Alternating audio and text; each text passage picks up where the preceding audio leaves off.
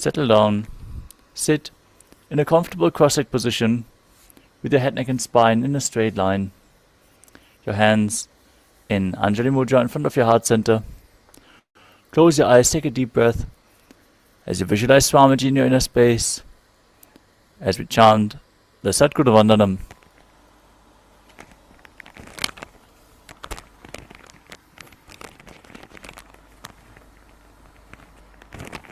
Nithyanandam Paramasukhadam Kevalam Jnanamurtim Dvandvatitam Gagana Sadrisham Tattvamasyadilaksham Ekam Nityam Vimalamachalam Sarvadhi Sakshibhutam Bhavatitam Trigunarahitam Sadgurum Tam Namami.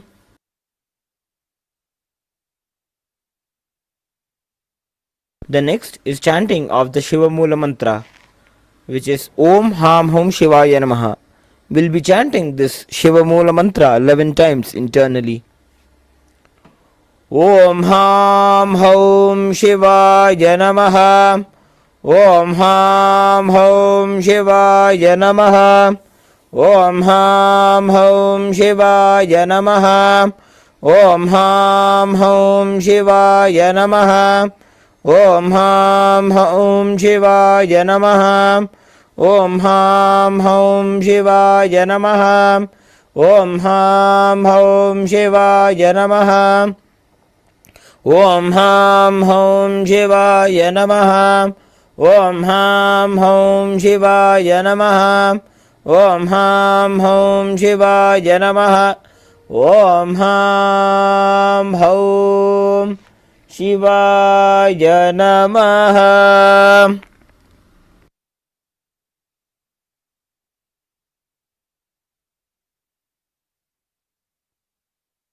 Now we will be performing the Tattva, the ritualistic cleansing. Now take an udani of water from the Panchapacha and keep your right hand in the Gokarna Mudra in the shape of a cow's ear. Pour the udani of water into your palm, and after we chant the mantra, each time sip the water from the bottom of your palm each time the word Swadha is chanted. Om Atma Tattvam Shodhayami Swadha. Take another udani of water. Om Vidya Tattvam Shodhayami Swadha. And another udani of water. Om Shiva Tattvam Shodhayami Swadha. Now wash your right hand with the water from the Panchapacha. Wipe your lips twice with the bottom of your right thumb as we chant Om Ham Hridayaya Namaha. Wash your hand again. With the index, middle and ring finger joined together, touch above your upper lip and below your lower lip. Then wash your hand again. With the index finger and thumb joined together, touch your right nostril and your left nostril. With the ring finger and thumb joined together, touch your right eye, your left eye, your right ear and your left ear. Wash your hand again. With your little finger and thumb joined together, touch your navel, your right chest and your left chest.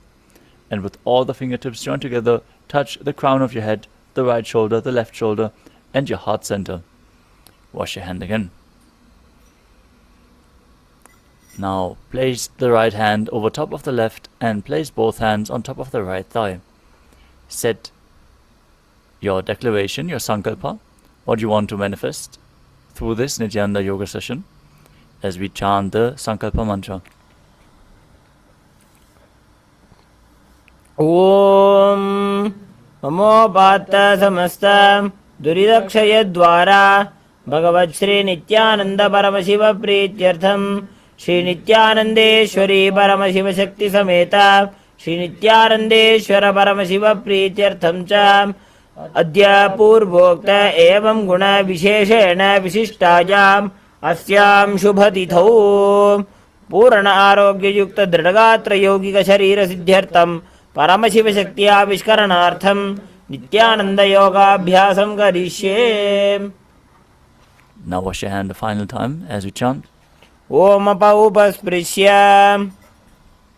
Now keep your Panchapatram and Udani aside, out of harm's way, so we can safely start into the yoga practice with the first asana of the sequence, which is Sukhasana. Now sit in a comfortable cross-legged position with your head, neck and spine in a straight line. Bring your hands into Bindu Mudra with index and thumbs together and place them on top of the knees.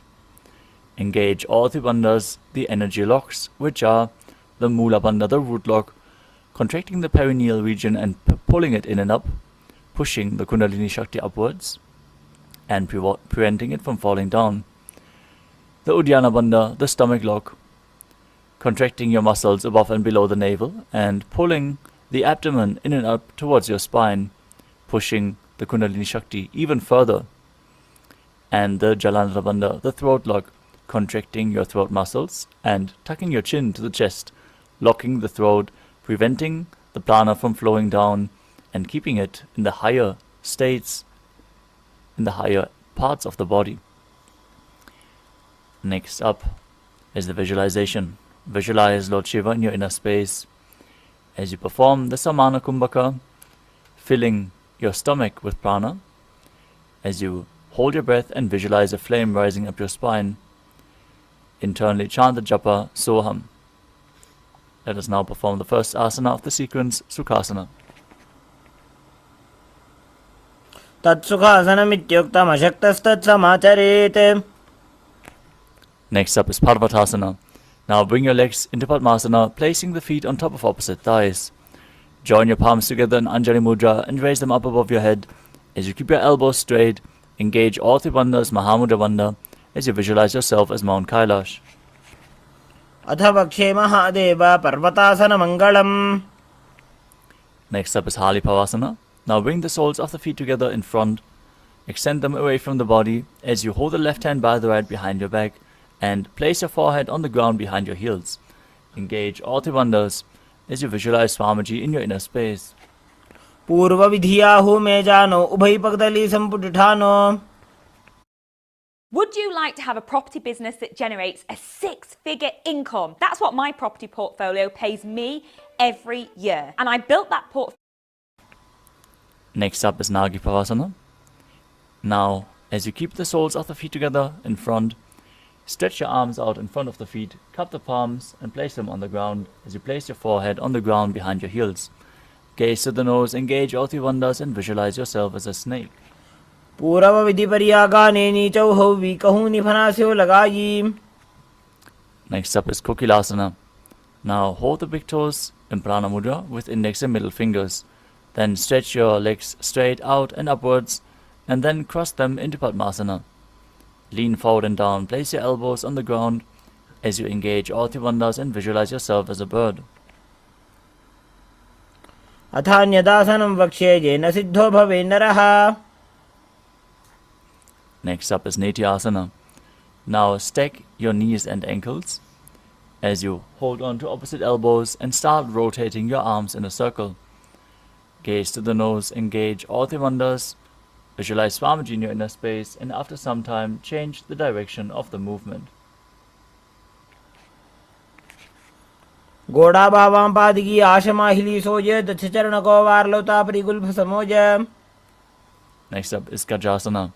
Now place your hands on the ground shoulder width apart as you scoop your body forward and down again and again with raised hips, visualizing yourself as an elephant as you perform Uddiyana Bandha and Mula Bandha in Gajasana. Nibjam padagre bhumau krutva lambi bhuja mastakagre nidhaya. Next up is Rikshasana. From the same position, alternate raising one heel off the ground as you push the other heel down. Visualize yourself as a bear as you perform Uddiyana Bandha and Mula Bandha. Ekaikam padamakuncha gajasanam kuryat rikshāsanam bhavati. Next up is Vaishyasana. Now raise up and stand tall on the tips of the big toes with all other toes raised off the ground. Keep your head, neck and spine in a straight line. Bring the middle index and ring fingers to the heart center in Hridaya Mudra. As you visualize Swamiji in your inner space, perform Uddiyana Bandha and Mula Bandha. केशेन पादयुगलं बद्ध्वा तिष्ठेत धोमुखः. Next up is the Urdhva Janukarana. Now stand in Adimandi position with the heels touching, toes pointing outwards and the knees bent. Keep your hands at the chest with the elbows parallel to the ground. Now twist one knee up along the body in a circular motion, following along with the respective hand, repeating the movement on both sides.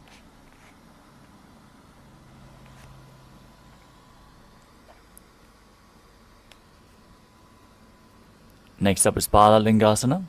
Now interlace your fingers from the outside in Sarva Shankari Mudra. Hold on to one knee, pulling it up towards your chest. As you keep your spine straight, engage all the bandhas and visualize yourself holding a baby. एकं जानुरस्यालिङ्ग्य स्थातव्यं बाललिङ्गनं भवति. Next up is Padapidanasana.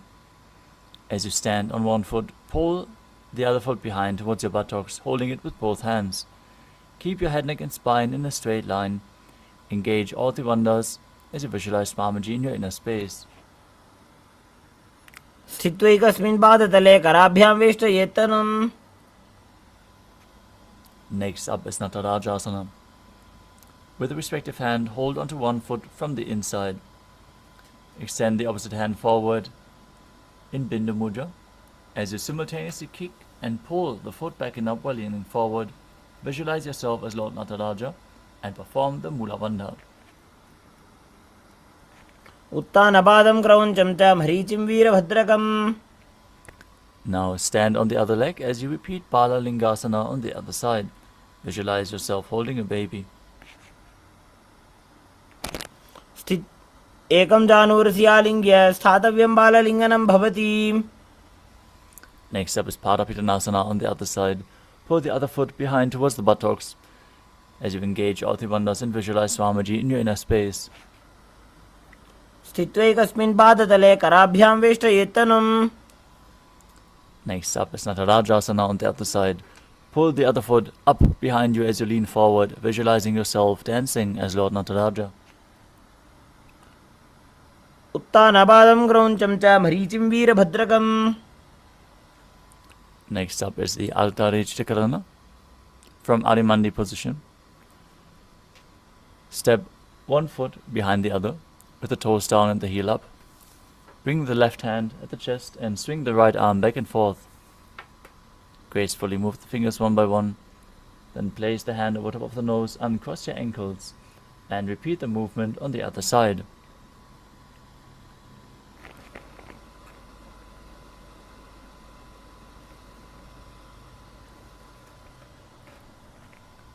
Next up is the skeleton dance.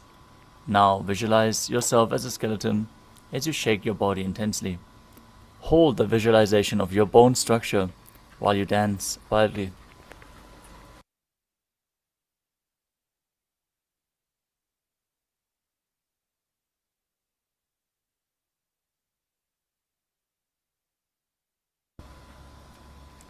Next up is the Katichinakarana. From Adimandi, heels together, toes pointing outwards and the knees bent. Bring your hands above your head with the arms crossed, palms facing backwards. Now move your hips to one side, open your arms wide above your head. Return to the center and repeat the movement on both sides again and again.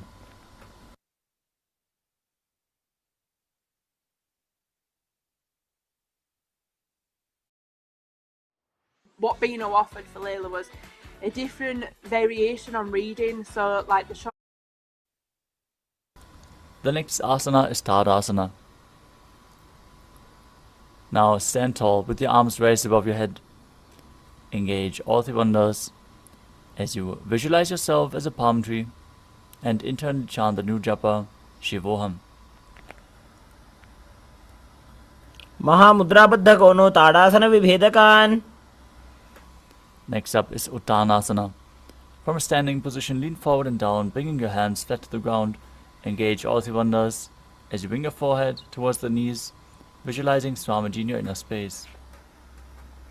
महामुद्राबद्धकोनो tadasana विभेदकान्. With your hands flat on the ground, step your feet backwards into a plank position in Tadakshvasana. As you contract the perineal region, tuck your chin to the chest and start rotating your head from side to side, visualizing Swamiji in your inner space. गजासनवस्थित्वा मस्तकं वारं वारं दक्षिणकुक्षिं सव्यकुक्षिं नयेत्. Next up is Bhujangasana. Now lower your stomach onto the mat as you keep the hands flat next to your chest, the toes pointing back. Raise your head up using the strength of your lower back as you open your mouth wide in Bhujangani Mudra and inhale through the hollow of your throat, exhale through the nose as you visualize yourself as a cobra in Bhujangasana. अंगुष्ठनाभिपर्यन्तम् अधोभूमौ विनिन्यसेत्. Next up is Shashasana. Now push your body up, back into the plank position as you alternate, bringing one knee in towards your chest, back and forth. Visualize Swamiji in your inner space as you breathe calmly through your nose in Sahadra Kumbhaka, leading the prana along your spine, holding the breath on and off. You are in control of your breath. गजासनसंस्थितौ जानुद्वयमाकुञ्च्य वारं वारं कर्तव्यं शशासनं भवति. Next up is Rathasana.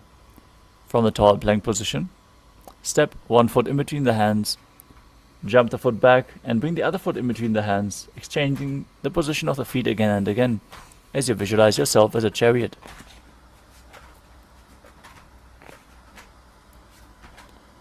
गजासनसंस्थितौ एकैकं पादं पुरोमार्गेण भ्रामयित्वा कर्तव्यं रथासनं भवति. Next up is Viravatasana. Now step one foot flat with the toes pointing forwards, knee bent at a 90-degree angle as you stretch the other leg back, knee straight, toes pointing outwards. Gaze to your third eye. Visualize yourself as Lord Virabhadra as you raise your arms above your head. Engage Uddiyana Bandha and Mula Bandha and internally chant the japa Shivoham. वासिष्ठमतकौण्डिन्यमूर्धकुक्कुटमेव च. Now exchange the position of your feet. Repeat Virabhadrasana on the other side. वासिष्ठमतकौण्डिन्यमूर्धकुक्कुटमेव च. Next up is a Vrikshasana. Now stand tall and bring one foot to the inner thigh. Bring your palms together in Anjali Mudra and raise them up above your head with the elbows straight. Engage Uddiyana Bandha and Mula Bandha as you visualize yourself as a tree. वामोरुमूलदेशे च याम्यं पादं निधायतु. Next up is Garudasana. Now stand tall and bring one foot to the inner thigh of the opposite leg as you join your hands together in Namaskara Mudra.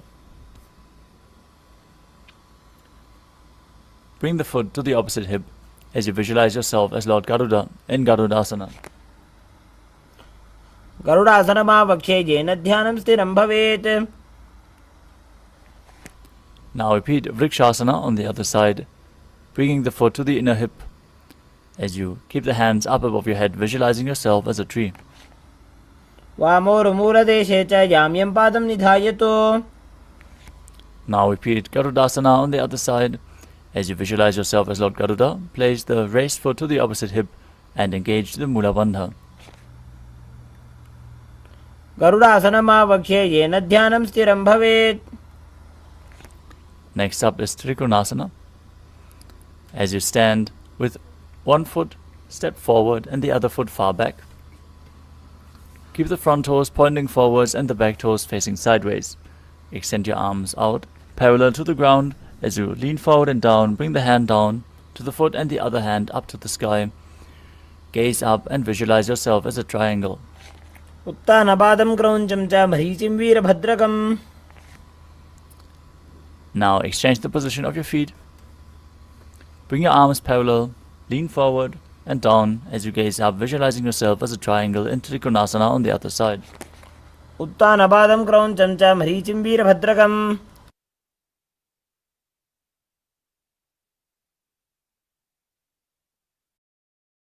14 million items of plastic rubbish end up in and around our canals and rivers every year. Plastic litter can be dangerous. Next up is Nikuttaka Karana. From Arimandi position, With the heels together, toes pointing outwards and the knees bent, raise one heel off the ground and place your hands in front of the chest with the palms facing each other. Now stomp the raised heel to the mat, raise the other heel up and exchange the position of your hands again and again.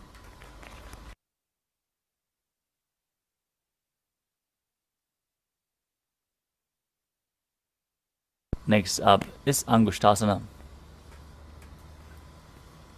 Now lower your body down onto the tips of the toes as you raise your heels off the mat and sit down on the heels with your perineum. Keep the knees lifted off the mat, joined together as you join your palms in Namaskara Mudra in front of your heart center. Visualize Swamiji in your inner space. Start buzzing like a bee on the inhalation and exhalation in Brahmari Kumbhaka as you internally chant the new japa Sadashivoham. Kabandhasanamityāhuः Gorakṣāsanameva ca. Next up is Saurasana. From Angushtasana, extend one leg forward, heel down, toes up, as you bring the hands to the side of the body, palms facing forwards, fingers just touching the ground, hands in Vara Mudra, visualizing Swamiji in your inner space as you perform the Mula Bandha. Prasarya ekam padatalam samstapya tvekapadakam. Next up is Vidhunanasana. From Saurasana, lean forward and down, hold onto the big toe of the front foot in Prana Mudra. Balance as you hold the back heel with the other hand. Visualize Swamiji in your inner space and perform the Mula Bandha. Bulbhastito padam ekam prasarya tatpadakram samsrishet tatkarena. Now exchange the position of your feet. Stretch the other leg forward as you repeat Saurasana on the other side. Prasarya ekam padatalam samstapya tvekapadakam. Now repeat Vidhunanasana on the other side, leaning forward and down, holding onto the big toe and the back heel. Visualize Swamiji in your inner space. Bulbhastito padam ekam prasarya tatpadakram samsrishet tatkarena. Next up is Brahmadranakushasana. As you keep the toes on the ground, with the perineum on the heels, create a gap between the knees as you place your hands on top of the knees. Engage Uddiyana Bandha, Jalandhara Bandha and Mula Bandha, the throat lock and the root lock. As you gaze in between the palms, visualize Swamiji in your inner space and don't forget to buzz like a bee in Brahmari Kumbhaka. दो फणा पानी होए वैसे एड़ी दो गुदानी वैसे. Next up is Kapilasana. Now place your knees on the ground with the toes tucked behind, sitting your perineum down on the heels. Rest your hands on the thighs, pull your stomach in and up, contract the perineal region, gaze to the nose and visualize yourself as Sage Kapila Muni. उभई पगदली समठहरावे तिनकी माहिली कोर मिलावे. The next asana is Bhadragodakasana. Now maintain the same position. Shift your gaze to the third eye, your visualization to Swamiji and the Bandha to the Mula Bandha. दो वो पगदली संपट करे कोरवारली भूपरि धरे. Next up is Suryasana. Now sit with the toes tucked, perineum placed on top of the heels, with the soles of the feet together. As you lift your knees off the ground, bring your hands together in Padma Mudra, the Lotus Mudra, opening up the palms resembling a lotus flower. As you raise your arms up above your head, gaze in between the palms. As you visualize Lord Surya in your inner space, perform Uddiyana Bandha and Mula Bandha. एड़ी दो गुदा तरियाने फना पानी बैठक निठाने. Next up is Mandukasana. Now place your feet flat on the mat, with the tops of the feet on the down on the mat. Sit your perineum down on the heel. As you keep your hands on top of the knees, lift your tongue up against the roof of your mouth in Manduki Mudra. As you visualize yourself as a frog, gaze to your third eye, breathe calmly through your nose in Sahadra Kumbhaka and perform the Mula Bandha. पादतलौ पृष्ठदेशे अंगुष्ठे द्वे च संस्पृशेत्.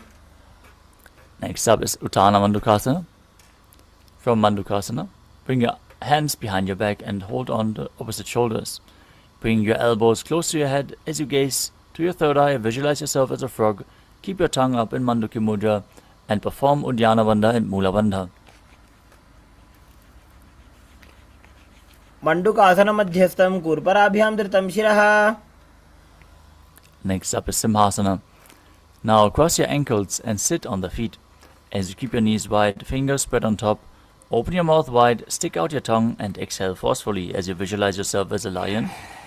Gaze at the nose and perform the Mula Bandha.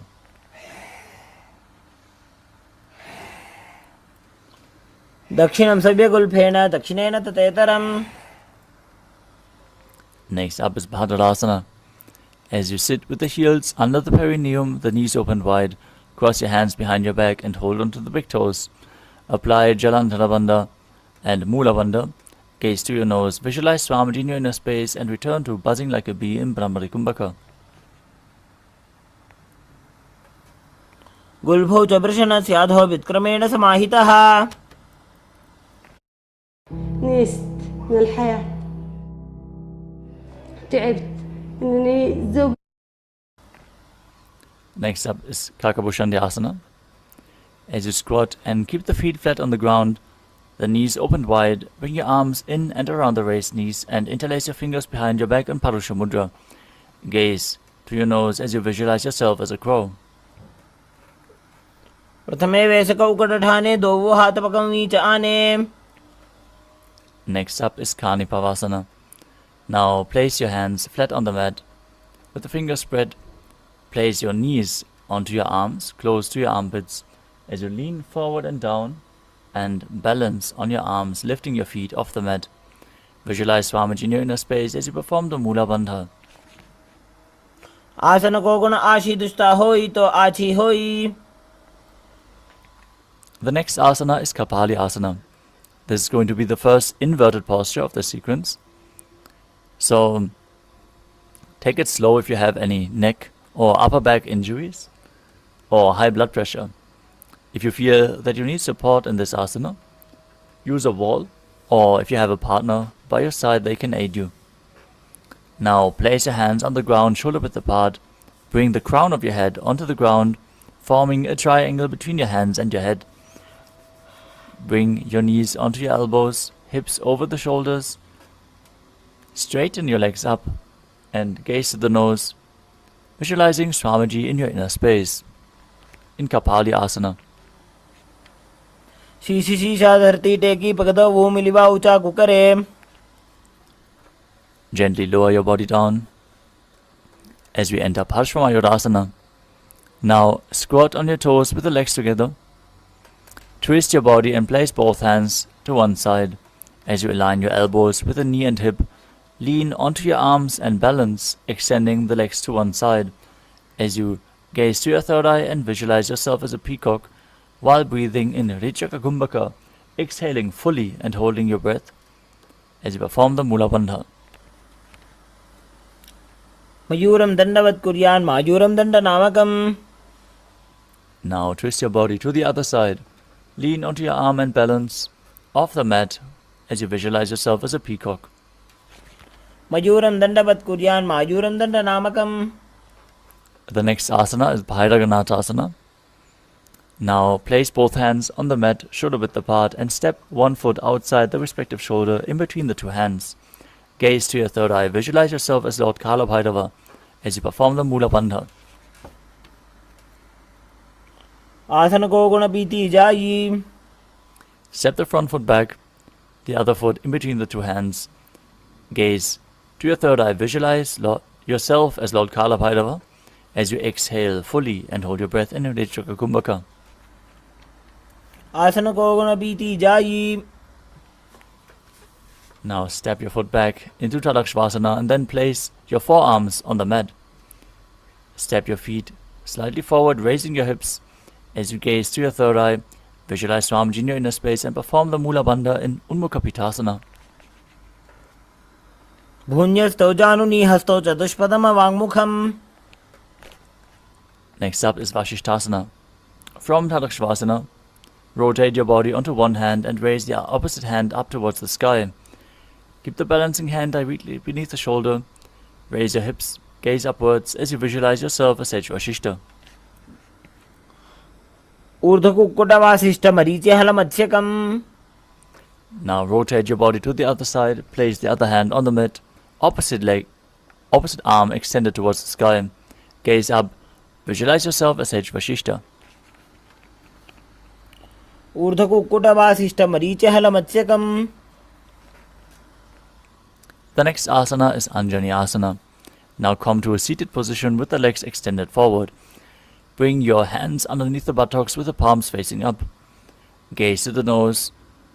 Contract the Jalandhara Bandha and Mula Bandha as you visualize yourself as Lord Hanuman and internally chant the new japa Maha Sadashivoham. दोऊ कर की उभई हथेली कोरबार ली मैले भेली. Now from Anjani Asana, lean forward and down and hold onto the big toes in Prana Mudra. Bring your head as close to the knee as possible as you visualize Swamiji in your inner space. Exhale fully and perform Mahamudra Bandha, all three bandhas engaged. In Paschimottanasana. जानु परिललाटन्तो पश्चिमं ताणमुच्यते. Next up is Ugrasana. From the same position, interlace your fingers behind your neck. In Parusha Mudra, as you lean forward and down, bring your head to the knees, elbows outside of the knees. Squeeze your body by the strength of your core. Perform Mahamudra Bandha as you visualize Kali in your inner space. In Ugrasana. स्वपाणिभ्यां दृढं धृत्वा जानुभरिशिरोऽन्यसेत्. Next up is Marichyasana. Now sit with your legs extended and then bring one heel to the groin with the knee raised. Bring one arm in and around the knee as you interlace your fingers behind your back and lean forward and down towards your knee. Visualize yourself as Sage Marichi. उत्तानपादं क्रौञ्चं च मरीचिं वीरभद्रकम्. From Marichyasana, drop the knee towards the mat. Lean forward and down, holding on to the foot with both hands. As you keep the legs straight, gaze at the nose. Exhale fully and hold your breath. Perform Mahamudra Bandha and visualize Swamiji in your inner space in Mahamudrasana. महामुद्रां प्रवक्ष्यामि तन्त्रेऽस्मिन् मम वल्लभे. Now exchange the position of your feet. Bring the other heel towards the groin with the knee raised as you repeat Marichyasana on the other side. उत्तानपादं क्रौञ्चं च मरीचिं वीरभद्रकम्. Now drop the raised knee towards the ground. Keep the heel at the perineum.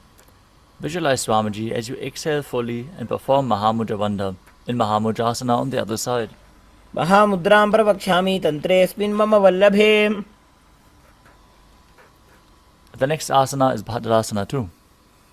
As you sit and bring the soles of the feet together with the heels close to your perineum, keep the knees wide, hold the feet firmly, maintain a straight spine, gaze to your third eye as you visualize Swamiji in your inner space.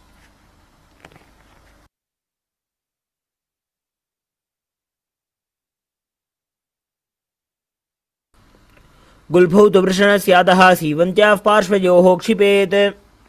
Next up is Gvalipavasana. From Bhadrasana, extend the feet away from the body slightly. As you keep the toes together, heels apart, place your hands on top of the knees. As you tuck your chin to the chest in Jalandhara Bandha, contract the perineal region in Mula Bandha, gaze to your nose and visualize Swamiji in your inner space. पूर्व चरपट चौक कख्यो सोजी वाही विधि चौकी जय sooji. Next up is Joni Asana. Now sit and keep the soles of the feet together as you keep the heels close to your perineum. Gaze to the nose, visualize the Yoni Mandala, which is projected on the screen. As you perform the Mula Bandha, lean forward and down, place your chin on the heel and the hands holding onto the feet. दोऊ पगदली संपुट करे AD made के ढिंग दरे.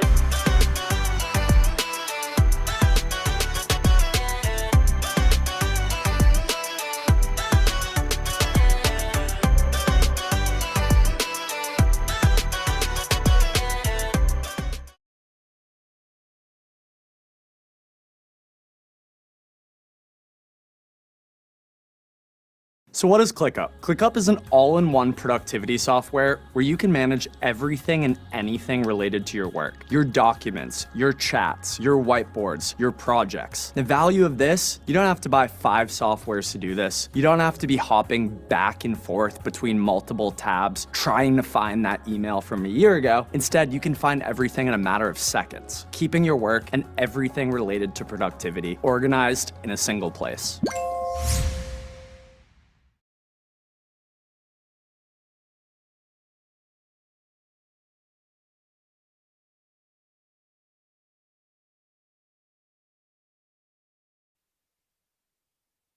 Next up is Midakipavasana. As you sit and keep the heels together, toes apart, with the knees opened wide, lean forward and down, extend your hands out to the side and place them flat on the ground. As you gaze to the nose and visualize Swamiji in your inner space. पूरव विधि परिभगधली संपूर्ण शोल एडी मिली राशे. Next up is Siddhasamadhi Asana. As you sit and keep the toes together, heels apart, bring your arms below the shins and extend them out with the palms facing up. Place your forehead on the ground in front of the feet as you bring your toes to the throat if you can. Gaze to your nose and visualize Lord Surya in your inner space. दोवुपगदली संपट करे सोले मेढ़ आगा में धरे. Next up is Chinakipavasana. As you sit and keep the heels together, toes apart, hold the feet and open them up like a book. As you bring your elbows down onto the thighs, pushing the knees down to the mat. Gaze to your nose and visualize Swamiji in your inner space. दोवुपगा की AD धरती मगिवा मेढ़ लगावे. Next up is Chadapata Trikwasana. As you sit with the soles of the feet together, heels at the perineum, place your hands on the knees and gently push them down towards the mat. As you pull your stomach in and up in Uddiyana Bandha, contract the perineal region in Mula Bandha and gaze to your third eye while visualizing Swamiji in your inner space. दोवुपगदली संपुट धारे आगा ने कर jar बसारे. Next up is Bhairavasana. Now sit and bring the soles of the feet together with the knees opened wide. Lift your heels up and bring the toes down to the ground as much as you can. Use the support of your hands if needed. Otherwise, place your hands on top of the knees in Bindu Mudra, gaze to your third eye and perform Uddiyana Bandha and Mula Bandha while visualizing yourself as Lord Kala Bhairava, the Lord of Time. गुल्फौ संपीड्य चान्योन्यं व्युत्क्रमेणोत्थितं शनैः. Next up is Samanasana. As you sit with one heel at the perineum, lift and hold the other foot, pulling the sole of the foot towards your chest. Gaze to your third eye. Visualize Swamiji in your inner space. Exhale fully in Rejaka Kumbhaka as you perform the Mula Bandha. समानासनमावक्षे सिद्धमन्त्रादि साधनात्. Next up is Apanasana. Now place one leg over top of the respective shoulder as you extend the other leg forward and up, placing your hands at the side for balance as you gaze to your third eye and visualize Swamiji in your inner space in Apanasana. केवलं पादमेकञ्च स्कन्धे चारोप्य यत्नतः. Now repeat Samanasana on the other side as you press your perineum with the other heel and pull the sole of the other foot towards your chest. Gaze to your third eye and visualize Swamiji in your inner space. समानासनमावक्षे सिद्धमन्त्रादि साधनात्. Next, bring the other leg over top of the respective shoulder. Extend the opposite leg straight up as you gaze to your third eye. Visualize Swamiji. Contract the Mula Bandha, merging the prana and apana in your body. केवलं पादमेकञ्च स्कन्धे चारोप्य यत्नतः. Next up is Gomukhasana. Now stack your knees. Place the heels at the opposite hips. As you place your hands on top of the knees, gaze to the nose. Visualize the face of a cow in your inner space. Perform Siddhkari Kumbhaka with your tongue pressed against the palate of your mouth, not touching the teeth, as you hiss through your teeth while inhaling, exhaling through the nose. Perform Mula Bandha and internally chant the new japa, Om Nithyananda. Visualize it rotating around your throat. सव्ये दक्षिणगुल्फं तु पृष्ठपार्श्वे नियोजयेत्. From Gomukhasana, hold onto the big toes of the feet in Prana Mudra with index and middle fingers. As you gaze to the nose, visualize yourself as Rishika Anasuya and perform Uddiyana Bandha and Mula Bandha in Anasuyasana. दक्षिण गोड़ नीचे उठाने, बाहों तागे ऊपर आने. Now interlace your fingers behind your back in Parashu Mudra. As you lean forward and down, bring your chin over the knee, nose to the ground if you can. Gaze to your nose and visualize yourself as Rishika Anasuya in Anasuyasana too. जीमणा गोदा की संधि, उपरिड़ा वागोड़ा की संधि. Next up is Garudasana too. Now sit on the ground with the other heel pressed against the perineum. With one heel pressed against the perineum, as you keep the opposite foot flat on the ground, knee to the chest, hands on the respective knees. Gaze to your nose and visualize yourself as Lord Garuda. डाबो पग मोड़ी एड़ी, माहिलो Gulf मूल द्वार नीचे दे. From Garudasana too, raise your perineum on top of the heel. Place the other heel onto the foot which is flat on the ground as you interlace your fingers behind your neck and twist your elbows outside of the raised knee. Gaze to your third eye and visualize yourself as Sage Narada in Naradasana. पिष्टि जो वाम पगदली केरी, भूपरिता ही लगावे फेरी. Next up is Matsya Pitakasana. Now place one foot on top of the opposite thigh and hold on to the shin of the other leg with the respective hand. As you extend the opposite hand down straight and hold on to the big toe in Prana Mudra. Gaze to the nose and visualize Matsya, the fish avatar of Lord Vishnu, in Matsya Pitakasana. वामेन वामांगुष्ठन्तो घृतं मत्स्यपीठकम्. Now repeat Gomukhasana on the other side as you stack your knees with the other knee on top. Place your hands on top. Visualize the face of a cow. सव्य दक्षिण गुल्फं तो पृष्ठपार्श्वे नियोजयेत्. Would ridges on a pepperoni feast pizza even work? Pizza on ridges. Now a thing. Is your agency using WordPress to build websites? That's like carving a chicken with a handsaw, drying your hair with a leaf blower, or using a baseball bat to kill a housefly. They get the job done, but they're awful to work with, kinda like WordPress. Instead, work with Duda, a website platform that's designed to help agencies build websites at scale.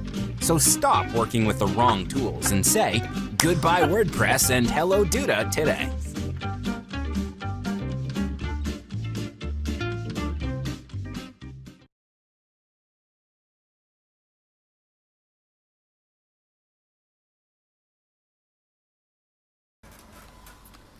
Next up is Anasuyasana. As you hold on to the feet, gaze at the nose and visualize yourself as Rishika Anasuya in the same position.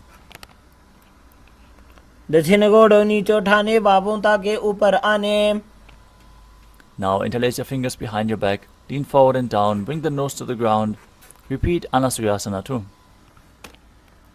जीमणा गोदा की संधि, उपरिड़ा वागोड़ा की संधि. Next up is Garudasana too. Now bring the other heel towards the perineum, opposite foot flat on the ground, knee to the chest, hands on the knees, visualizing yourself as Lord Garuda. डाबो पग मोड़ी एड़ी, माहिलो Gulf मूल द्वार नीचे दे.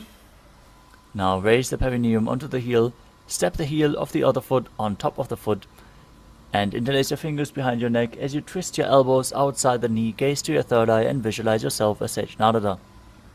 पिष्टि जो वाम पगदली केरी, भूपरिता ही लगावे फेरी. Now place the other foot on the opposite hip, hold on to the shin and the big toe in Prana Mudra, as you gaze to the nose and visualize Matsya, the fish avatar of Lord Vishnu, in Matsya Pitakasana on the other side.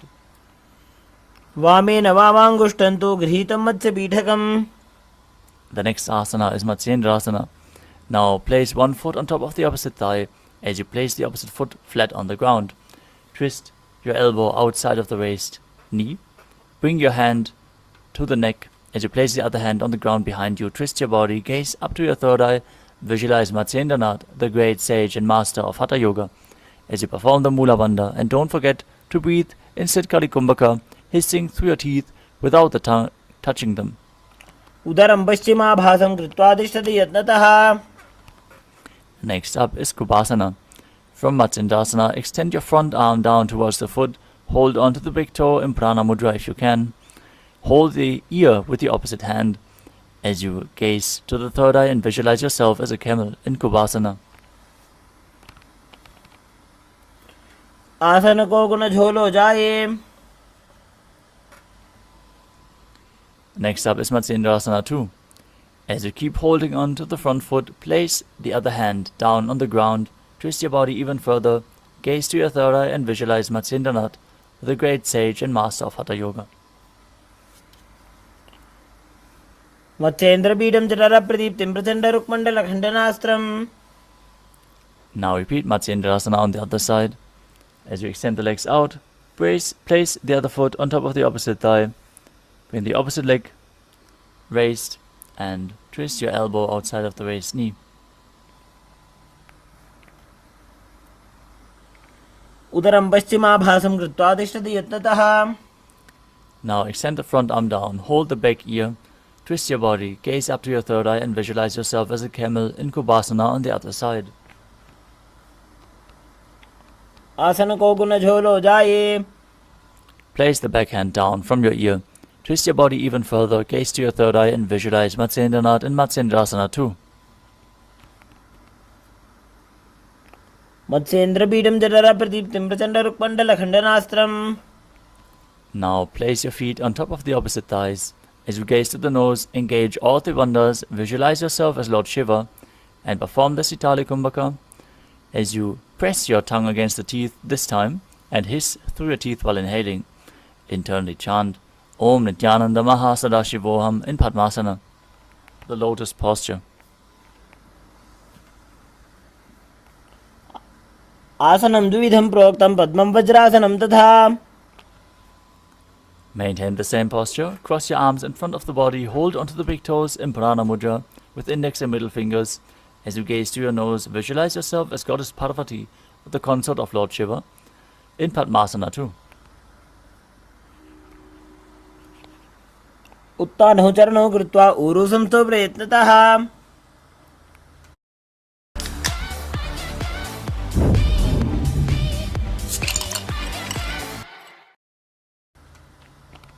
The next asana is Kukkutasana.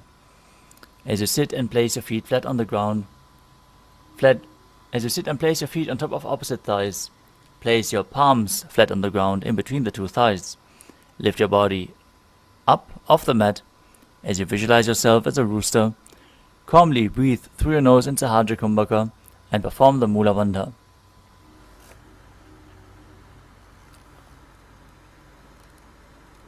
पद्मासनं सुसंस्थाप्य नान्वोरौरन्तरे करो. The next asana is Baddha Keki Asana. From Padmasana, rise up onto the knees and place your hands on the ground with the fingers pointing backwards. Keep your elbows at the navel. As you lean forward, find balance and lift your knees off the ground. Be as straight as possible as you visualize Swamiji in your inner space. धरामोष्टभ्यकरद्वयेन तत्कोर्परि नाभिपार्श्वः. From Baddha Keki Asana, extend your legs back and keep your elbows at the navel. Lean forward, find balance, lift your legs off the mat straight this time as you visualize yourself as a peacock, balancing on your arms in Mayurasana. अथ वक्षे Mahadev मयूरासनमुत्तमम्. Next up is Makarasana. As you lay down on your stomach, with the feet pointing outwards, interlace your fingers behind your neck in Parusha Mudra. Visualize yourself as a crocodile in Makarasana. अध्यासशेते हृदयं निधाय भूमौ च पादौ च प्रसार्यमानो. Next up is Shalabhasana. As you lay down on your stomach, place your hands on the ground beside your chest. Raise your legs up. Bring your thighs off the ground as you visualize yourself as a locust. अध्यासशेते करयुग्मवक्षौ भूमिमोष्टभ्यकरयोस्तलाभ्याम्. Next up is Ushtrasana. Laying on your stomach, hold onto the feet and pull them down outside of the hips as close to the ground as you can. Visualize yourself as a camel as you perform the Mula Bandha. अध्यासशेते पदयुग्मव्यस्तं पृष्ठे निधायापि धृतं कराभ्याम्. Holding onto the feet, kick the feet back and up as you lift your chest. Gaze up to your third eye. Visualize yourself as Lord Shiva's bow as you perform the Mula Bandha in Dhanurasana. प्रसार्य पादौ भुजदण्डरूपौ करोजपृष्ठे धृतपादयुग्मम्.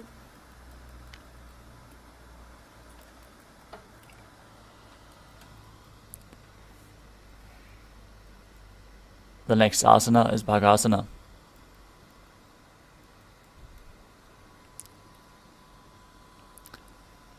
As you sit in a kneeling posture, with the heels outside of the hip, toes touching behind your body, place your hands on top of the thighs, gaze to your third eye, visualize Swamiji in your inner space, breathe calmly through your nose in Sahajra Kumbhaka as you perform the Mula Bandha, pushing the Kundalini Shakti as you internally chant Om Nithyananda Paramashivoham. उल्टा मोड़ी पाव दो वैसे बहरो जुगती करे एक ऐसे. Next up is Gohi Asana. We are preparing for another inverted posture. So place yourself in front of a wall if you need support. Now, from a kneeling position, place your forearms on the ground, elbows shoulder width apart. Interlace your fingers. Place the crown of your head onto the mat, supporting your hand with your hands. As you walk your feet forward, raise your hips up. Align your hips with the shoulders. And then raise your feet up. Pull the knees in towards the chest. Try to touch your chin with the knees as you gaze at the nose and visualize Swamiji in your inner space in Gohi Asana. दो हाथ की कहुनी जोजी पुनः कलाई जाने दोई. Next up is Shirshasana. Extend your legs up straight as you gaze at the nose and visualize Swamiji in your inner space. विपरीतं मण्डलं च द्विधैव विदितं हिनः.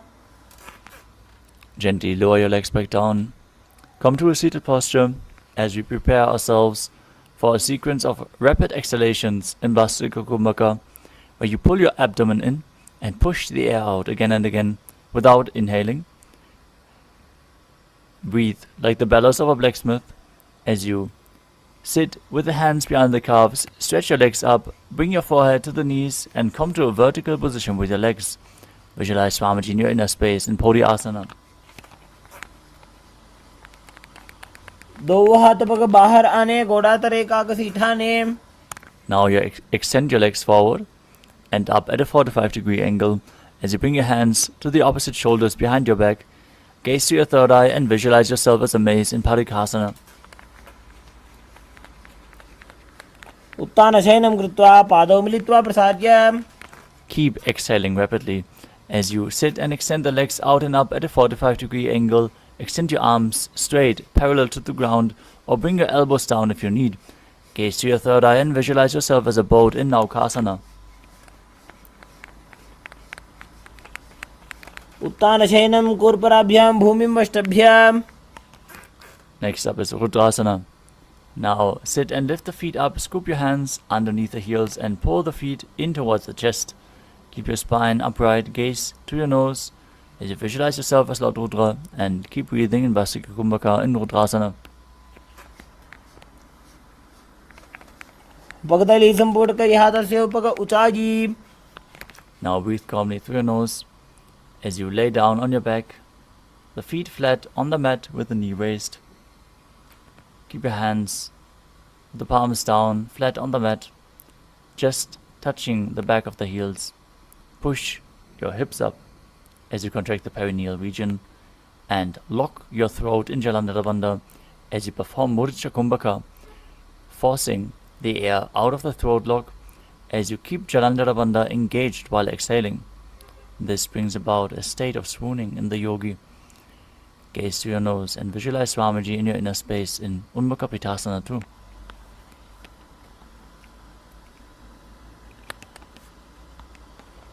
ऊर्ध्वे च जानुनी कृत्वा शवेत्वोर्ध्वमुखं तथा. Now lower your body down onto the mat completely, the palms at the side of the hips facing upwards. Perform the Shakti Chalan Mudra. Contract the perineal region and push the Kundalini Shakti up along your spine all the way to the Sahasrara chakra. Unclutch from any micro movements of your body and mind. Be completely still as you visualize your body as dead, and Swamiji, the Supreme Pontiff of Hinduism, is liberating you. Internally chant the Mahavakya, Om Nithyananda Paramashivoham.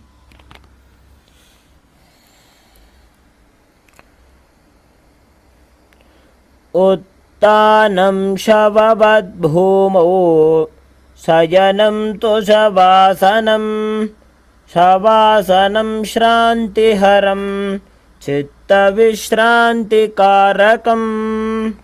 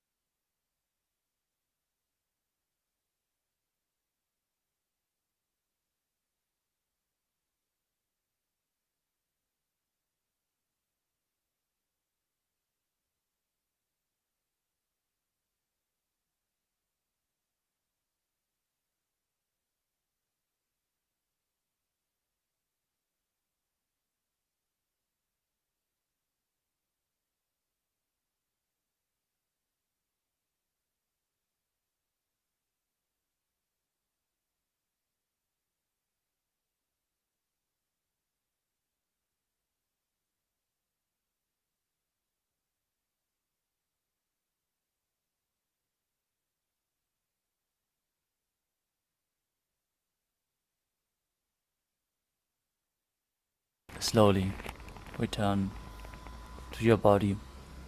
Start to wiggle your fingers and toes, your wrists and your ankles, your elbows and your knees. Pull your knees up towards your chest. Pull them close and rock your body from side to side. As you rock your body up, back into a seated position.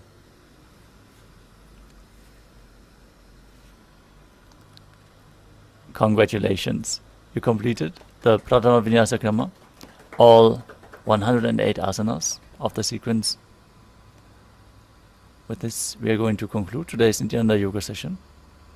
So let us all sit straight with our head, neck and spine in a straight line, hands in Namaskara Mudra in front of the heart center. Close our eyes, take a deep breath as we chant the Purna Mantra.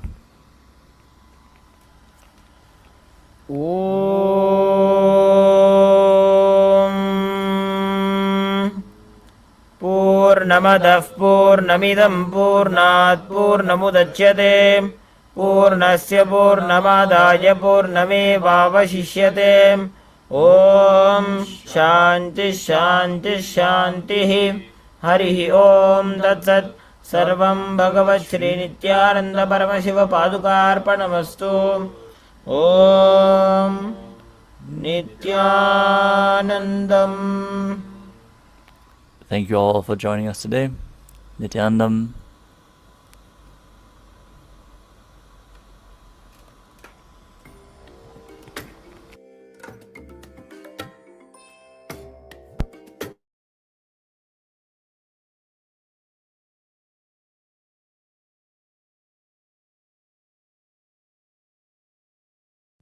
Yes. Nithyanandam, everyone. After the yoga session, it's now time for all of us to delve deeper into Dhyana, meditation.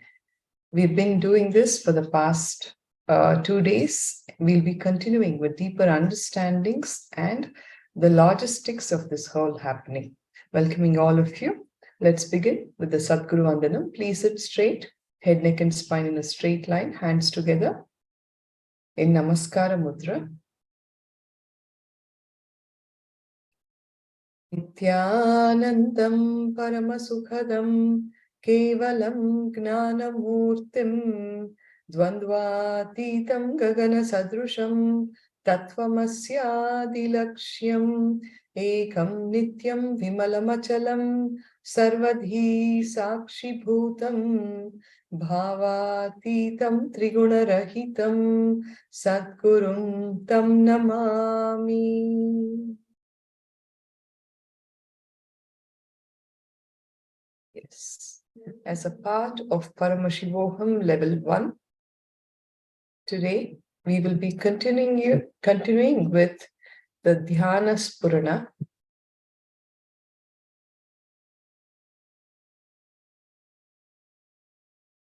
A lot of questions that have been brought up in live sessions with the avatar, Bhagavan Sri Nithyananda Paramashivam, the very supreme pontiff of Hinduism, Jagat Guru, Mahasannidhanam, have all been leading to that one understanding that you are the source. Experience yourself as the play of pure consciousness. The various questions and answers that have happened in the program, which for all of us may be our own questions. So let's enter into the session. A delegate in the Dhyana Spurana convention is asking Bhagavan, in the Vedic tradition, why do you have so many deities, so many methods of worship, and so many meditation techniques? Bhagavan says, in the West, why do you have so many cars? Why do we have so many cars in the West? Because so much of time and energy has been invested in doing research to give us unique designs and different levels of comfort and luxury. The West has done much research to improve the quality of our life in the outer world. In the same way, in the Vedic tradition, we have spent so much time doing research and development on how to raise the consciousness of the individual. That's why we have so many methods, so many techniques, so many gods, so many paths. In the Vedic tradition, meditation has been elevated to a pure science for enlightenment. For thousands of years, the enlightened mystics and masters of the Vedic tradition have given their lives to research and enrich this science. Understand, a scientist is a person who creates a formula to reproduce the experiences which he has had in the outer world. He creates techniques by which the same understanding can be transmitted to others. A mystic is a person who creates a formula to reproduce the experiences he has had in the inner world. He creates techniques by which the same realization can be transmitted to others. Not only are these techniques time-tested and foolproof, created out of the experiential wisdom of thousands of realized masters, many of them have been experienced and verified in my own personal life. In the Vedic tradition, we say, as many minds, that many paths. But basically, there are only 3 kinds of techniques. The first kind works on bringing the truth or awareness into your daily life. These techniques need to be practiced 24 hours a day. Techniques like Vipassana, which focuses on repeatedly bringing your awareness to the present moment, belong to this category. You may be doing anything, reading, writing, cooking, working, but the thread of meditation should be there at all time like an undercurrent. The second kind of technique is those which are to be practiced at a particular time of the day or even during a particular period of life, maybe when you're in love or when you're going through a difficult phase in your life.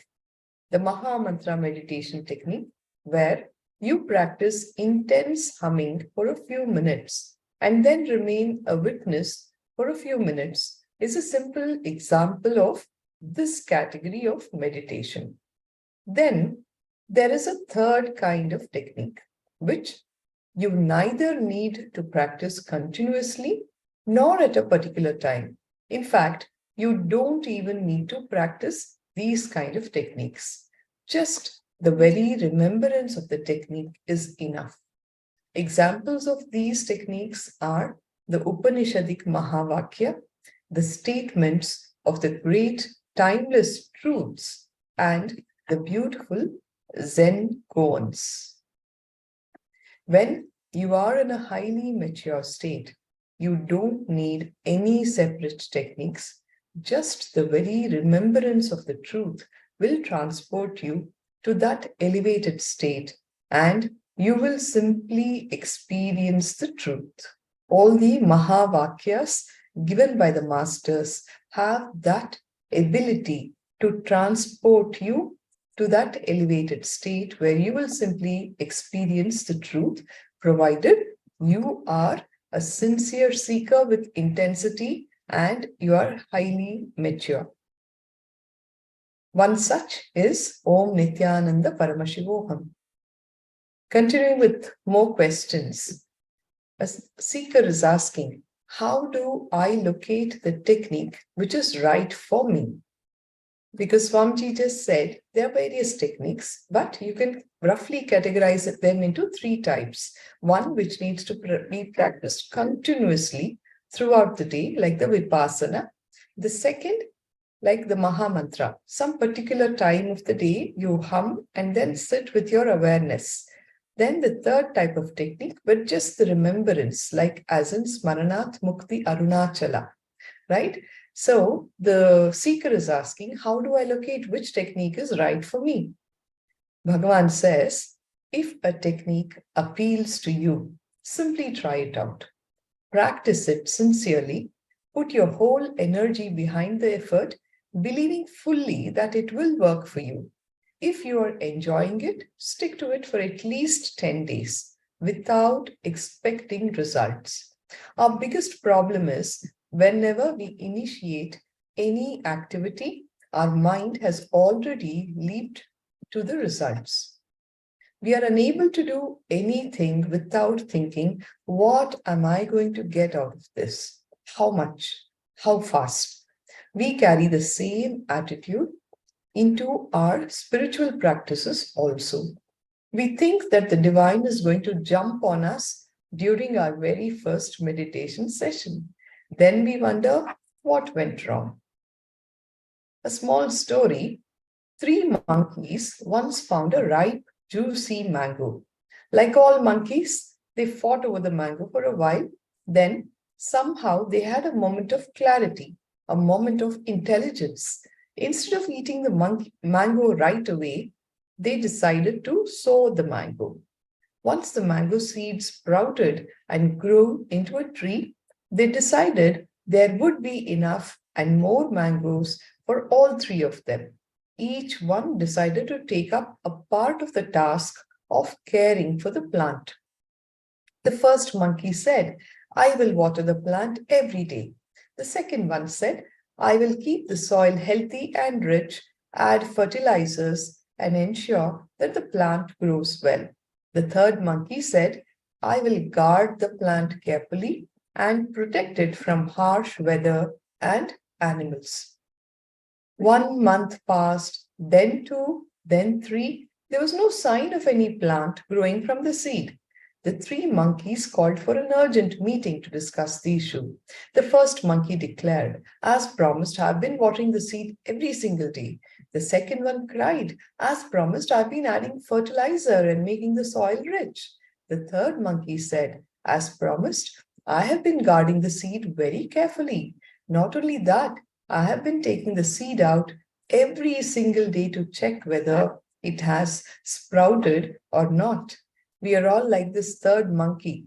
Even before we get intense with our practices, we are looking for results. So just understand what will happen if you check for results every day. Give the process of meditation some time to grow in you, says Bhagavan. On the spiritual path, you need to have deep passion with deep patience. Passion means the tremendous will to succeed, and patience is the deep prayer that you should succeed. Both passion and patience are required. Passion is a will to succeed, a tremendous will to succeed. Patience is a deep prayer that you should succeed. When you have passion with patience, you will have intensity without restlessness.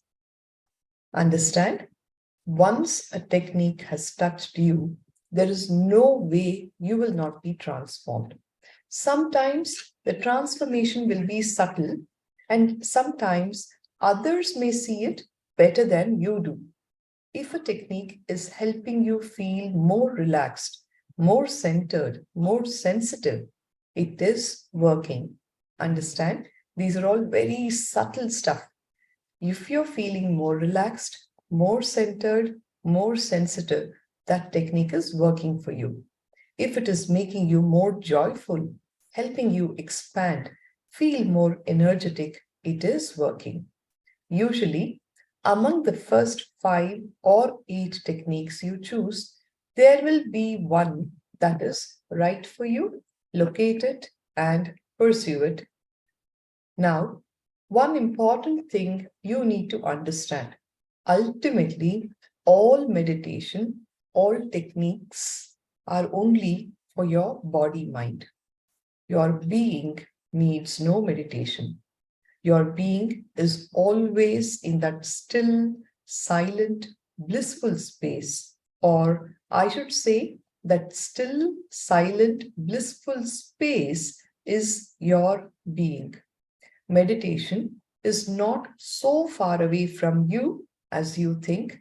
In fact, we are all continually experiencing split-second samadhi. So often, without realizing it, we dip into the self, into our being. These are the moments when we enter into spontaneous meditation. Just recall a moment in your life when you have experienced great beauty, like the sun rising suddenly from behind a mountain, or the first time you hear a lovely piece of music. At such a moment, suddenly you become totally still, wordlessly aware. No words are happening. You are so still. Have you all not experienced such moments? That is meditation. At such moments, we are living enlightenment. But the problem is, we have virtually no control over when such a moment will come or go. Our meditation is a pure accident. Understand, our meditation is not in our control. Not just that, even if we do have a powerful glimpse or a satori, our body and mind cannot retain that high voltage ecstasy for more than a few hours or a few days. Actually, experiencing a glimpse of pure consciousness, a moment of satori, is not such a big thing. It is not that difficult. But to stay in that space and to express and radiate that state, preparation is needed. Training the body and mind to sustain and radiate that experience continuously is the purpose of meditation, and this is a continuous process. That is why I always tell people that meditation cannot just be a quantity added to your life. It has to become the very quality of life. You can't just use meditation, say, oh, I meditate for half an hour every day. It's not that. It's not going to help. You cannot just add it as a quantity to your life. It has to become your very quality of life. A delegate is asking, if meditation has to become a 24-hour process, how can I get any work done? Bhagavan answers, understand, meditation is not against action. Meditation does not mean just sitting silently with your eyes closed. Actually, even if you want to sit with your eyes closed all 24 hours, you won't be able to do it. Just try it and see. In the Bhagavad Gita, the enlightened master, Krishna, tells his disciple Arjuna, not for an instant can you remain without action, for everyone is helplessly driven to action by their very nature. The chapter 3, verse number 5 is Bhagavan Krishna telling this to his disciple Arjuna. Nahi kaschit shanama pijatu tisht hatiyakar makrit karyate iyavashya karma sarva prakritija jair gunaihi. Whether you wish to or not, it is impossible for you to remain without doing any action. That is why I am an action-based master. As long as you have action inside you, my action and yours have to cancel each other out. Only then can we enter into the space of silence. This concept of karma yoga, or inaction in action, needs to be understood. Inaction in action means giving your best to the task before you without getting caught in the sense of doership and without worry about the results. When we work without the sense of doership, we are free of the burden of your own personality. We are not limited by what we feel we can do by our past track record. When we don't worry about the results, we are not caught in our expectations for the future. When you are intensely focused on the action alone, the mind does not have an excuse to jump to the past or the future. Naturally, you fall into the present moment, and this is meditation. Externally, your actions will be more aware, more creative, and more effective. Yet, internally, you will be experiencing a deep, undisturbed silence. When you work without the load of the past and future in your mind, you will suddenly see that tremendous clarity arises and tremendous energy is released within you. Another question, but isn't meditation also a doing? Swamiji says, in the beginning, yes. Even to sit silently is to do something. Even to watch your mind is to do something. In fact, in the beginning, meditation may seem more like a doing than anything else, because you are doing something that is not natural to you. Even when you are doing something perfectly natural, just like sitting, it can seem like an effort when it is formally imposed upon you, isn't it? A simple action like sitting, when you do it on your own, it is still very fine. But when somebody tells you to sit straight with your head, neck, and spine in a straight line for the next 30 minutes, you're going to sit in this position.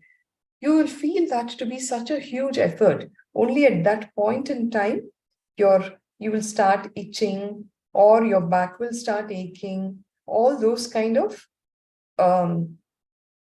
mind play will start happening, isn't it? So,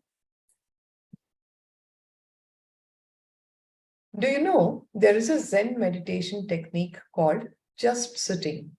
But even there, participants struggle to achieve? Yes, at the start, it is definitely going to be an effort.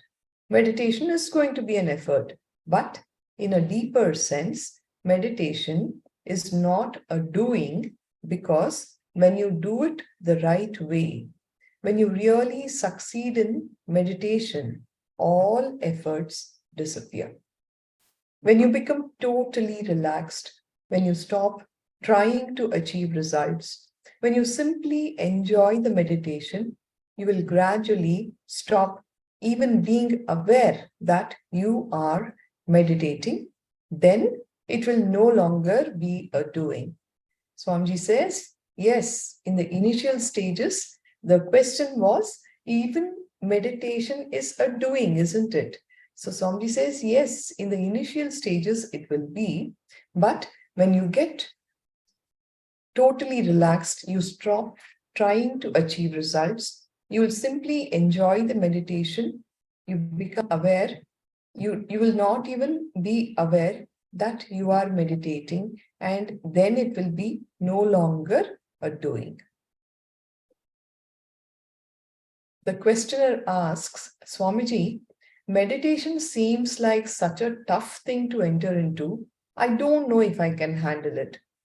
Bhagavan says, Seema, if you think meditation is easy, it is easy. If you think it is difficult, it is difficult. That's all. So you don't decide straight away that you are going to face many problems. Actually, there is only one real obstacle on the path of meditation, and that is your ego. Whatever other issues come up, whatever problems you face, be clear, they are just the different voices of the ego. So now the question happens, what is the ego? Ego is nothing but your sense of self, the collection of ideas and concepts that you have about yourself. Be very clear, the ego is nothing but a collection of ideas. It is an imaginary thing. The ego doesn't even have a real existence. Yet, it is this ego which is controlling your life. It is the ego which creates a sense of separateness in you. You believe yourself to be something, your idea about you, your concept about you. That itself is your block into getting into the process of meditation, or ultimately realizing your own self. At birth, it separates you from your mother. Until the moment of birth, there is no ego, no boundary. You are simply a part of your mother. At the moment of birth, when the umbilical cord is cut, you sense your own boundary for the first time. In the very first year after birth, the ego builds your picture of yourself and the world. Swamiji says, your identity gets built based on mine. This is mine, that is mine. She is my mother, she is my father. This toy is mine, this house is mine, this car is mine. The mine happens first, and then comes the I. So all these ideas that you collect about yourself is your ego. The ego is responsible for your sense of me and mine. Throughout your life, the ego puts you into the position of me versus them. It separates you from your parents, from friends and strangers, from nature, from all of existence. Whenever you utter the word I, you are breaking away from existence. You cannot really break away because you are a part of existence, but in your mind, you break away. You create for yourself a world in which you are separate from all. This world exists only in your mind. It is just a mental concept, but you allow this concept to rule all your actions. You always hear people say, the ego is the root of all your misery. Why? Because the ego thrives on hostility, on conflict. Any environment which creates a sense of isolation is the survival ground for the ego. The ego may be a product of your own imagination, but it is a cunning animal. To stay alive, the ego creates a distorted version of reality in which all things are in a state of disharmony.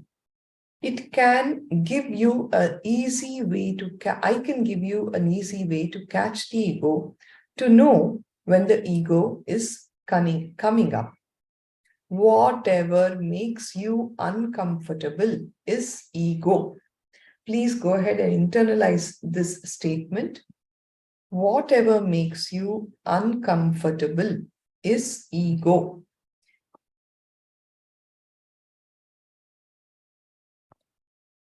You can see in your life all those moments where you have experienced discomfort in any kind of a situation. You may want to blame it on the external happenings, but see that it is your idea about you getting hurt is what is causing that discomfort. It is your ego that is touched in those moments. So you don't have the external situation, circumstances, people to blame for. Whatever it is because of your ego. Whatever makes you uncomfortable is ego. Look at your own life. Whenever you experience pain, anger, jealousy, it is always the result of feeling separate from someone else, of feeling alone, of feeling cheated. In times of misery, you will always experience yourself as being all alone. Yes or no? This truth will click with all of us, isn't it? Whenever you are miserable, you will only experience yourself as being all alone. This is the ego at work. In times of joy, you feel naturally connected with everyone and everything around you.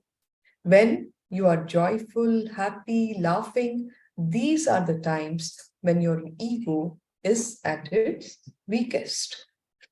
In your present life, you may experience these moments temporarily, but meditation is going to take you to a permanent state of bliss. Meditation is the process of falling in tune with the whole of existence. In meditation, there is simply no place for separateness. There is no place for the ego. Once you sense the lasting harmony of everything, once you sense the deep interconnectedness of all of existence, what will be the need for maintaining the ego? Absolutely no need, right? When you sense the deep interconnectedness of all of existence, everything that is existing, I am a part of that and that is a part of me. So where do I have a separate identity? Asks Bhagavan. The ego is your armor against the world. The ego is your shield in times of war. If everything is peaceful, if everything is harmonious, then where is the need for an armor, a shield? You can just relax, that's all. But you are used to struggling for everything. We have to create a big problem and then fight with it, because that is what your ego wants. And that's why you find it so difficult to meditate, because meditation is such a simple thing. It is too simple actually. All you have to do is sit silently and unclutch from your thoughts as they come up. Is that so difficult? Actually, there is no need to teach or learn meditation. Meditation should simply happen. Just sit still for a few minutes and watch your mind. It is enough to get a glimpse of reality. Just for a few seconds, if you can sit silently, watch your racing thoughts, just be. That will be enough to convince you of the truth. And once the truth is known, where is the place for your ego? The ego will have to be dropped. You will drop it naturally. And that's why the ego fights meditation so hard. Meditation is the death of ego. So, the only problem you will face is the strong resistance from your ego. When you are meditating, the ego will raise 1,000 questions. Doubt is the most deadly weapon that the ego has. The ego will continuously create doubts and questions in your mind. In the beginning, it will make you worry. Oh, can I really meditate? Can I sit for so many hours with my bad back? Is this path really for me? What if I get drawn into it too deeply? What will happen to my family? Will my friends call me crazy? Am I really crazy? If you are working with the master, it will raise doubts against the master. Is the master really authentic? Does he know which technique is right for me? What is his purpose in teaching me meditation? He must be having some kind of a vested interest. Is this some kind of hypnosis? You see, the n number of questions that your mind is raising when you are asked to meditate. So, if you find these kind of questions arising, don't bother. Simply drop the questions and continue with the meditation. Don't even feel guilty about having these questions. These questions arise naturally in everyone's mind. And don't try to struggle with these questions. Don't make the mistake of struggling with the ego. Ego is just something imaginary. It is nothing but lack of awareness. It has no positive existence. Just like darkness is a state of no light, ego is a state of no awareness. If you are in a dark room, can you fight the darkness and push it out to make the room bright? Does it make sense to struggle against the darkness? In fact, your solution has nothing to do with the darkness. You have to simply bring in a lamp and the darkness will disappear on its own. Like that, in the same way, don't waste your energy fighting with the ego. Focus on bringing awareness into your meditation. By and by, the questions will drop naturally. The biggest spokesman of the ego is the mind. Just like the body, the mind too should be an instrument in your hands. When I say I want to lift my right hand, see, I'm able to do it because the mind, the body is just an instrument. The mind should also become an instrument. The mind is a wonderful instrument, tremendously powerful. It is a marvel of creativity. It is a masterpiece of design. It is also a social necessity, right? Without the mind, we would not survive in this world. But we forget that the mind is only an instrument. Instead, we ourselves become an instrument of the mind and we are in its clutches. We are totally controlled by our mind. The great trick that the mind plays on us to separate us from reality is the use of language, of words. Words separate us from reality. The moment you perceive something, you try to verbalize it. When you see a flower, you tell yourself, this is a flower. We absorb all of life through words, through abstract concepts. Understand, words are not the experience. The word flower is not the flower. The word love is not love. The word enlightenment is not enlightenment. They are just words. They are not the experience. Understand that.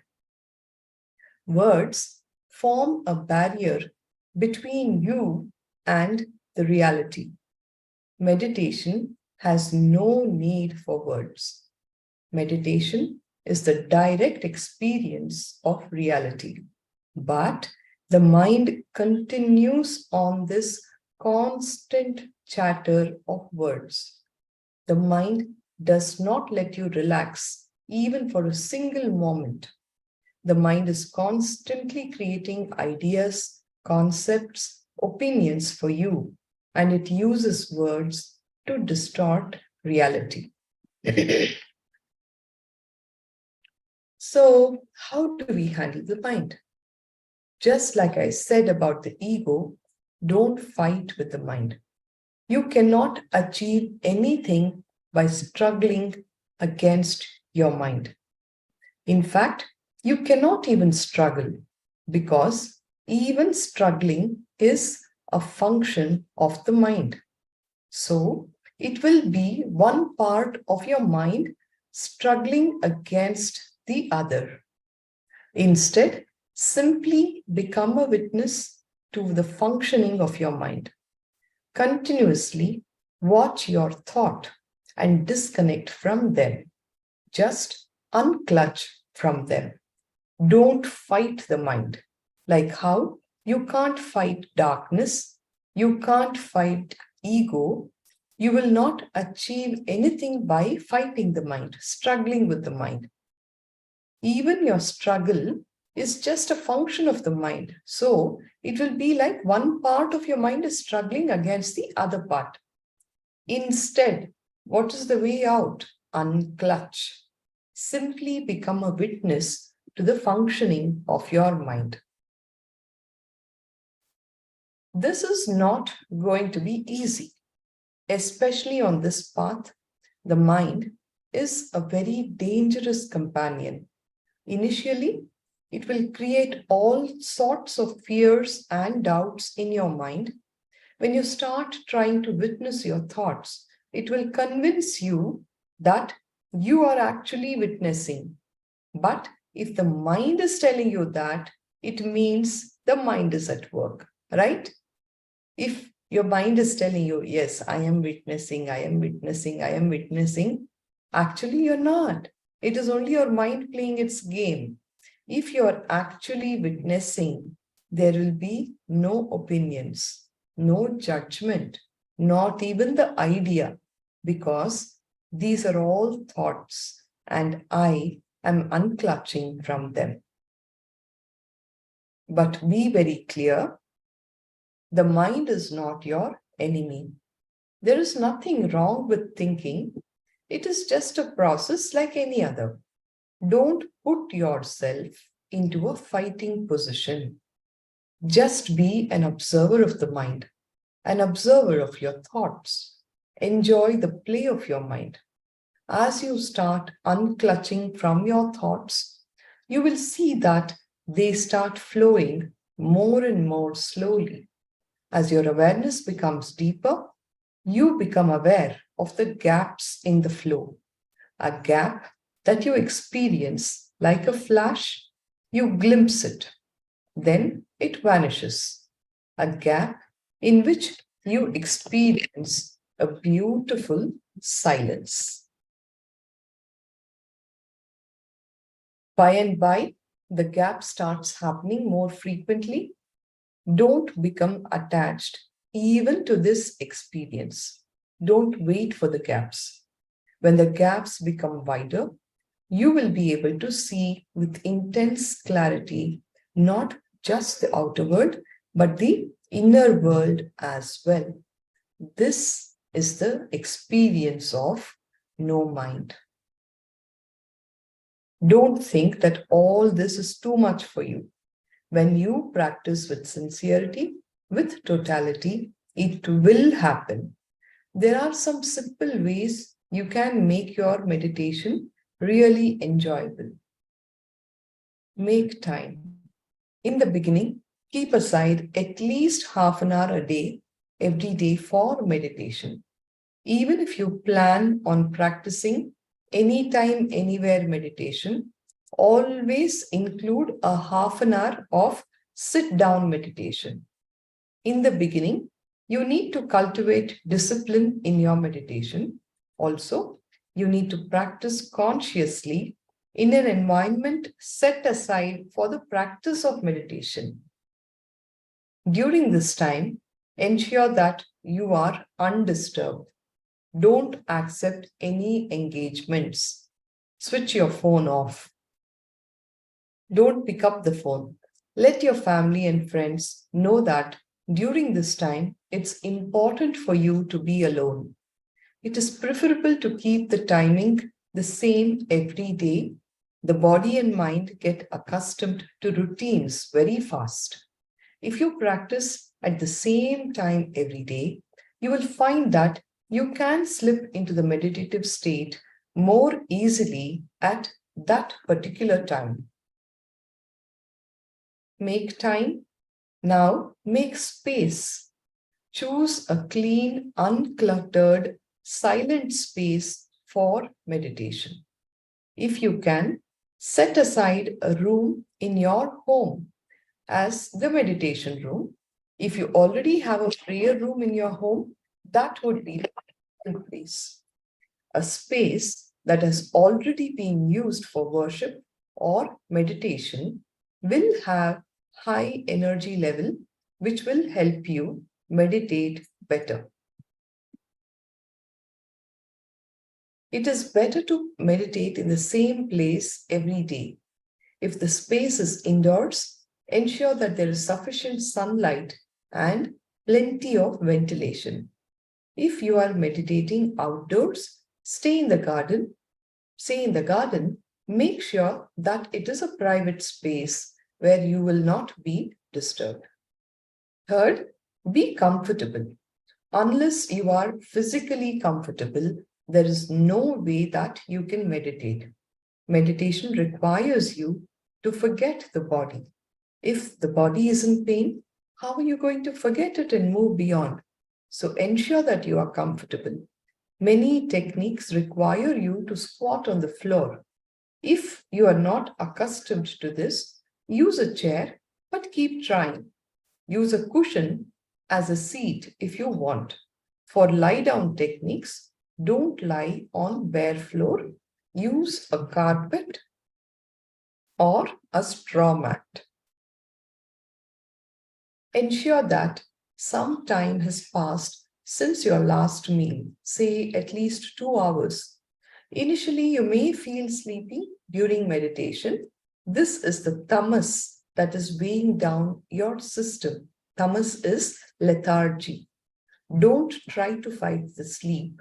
Ultimately, you will be able to neither sleep nor meditate. And don't feel guilty about feeling sleepy. If you are sleepy, just go to sleep. When you finish sleeping, you can get up and meditate. That's all. So that was Swamiji giving instructions about choosing a particular time of the day, a place to meditate, and to be comfortable when you sit for meditation without carrying any negative emotions of guilt, greed, fear in this whole process. The next question, how to handle the mind? A questioner is asking, I'm afraid that I might get too attached to meditation. Swamiji says, understand, meditation itself is nothing but removing your attachment. So you can't get too attached to it. Actually, what most people are afraid of is that their desires, their fears, and whatever else they think of as their life will be taken away from them if they start meditating. I can say that this is true. Once you start meditating, whatever you now think of as your life will start losing its importance, because the real truths will start revealing themselves to you. All the time, you are trying to protect yourself from the basic truths because you are afraid of them. I can say that meditation is all about changing your inner software. Once you start meditating, your inner software will have a new quality. Your body may be the same, your hardware may be the same, the things with which you are living may be the same, the persons with whom you are living may be the same, but your being will be totally different. Your being will have a different quality. Your inner software will be totally new. So the next aspect is about maximizing your meditation and triggering the psychological revolution within.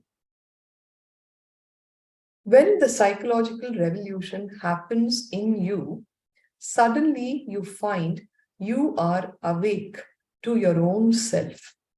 A tremendous awareness arises about who you are, the identities you are carrying, and why you act as you do. A clear understanding is awakened about the source of self, world, and God. Jiva, Ishvara, and Jagat. All the three aspects you will be awakened to with a very clear understanding. In every decision, you flow towards meditation and clarity, and a deep restfulness happens in you. Sometimes people come and tell me, Swamiji, I have tried so many types of meditation, so many techniques, but nothing works. Understand, to really enter into meditation, an important thing needs to happen in you, a psychological revolution. What do I mean by psychological revolution? It means having a clear understanding about yourself, about the world, and about God. Clear understanding about Jiva, Ishvara, and Jagat. Who are you? What are the identities you are carrying? How are you connected to others? What is your place in this universe? When the psychological revolution happens in you, you enter a space of total relaxation where you are able to find your own life solutions. If you enter into meditation without this basic clarity about life, your meditation is just going to be one more ritual. If you enter into meditation with this clarity, meditation will lead to more clarity and soon in a virtuous cycle. Understand, without the psychological revolution, meditation is also a ritual. With the psychological revolution, even a ritual can become meditation. Understand, awareness is the master key. The first step in initiating the psychological revolution is having a clear understanding of how our mind works and how we are functioning in this world. A simple clarity about this can trigger a powerful revolution in the way we handle our inner world and outer world. Let me try to give you a simple diagram so that you can understand what meditation can do for you. These are the various states of consciousness. With eye consciousness, without eye consciousness, and overlapping of these two columns, the eye consciousness with thoughts and without thoughts. In the Jagrat state, which is a wakeful state, your eye consciousness is very much there. I know I exist, right? And when I am existing with thoughts, that is your Jagrat state or the wakeful state, the state when you are thinking. When your eye consciousness is existing without any thoughts, you are in the Turiya state, which is a blissful state, a state of full awareness. The same state without thoughts, without even eye consciousness, is your Shushupti, which is a deep sleep state, where neither you have eye consciousness nor do you have any thoughts. It's an unconscious state. The eye consciousness not being there, but thoughts are there, is a dream state, your Swapna state, right? In the Swapna, you don't exist as you know you. The eye consciousness is not there, but the thoughts are continuously there. So these are the 4 various different states of consciousness. Each of us experience 2 states of mind in our day-to-day life. One is with thoughts, another without thoughts. For example, we know we have thoughts when we are awake, but in deep sleep, do we have thoughts? No. So there are 2 states of the mind, with thought and without thought. What we don't know is our being also experiences 2 states. In one state, we have a clear identity of I. When we are awake, all of us clearly experience ourselves as I. We carry a clear identity about ourselves. My name is so and so. I am a lawyer. I am married. I have these many kids. I have this job on hand. I make so much money, right? Lot of ideas that we carry about ourselves, and we are awake with that identity. That is your Jagrat state. In the waking state, we remember our identity. I am this, I am that. When we are awake, our eye consciousness will be like an undercurrent, alive all the time. But in deep sleep, we don't experience the eye consciousness. Am I right? When we are in deep sleep, we don't have the feeling of I. In deep sleep, we don't even remember our identity. Now, let us understand how these 2 states of mind and the 2 states of being connect with each other and create different states in our consciousness. The first state is when we are with thoughts and eye consciousness, which is called the Jagrat or the waking state. In this state, we are conscious of our identity and we have thoughts also. In this waking state, the frequency of I is more than the frequency of your thoughts. That is why we are able to control the thoughts in this state. If we wish to, we can control a thought. We can expel a thought. We can create a thought. Now, this is possible in the waking state. That is the Jagrat state. The next state is the dream state or the Swapna state. In this state also, we have thoughts, but there is no eye consciousness.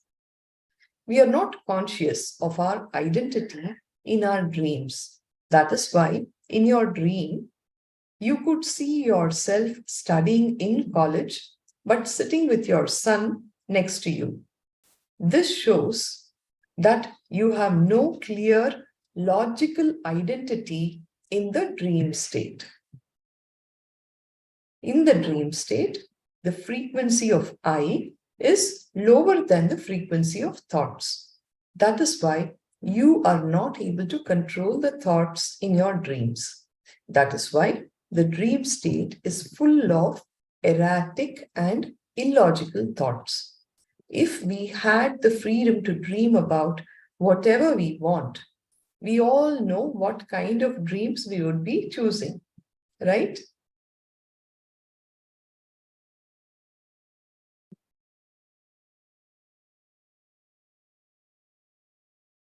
Very few people experience the state continuously in their lives.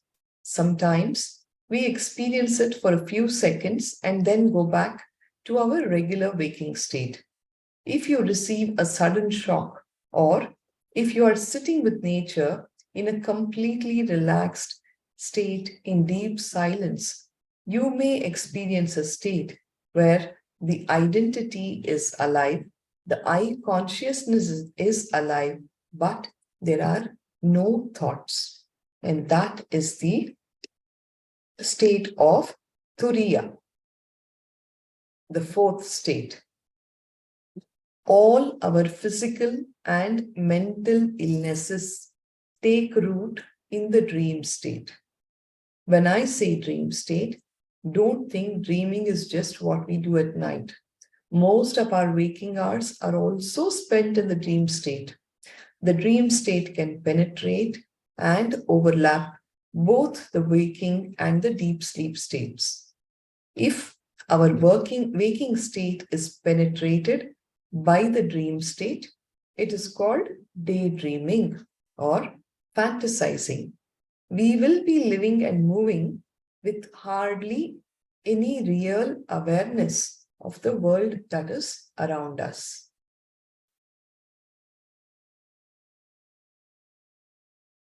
Has this ever happened to you? On some mornings, on your way to work, you get into a car, you drive 10 miles and reach your office, but only when you stop in your parking lot, take your keys and get out of the car, do you suddenly realize that you have driven for so many miles? Right? It has happened to all of us. You would have taken hundreds of decisions from the time you got into the car and started driving to press the clutch, press the brakes, press the accelerator, put on the indicator, watch out for traffic light, take a turn, speed up, slow down. You have done all these decisions, but without having any awareness of it. If this happens, be clear. Your dream state is penetrating your waking state. The more the dream state penetrates the waking state, the more the frequency of our consciousness comes down. Because it's all living life in unawareness. When you're unaware, you are unconscious, your conscious levels are low, the frequency of your consciousness comes down. We may be living in our human body, but we will not be living a truly human life. We will not be aware of the decisions that we are making. We will not be aware of the kind of words we are thinking. We will not even be aware of what is going on inside of us. It will be as if we are living in a house, but we don't know what is happening inside it. When the dream state penetrates the waking state too much, we will not have the clarity to move further. We will not have the freedom nor the energy to move further. We will feel like all the doors are closed on us, all the possibilities are exhausted. And that is what we call depression. Living in the waking state, which is continuously disturbed by the dream state, is what I call living in hell. Awareness is the master key. Replace the dream state with the blissful state, and that is meditation. replacing the dream state with the blissful state. With meditation, you can create an increasing influence and awareness over both your thinking state and the unconscious state. Instead of the dream state, turiya or the blissful state will start penetrating the waking and the deep sleep states. The more we meditate, the more we raise our consciousness of turiya, the fourth state. Turiya itself only means fourth because you cannot give an exact name to this state. You can call it by any of these names like samadhi, enlightenment, atmagnana, brahmagnana, nirvana. You can call it whatever, but that is the fourth state. When this state starts penetrating and overlapping the waking and the deep sleep states, we will see good health happening in the body, mind, and being. A simple understanding of the four states of consciousness can initiate the psychological revolution in you. Meditation is your master key. By applying this understanding every moment of your life, you will see that in every decision, your thought process flows towards meditation and clarity, and every decision is influenced in the right way. You experience a powerful cognitive shift in the way you receive information, process it, and act on it in the best possible way. The whole purpose of meditation is to bring more and more of the turiya into our waking state and the deep sleep state. Bringing yourself completely out of the waking, dream, and deep sleep states for a while is what I call Dhyana. Bringing yourself completely out of the waking, deep sleep, and dream states for a while is what Bhagavan calls Dhyana or meditation. If your waking and deep sleep states are constantly illumined by the fourth state, that is Jivan Mukti, living enlightenment. Intensity is the first and the last mantra. We spoke about it in great detail yesterday. In anything that you do, if intensity is added, you will see that you are continuously raising the frequency of your consciousness. You are continuously elevating yourself to higher states of consciousness. When you work intensely to raise your consciousness towards Turiya, the fourth state, naturally your body and mind start getting healed.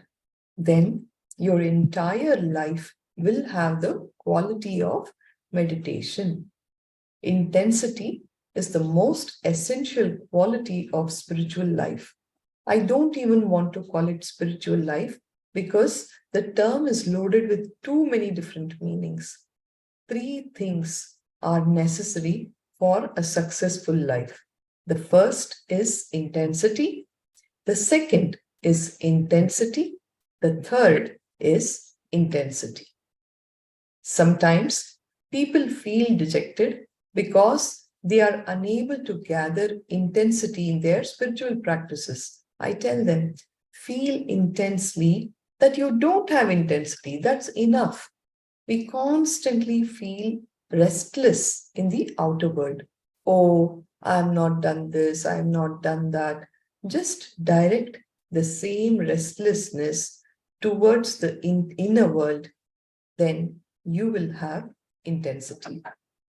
If your energy flows towards the outer world, if your consciousness is constantly moving towards the outer world, it is called restlessness. If it is moving towards the inner world, it is called intensity. Your restlessness should become intensity. The deep dissatisfaction about what is there in the inner space is what I call intensity. Intensity is the feeling that something needs to be done immediately to break free in the inner world. You may be thinking, I am supposed to teach satisfaction. Why am I teaching dissatisfaction? I tell you, your dissatisfaction directed now towards the outer world has to turn towards the inner world, then it will lead to satisfaction. Intensity is not about something in particular. Let it become the quality of your life. Intensity is the feeling that something needs to be done immediately to break free in the inner world. When you are talking, let the intensity be there. When you touch somebody or something, let the intensity be there even in that touch. In your relationships, in your decisions, in your memory, in your thinking, in your desires, even in your fears, be intense without escaping from this moment. That is what I call intensity. So naturally the question happens, if intensity is the first and the last mantra, how to develop intensity? There is no how to develop intensity. If I give you the method how, the whole intensity will be lost. Intensity will increase when you have the desire, but not the technique. That's the right way to develop intensity. The moment the technique is given, your mind will start working around the technique. The technique gives your mind a chance to escape. Your mind will start saying, oh, I have done the technique, that's enough. This is all that I can do. If a technique is given, you start using it like an allopathic medicine that you can swallow and forget about. In Ayurveda, the traditional Indian system of the doctor gives the patient the medicine. He always tells him, this medicine is not enough. You need to work with this medicine the whole day. So you need to be intense, telling your body and mind to heal itself. Okay, I see that our Acharya Mahashivapriya is awaiting. So I will now conclude with the Purna Mantra. Mahashivapriya will lead you from here. Thank you all. Put your hands together. Close your eyes. Om Purnamada Purnamidam Purnat Purnamudachyate Purnasya Purnamadaya Purnameva Vashishyate Om Shanti Shanti Shanti Harihi Om Tat Sat Sarvam Bhagavat Shri Nithyananda Paramashiva Padukarpanamastu Om Nithyanandam. Thank you, Nithyananda Mahashivapriya. You will have to start from Nithyananda Ma. Yes, ma. Just give me a minute. Yeah. I'll let you.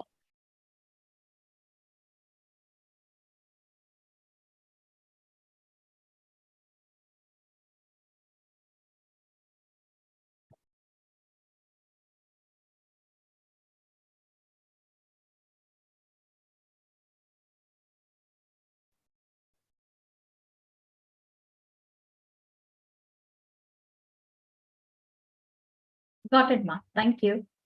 Nithyananda. Yes. So we start with today's session with Guru Vandanam. Head, neck, and spine erect. Both the hands joined in front of your chest, heart center. Take a deep breath. Come back to the space. And here we start.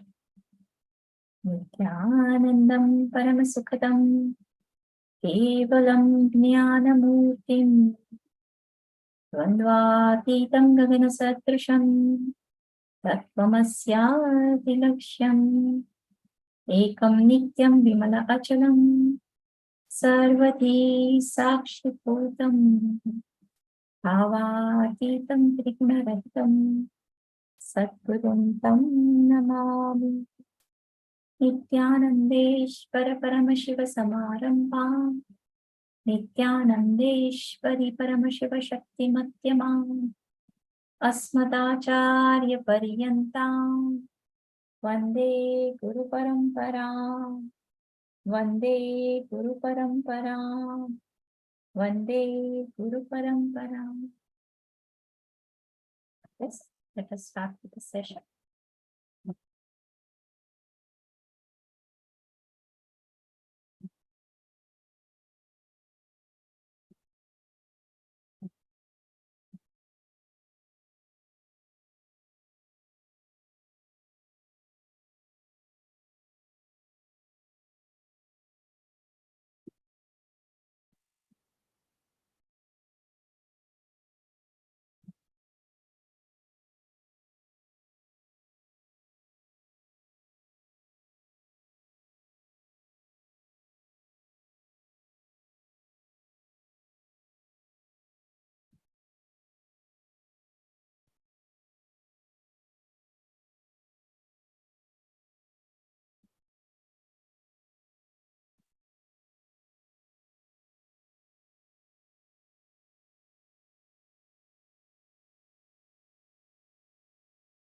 Yes, so we start with the presentation here.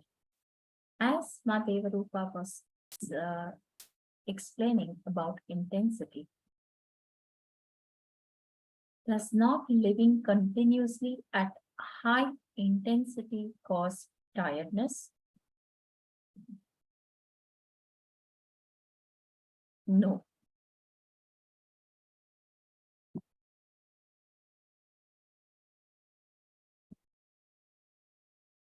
No intensity. No. Intensity is the fuel that can keep your inner dynamo constantly running at a high energy.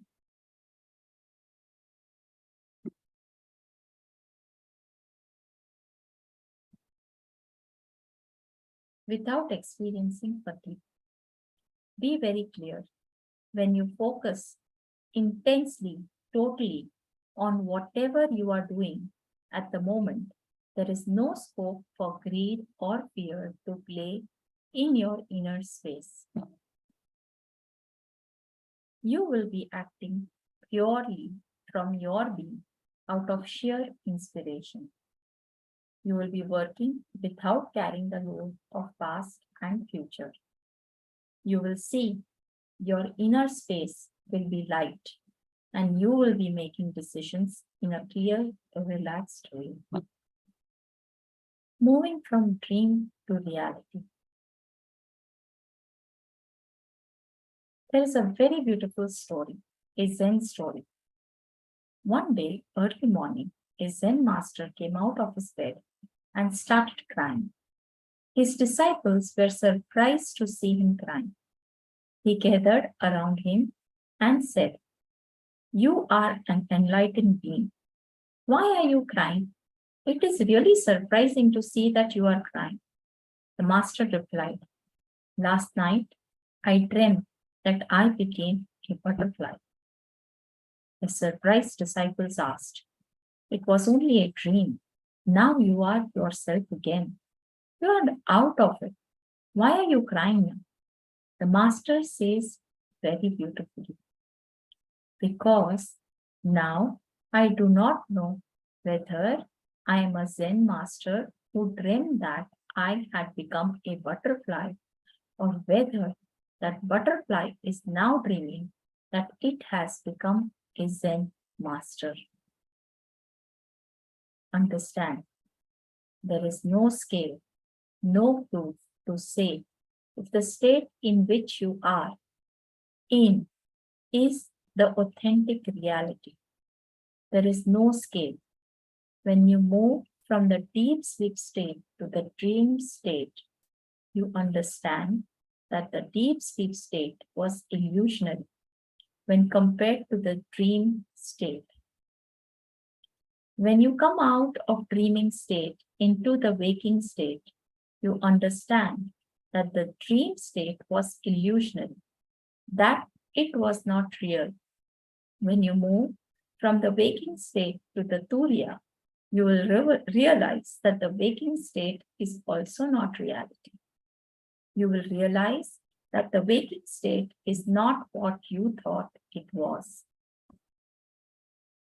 Again, and again, you get a glimpse of this truth every time you face a deep depression or low mood.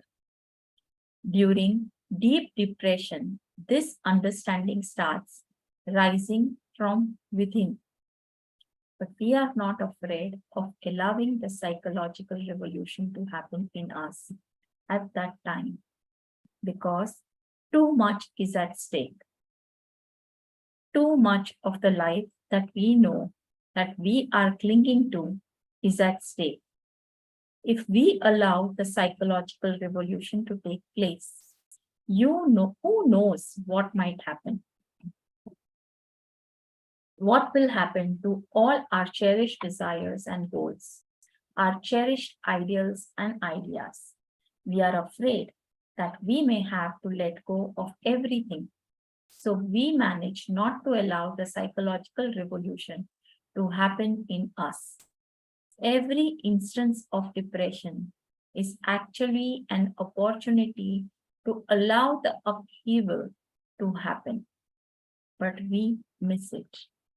The moment we hear that your whole life is an illusion, naturally you become afraid. You feel you may renounce, you may leave everything, and life may change drastically.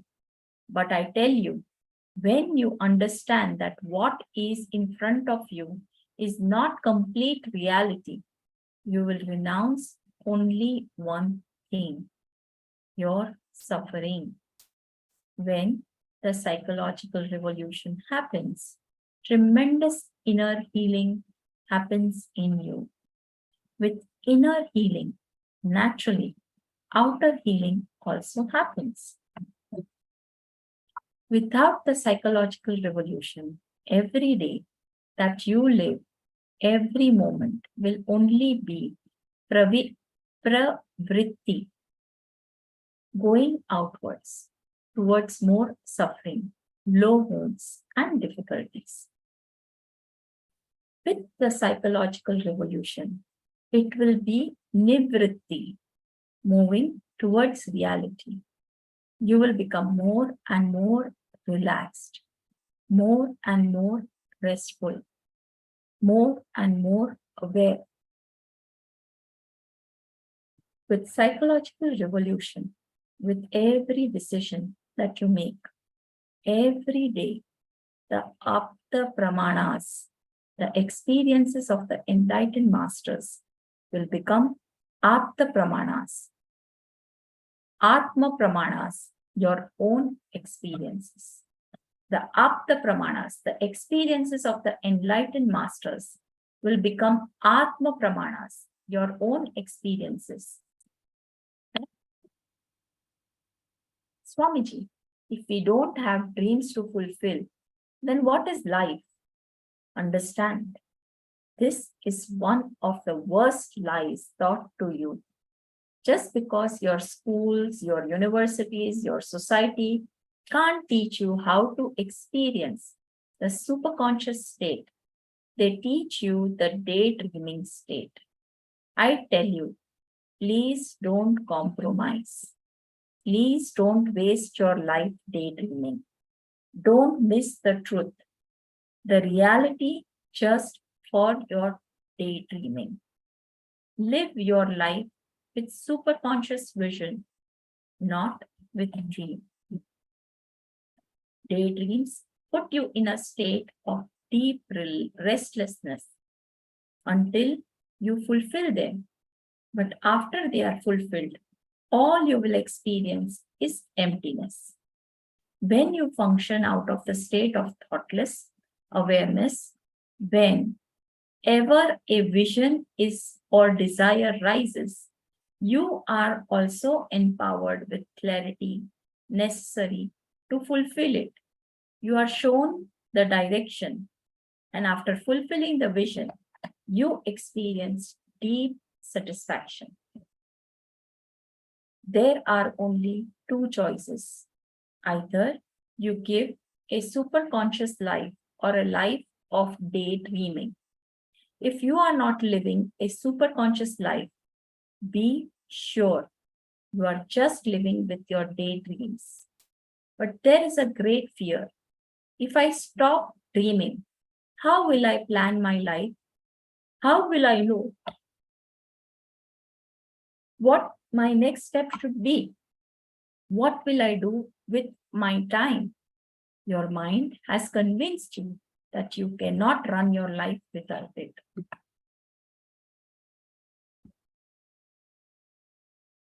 Just like a worker who first convinces his boss that he is indispensable, then uses this idea to exploit his boss. Your mind has convinced you that you cannot take a single decision without it. Please be very clear. When you plan, you are limited by what you already know. When you plan, you can only expand your vision to the limit of the known. All you can do is reproduce the past into the future. You are actually limiting your growth by planning. When you trust your vision, your intuition, and work, you tap into your limitless potential. Have the courage to live spontaneously with the spontaneous revelations happening in your life every moment. Just try this for 10 days. In 10 days, your whole life can't be taken away from you. In 10 days, if everything you have can be taken away from you, then it is not worth living. Let it be taken away. When you work with your spontaneous inner vision, naturally the dilemma, the mental oscillations, and mood swings will be much less because your decisions arise naturally from your inner space. They won't drain your energy. Your decisions making becomes sharp and straight. So just for 10 days, don't plan anything. Don't lead life. Allow life to lead you. Use your intuitions instead of your intellect. Live by your vision instead of your dreams. You will see the power of spontaneity. Every morning, I wake up to the same world, but every night, I don't return to the same dream. Can't this be used as a scale to say that the waking world is real? Very intelligent question. This is a wonderful concept which we need to understand and internalize. Have you ever had an experience in which you have lived 15 or 20 years in one night's dream in a span of few hours? I'm sure many of you have experienced this at least once. The dream may start from your college days and move slowly step by step. Move on to your marriage, you're having a son, your son's marriage, and so on. In this way, you live many years of your life in just one night's dream. Am I right? One more thing. Scientists are now saying that you don't sleep continuously at night. You spend a maximum of 30 minutes in the sleep state. Then you go to the dream state and go through some dreams. Again, you fall asleep. Spend about half an hour in the deep sleep state. The Naga in you come back to the dream state. In this way, You keep moving from the dream state to the deep sleep state and back. In the Vedic tradition, the maximum deep sleep time is 30 minutes. But in the West, they say that it is only 16 minutes. So, your one night dream is actually a series of separate episodes. In the first episode, you see in your dream you are in the college. In the second episode, when you come back to the dream state after your spell of deep sleep, you see you are getting married. In the third episode, when you re-enter the dream state, you see you have a son. Maybe the fourth episode, you will see your son getting married. An important thing you need to understand here in these different episodes, you do see the same world even in the dream state as I. Am I right? You do see the same world in the dream state. So please understand, just because you wake up to the same world every morning after the night's sleep, it cannot be the scale to define this world as a reality. This happens even in the dream state. Sometimes sometimes people ask me, Swamiji, I am not the only one seeing this world. All the people living around me are also seeing this world in the same way. So how can you say it is a dream? Understand, in a dream, if you are visiting a particular city along with your family, your dream family will naturally see the same city as you are seeing, because they are also projection of your mind. Understand, it is a very subtle point. If you can catch this, it will really lead to a very big clarity. It can really revolutionize the way in which you think about your life, the way in which you try to solve the problems of your life. There is a beautiful story. A person is dreaming. In the dream, he sees a tiger chasing him and starts screaming, "Oh, a tiger is chasing me, save me, save me." His friend sleeping next to him. He wakes up and he sees that his friend is screaming for help in his sleep. What is the best help he can offer his friend? Just wake him up instead. If he tries to hand his sleeping friend a weapon to kill the dream tiger, can you imagine what will happen? The right solution at that moment is just to tell him, wake up. If you try to find any other solution, it will only lead to more and more problems. You know, this life in the waking state can be another long dream. You may wake up in a few minutes and discover that your entire life till now was just a dream. When you realize this possibility, that what you call life can be one more long dream, naturally, you will turn much of your attention and awareness to the center, to the consciousness. I can say this is the first step in spirituality. This is the first step towards the psychological revolution. Again and again, our sufferings are giving us a clear statement. We are holding on to emptiness. All our suffering is nothing but a clear statement from reality. You are not living with the reality. The ultimate truth is the stuff out of which your dream world is made is the same stuff out of which this waking world is also made. If your attention is centered on the stuff, naturally, the inner healing cannot happen.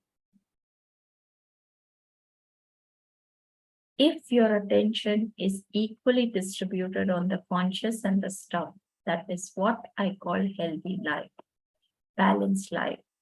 You will have physical health, mental health, and enlightened life. If your attention is totally centered on the consciousness, that is what I call Jivan Mukti. or living enlightenment.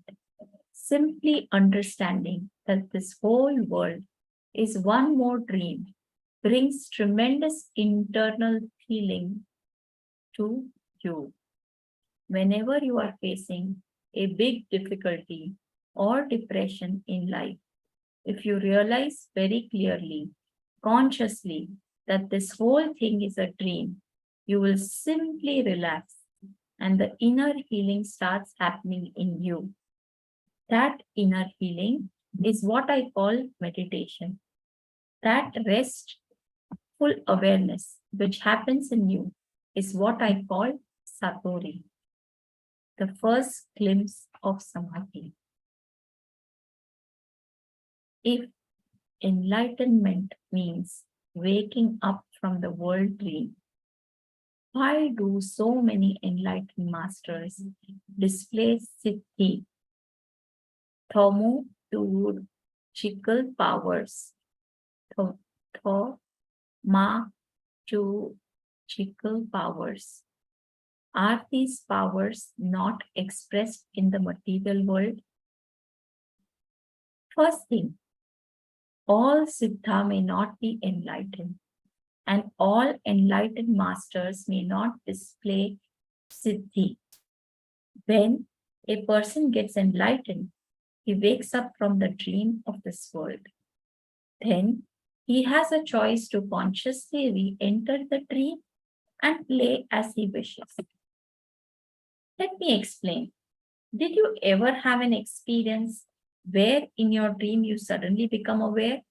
Yes, I am dreaming, and because of that awareness, you would have been able to change some of the dream scenes as you wished for about 2 to 3 seconds. Understand, for a few moments after you become aware that you were dreaming, you would have been able to move a few things around in your dream as you wish.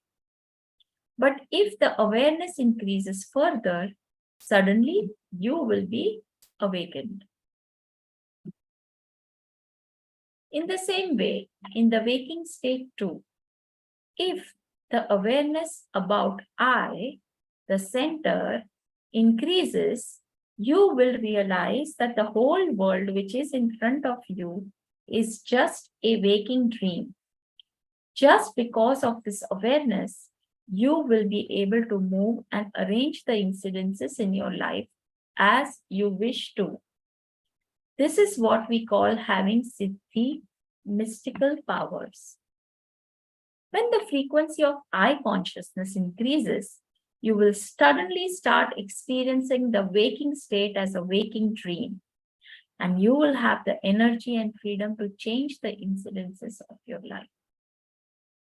When this starts happening, if you get caught in the changing of the incidents in your life, by and by, the awareness of the I will come down and will fall back into the same waking state again.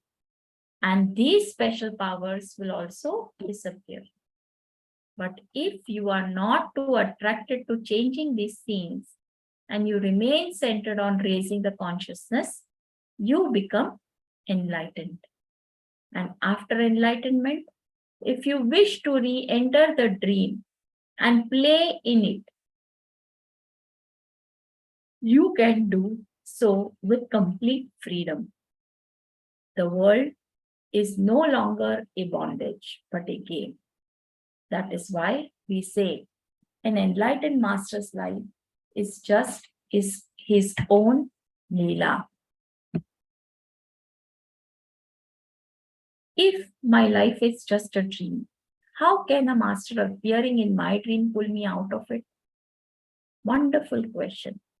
It shows you have been thinking. You have allowed my words to start churning your inner space. You are asking, if life is a dream, how can a master appearing in that dream pull me out of it? The enlightened master, Sri Ramakrishna says, the master is like a Simha Swarupana, lion dream or nightmare. Suppose you are sleeping and suddenly you start dreaming that a lion is chasing you. What happens? When the fear becomes too much, suddenly you wake up. You jump out of the dream. Understand, the lion that is chasing you has appeared only in your dream, but its sheer presence in your dream is enough. It can make you leap out into the waking state, just like the Simha Swarupa, Swapna. Simha Swapna. The master who is happening in this dream can also wake you up into enlightenment. Appearing in your dream, he can wake up from the dream. Understand, the master is a Simha Swapna. Once you are in his jaws, no longer have a choice. You simply have to wake up, that's all. From understanding to experiencing, preparing your inner space. Miracle and accidents are both beyond your logic. If the effect is favorable to you, you called it a miracle. If it is not, you call it an accident. If you know how to use your inner space, you will be constantly making miracles. Purifying your inner space is the way to make miracles. If you don't know how to use your inner space, you will constantly be creating accidents because you will be attracting incidents of the same frequency into your life. Preparing your inner space. When the psychological revolution happens, it triggers a powerful understanding inside you. The very understanding inside you, the very understanding empowers you. You will just, this one understand, you feel just this one understanding is enough. Just by understanding about the states of consciousness, I will remain centered on the I consciousness. Then, when you begin your practice, the next hurdle comes up. Even though your understanding is clear, even though your practice is sincere, sometimes you may find that these truths are not becoming the reality of your life. Why does this happen? The simple reason is your inner space also needs to be prepared to receive and practice the truths. Just as a seed needs a fertile soil to take root and grow, these great truths need a clean, prepared inner space in which they can take root and flourish. This is the first thing that has to be taken care of. The most powerful natural resource available to you is your inner space. But just because we don't know how to use it, we constantly misuse and abuse it. Why does this happen? Someone asked me, can you tell me in a single sentence how to get results in my meditation practice? Actually, this is a tough thing. If I can speak at length, if I can give you whatever guidance I want, it is easy. But if you want it in a sentence, it means it has to be the essence. So if you want your answer in just a single sentence, I will tell you, take good care of your inner space. That's all. Samskara says beautifully, Shankara says beautifully, Ahara Shuddhayo Smriti Suddhihi. If your intake is purified, your memory and your inner space will be purified. Understand, when Shankara says intake, he does not mean just the food which you take in through your mouth. No, He is talking about all that you absorb through all your five senses, your eyes, your nose, your ears, your mouth, and skin.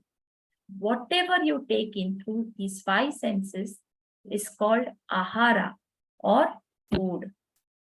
Understand, without realizing it, we are constantly abusing your inner space. Our inner space is constantly abused by a wrong diet. Visually, we swallow so much violence every day through movies and the media. I don't mean that you should not read the newspaper, but if you look honestly, you will see that we have a subtle enjoyment in taking in violent information and visualization.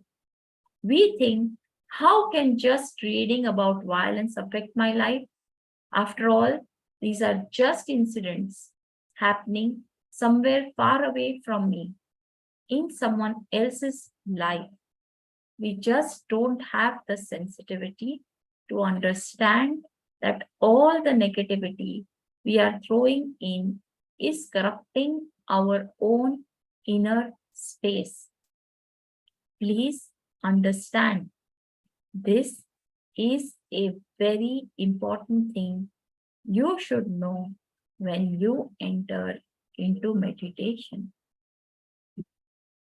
Whenever you encourage or allow such corruption of your inner space, knowingly or unknowingly, you create what called samskaras or engraved memories, engrams.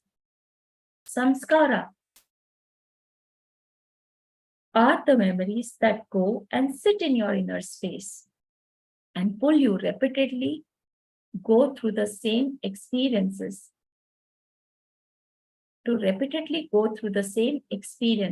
to perform the same kind of actions, to run through the same kind of thought patterns, even if you don't want to. With the right meditation techniques, you can completely cleanse your inner space of unnecessary samskara. Of course, all the samskaras accumulated by you are unnecessary. You can be alive and well without any samskara. The truth is, your very body has already been created of the particular samskaras that you need to run without your life. So your mind does not need to carry any samskaras to run your life. You have already come well equipped to fulfill the desires for which you took this birth. Please understand, if you design your body, it is you who design your body. At the time of taking birth, you have the clarity to decide about your future life and the kind of life experiences you wish to have. You decide your life, your enjoyments, whatever you want to do based upon what you think is the juice of life. Based on your preferences, you design your body. The energy or the ideas with which you design your body is called prarabdha. It is the innate intelligence you carry as your bio memory.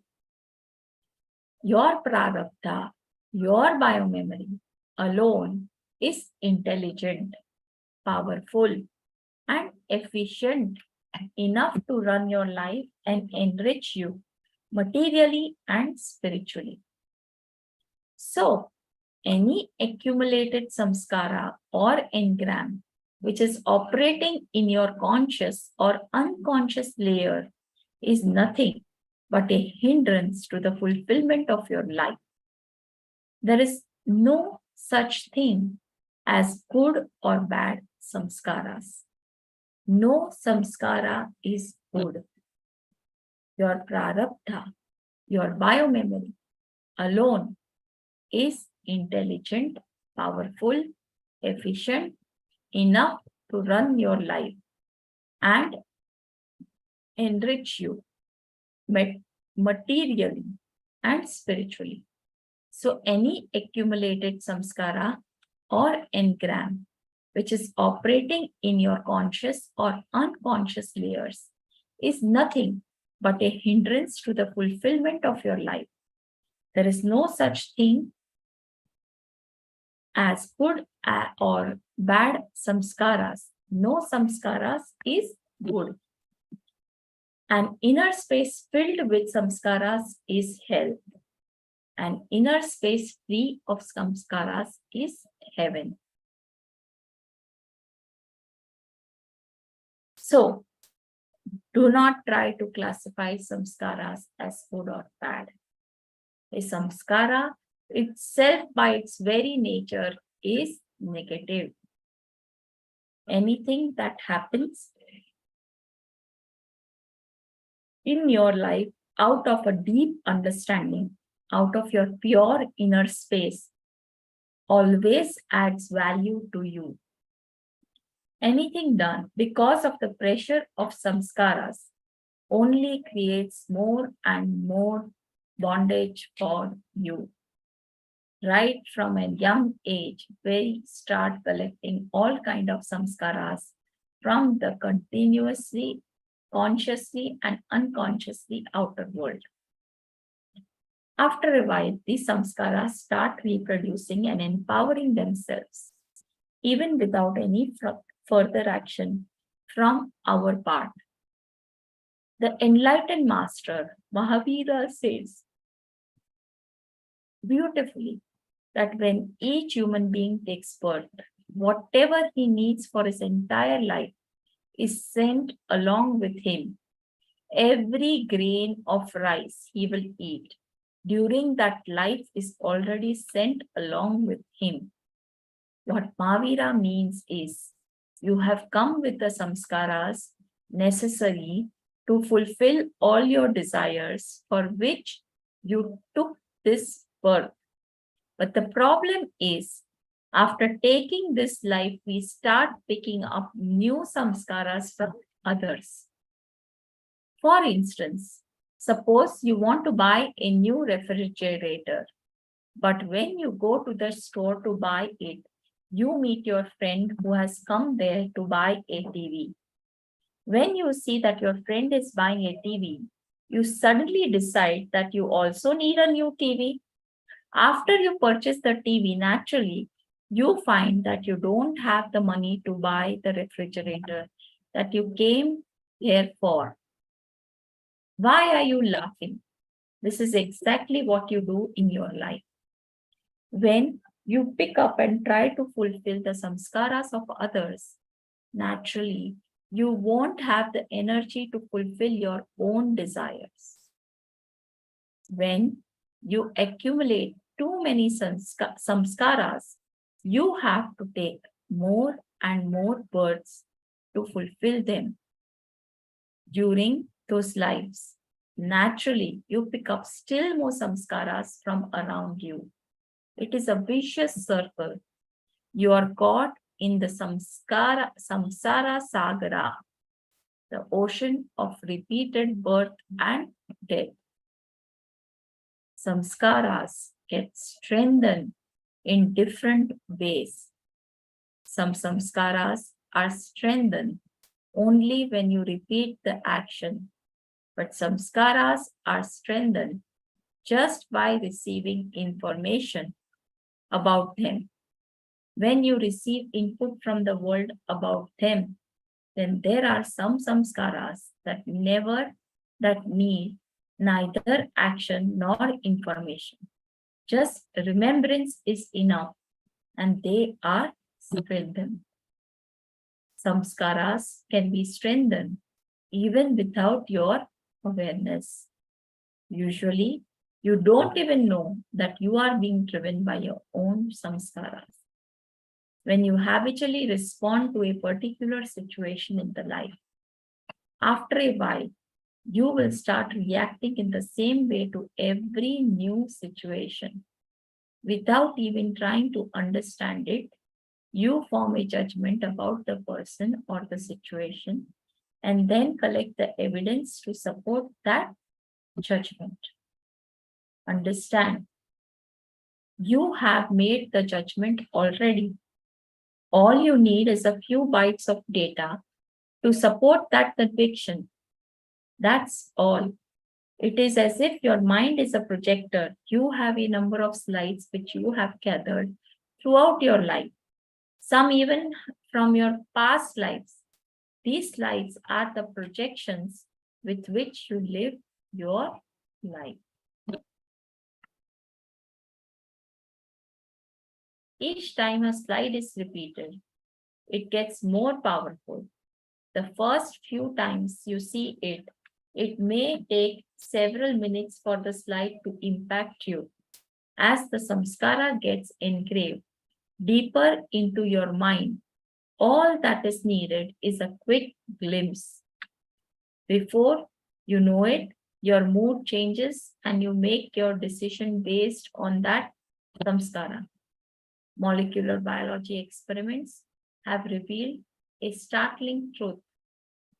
Each time you experience a powerful emotion like anger, new cellular transmitters and receptors for anger get activated in our body-mind system.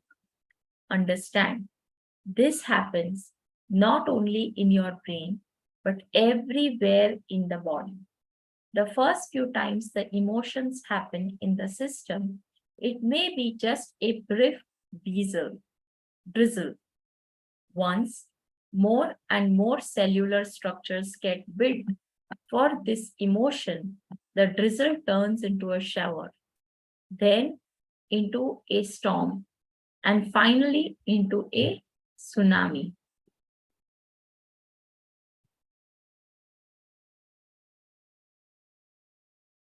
Preparing your inner space, samskaras, and how we act.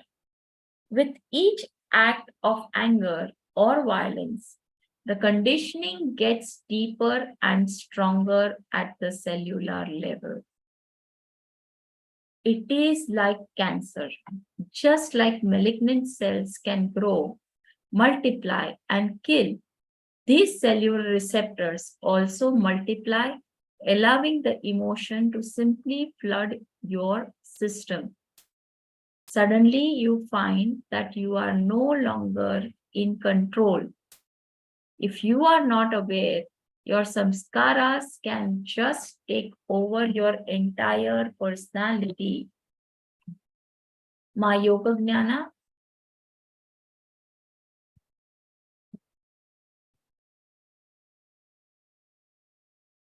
So, storehouse, 7 energy layers, storehouse of samskaras. Before preparing your inner space, the 7 energy layers, storehouse of samskaras, suddenly you will find that you are no longer in control. Before we start this, I would like to take a halt for a few minutes.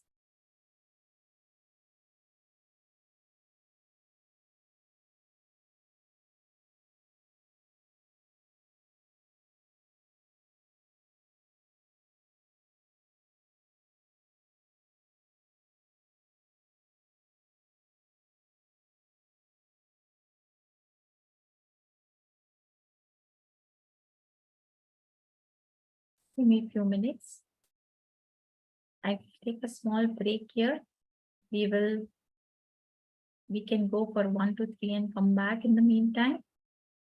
So let's stop here for a few minutes.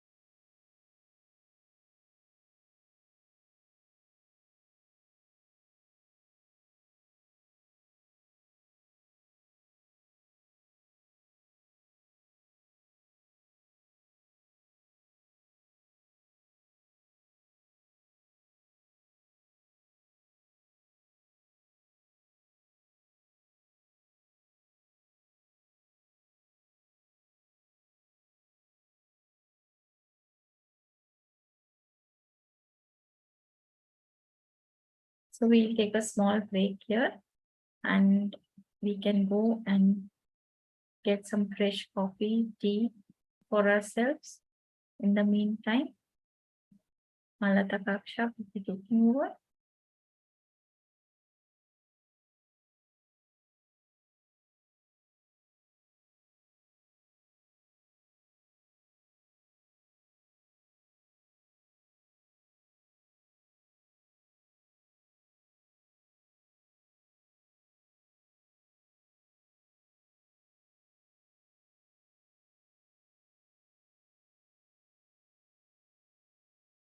We will play the music of Nithyananda Paramashivam.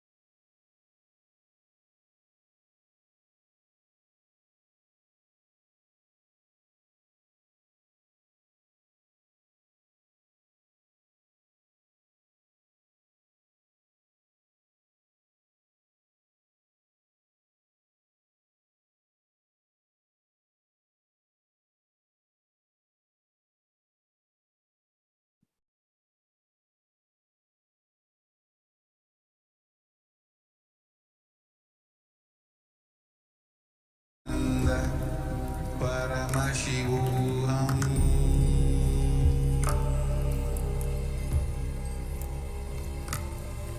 Om Nithyananda Paramashivoham.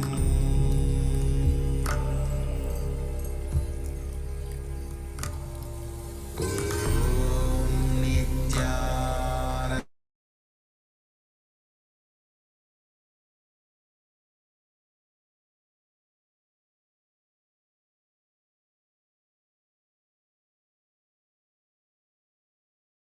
Before I end today's session, Om Purnamada Purnamidam Purnat Purnamudachyate Purnasya Purnamadaya Purnamevavashishyate. Om Shanti Shanti Shanti. Hari Om Tat Sat. Sarvam Satguru Shri Nithyananda Paramashivam Charana Kamalebhyo Namaha. Om Nithyananda.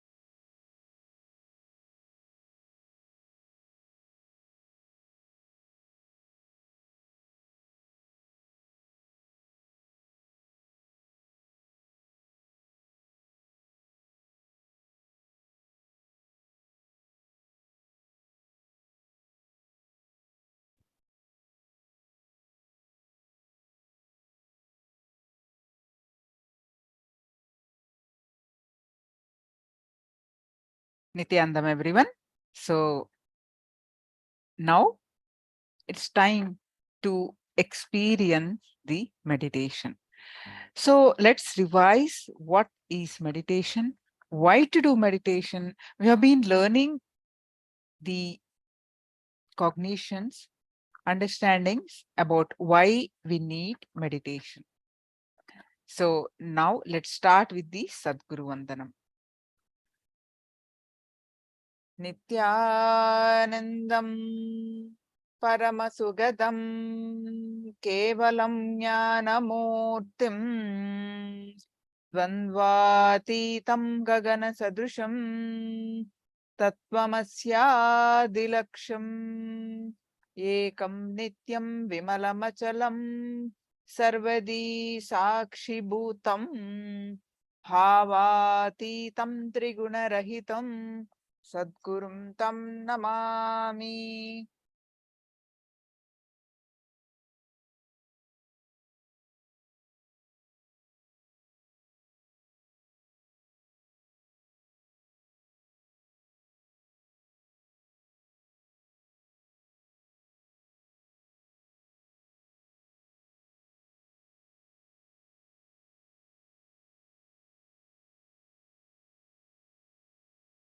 Yes. So why meditate? The right question to start with. We have already learned some of the cognitions, and let us look into some more details. Some of you may be wondering, I'm so busy.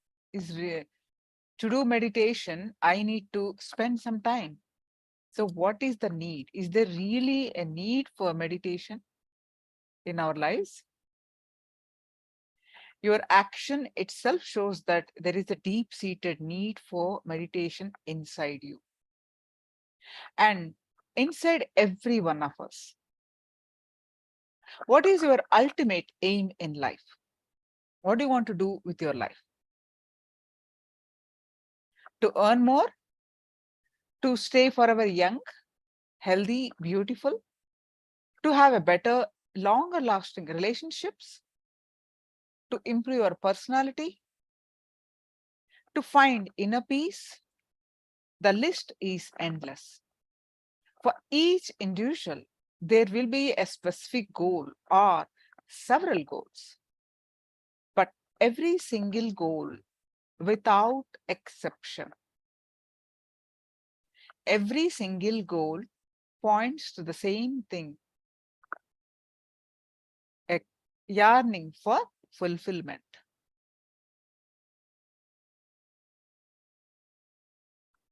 How that fulfillment comes, how we recognize what we need to do to experience that fulfillment. The most powerful cognition, understanding, experiencing yourself as the play of pure consciousness. Consciousness is present in your every pore, in your very existence. Your very body is a wave of universal consciousness. The breath that goes in and out of your body is conscious. The movements are consciousness. Your emotions are consciousness. Your thoughts are consciousness. By your very nature, you are an expression of pure consciousness. This is a very subtle truth. You don't have consciousness as part of you, but you are consciousness.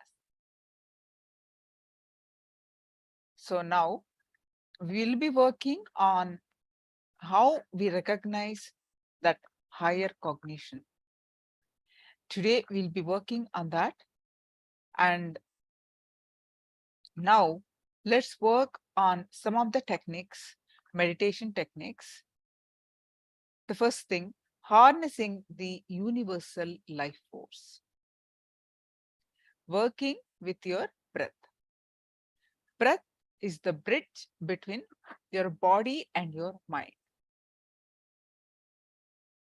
When you change your breathing pattern, you can transform yourself physically, mentally, emotionally.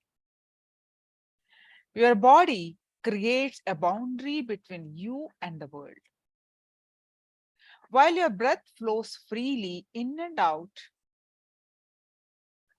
breath is your point of contact with the universe. Please cognize this. Breath is the point of contact with the universe. Breath is the key to understanding your emotions and thoughts. When you infuse awareness into your breathing, it can become tremendous life energy. The first question, do you know how to breathe? You may be wondering, I'm breathing, I'm alive. But do you really know how to breathe? You are breathing, but do you know how to breathe?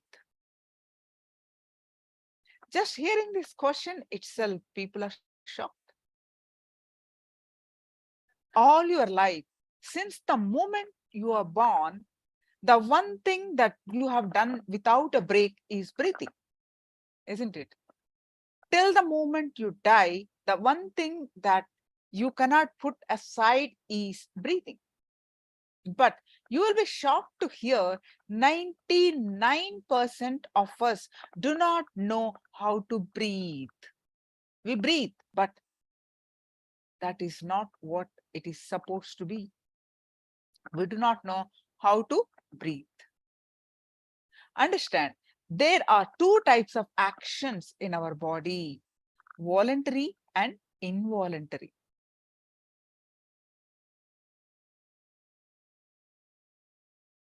Voluntary action is action which is under our control, like walking, moving our limbs. See, I am moving my right hand. This is a voluntary movement. I'm raising my hand and keeping it down. This is a voluntary action. These kind of actions always takes place with our awareness and intention. Involuntary actions are those which are not under our control, like digestion, brain function, and the beating of heart. Usually, we are not even aware of these actions. But breathing is one activity which can be both voluntary and involuntary. Breathing can go on smoothly even if we are not aware of it.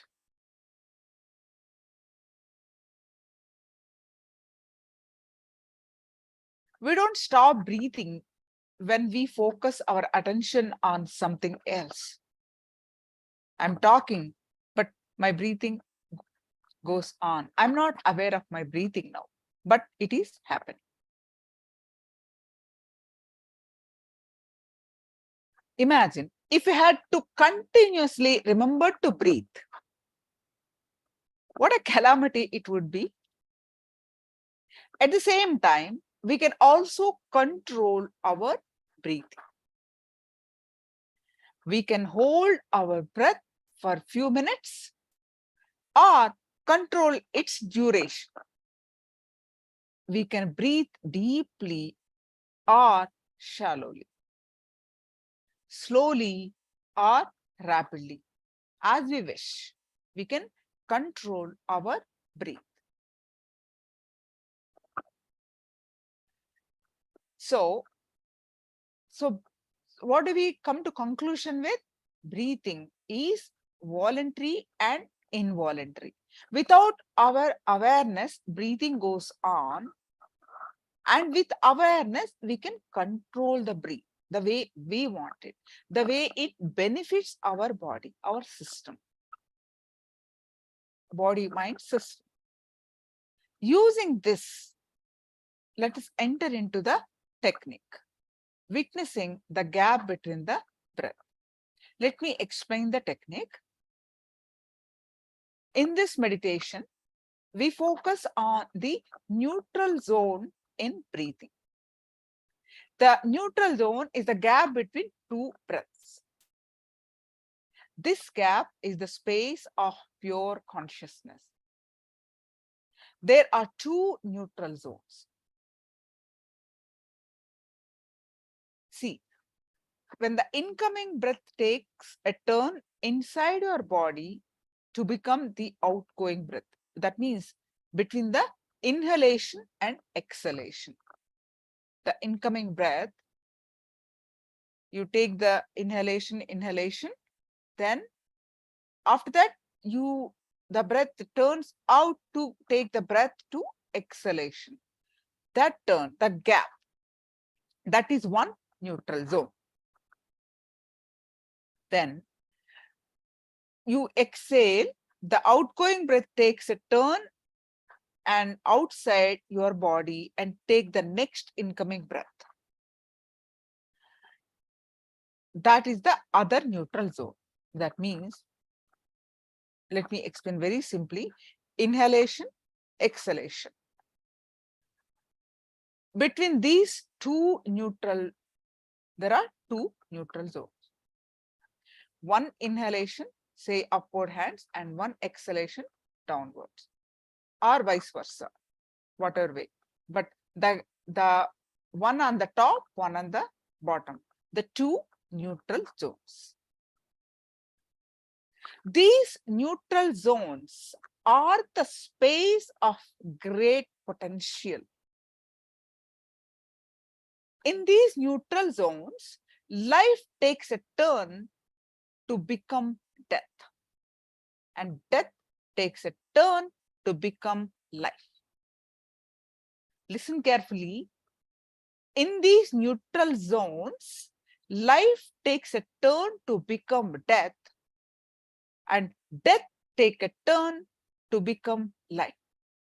The neutral zone is the silent space between life and death. In this zone, you experience yourself as the consciousness that is beyond life and death. Your incoming breath is life. Your every incoming breath floods you with life energy called prana in Sanskrit.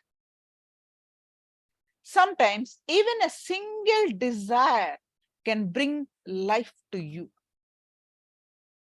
For example, on a weekend, you may be sleeping late. You don't feel like getting out of bed. But suddenly, you may remember some friend whom you wanted to see. The single thought can bring your whole body alive. You will jump out of the bed and be ready to run. This life energy is coming to you in the gap between the incoming and outgoing breath.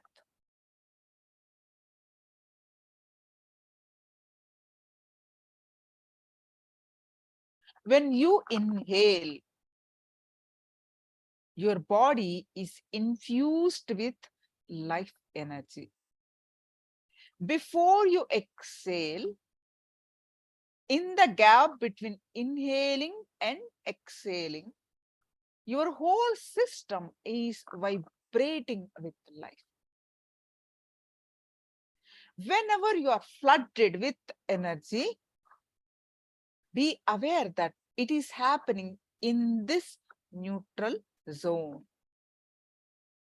In the same way, your outgoing breath is death. Your every outgoing breath brings you greater intelligence. Understand, whenever something is taken away from you and you reconcile yourself to it, you are flooded with intelligence. If you lose something, immediately you are given some message, some understanding about life. And that adds to your intelligence. This intelligence is coming to you in the gap between the outgoing and incoming breath.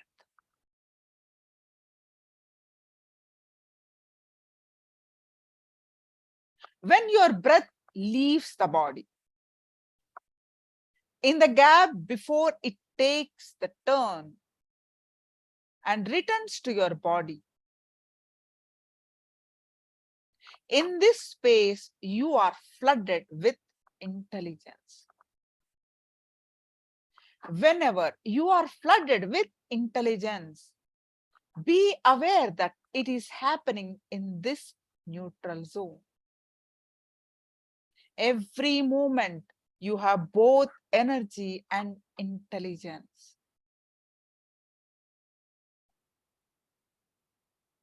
At one moment, you are flooded with Ichcha Shakti, meaning the power of desire. The next moment, you are flooded with Kriya Shakti, that means the power of action. One moment, you are flooded with energy. The next moment, you are flooded with intelligence. If you can be aware of the gap, you will achieve Jnana Shakti, the power of wisdom. So there are three things: the Ichcha Shakti, the power of desire; Kriya Shakti, the power of action; and Jnana Shakti, the power of wisdom. I repeat, at one moment you are flooded with Ichcha Shakti. The next moment you are flooded with Kriya Shakti, the power of action. While inhaling and exhaling, if you can be aware of the gap between the Ichcha Shakti and Jnana Shakti, then you will achieve the Jnana Shakti, that is the power of wisdom. The whole binary system is based on this constant flux, the duality of intelligence and energy. Energy and intelligence. The binary 0, 0 and 1, 0. Constantly in your inner space, matter and energy are dancing. The power of desire and the power of action are both dancing in your inner space.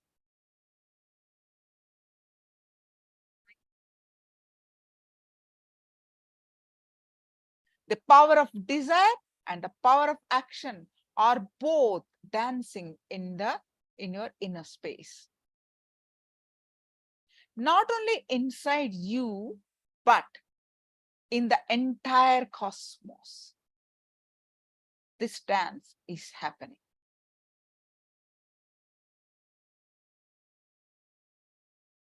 This is what we call cosmic dance of Shiva. Intelligence, the cosmic dance of Shiva, the intelligence, and Shakti, the energy. The whole movement of the cosmos is nothing but this dance. This grand cosmic dance is what you experience so intimately in every breath. The divine is constantly enjoying itself.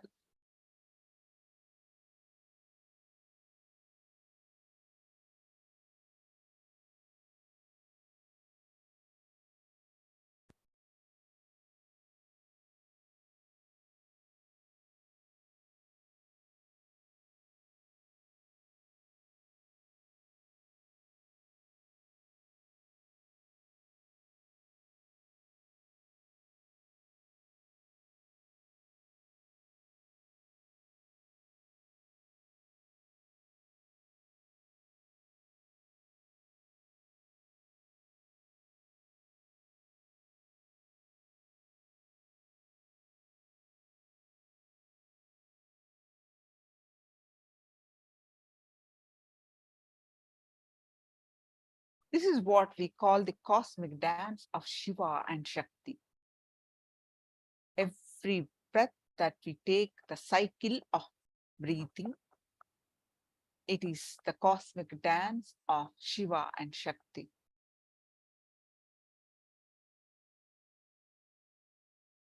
If you can be aware of these neutral zones, you will experience this eternal consciousness.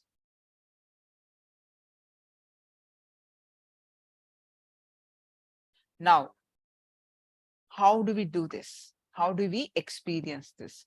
Let's enter into this technique. This meditation is for 21 minutes. Sit straight, preferably on the ground. If you cannot sit on the ground, you can sit on a chair, but your head, neck, back, straight line. Sit straight with your head, neck, back, straight line. Close your eyes. Now start inhaling and exhaling as slowly as possible, as deeply as possible. Let me explain the technique first. Please listen carefully, then we'll give you time to do this meditation.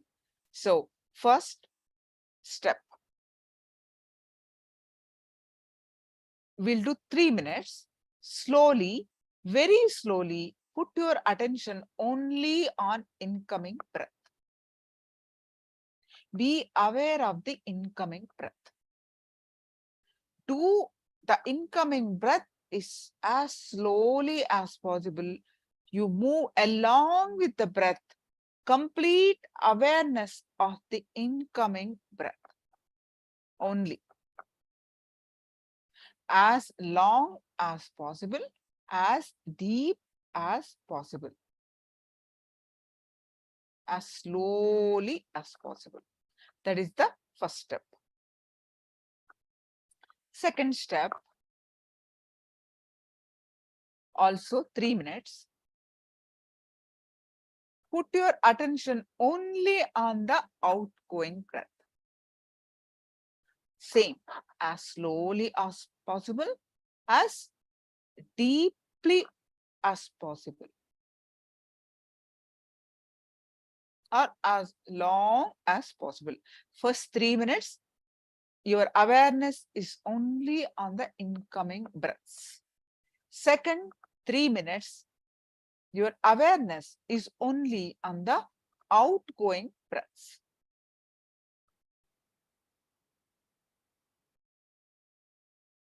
Third step, this we are going to do 15 minutes. First 3 minutes awareness on the incoming breath. Second 3 minutes awareness on the outgoing breath. The third step is the 15 minutes that we are going to do.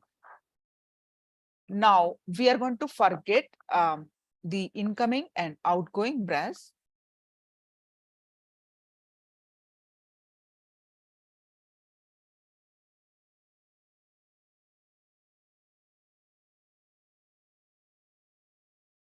Sorry.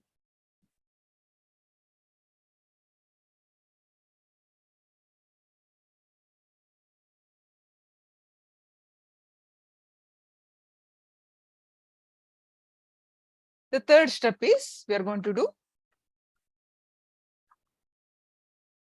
15 minutes. Forget about you do the 3 minutes of inhalation and 3 minutes of exhalation with the complete awareness, with the long and deep breaths. After that, slowly, very slowly, put your attention between the two breaths.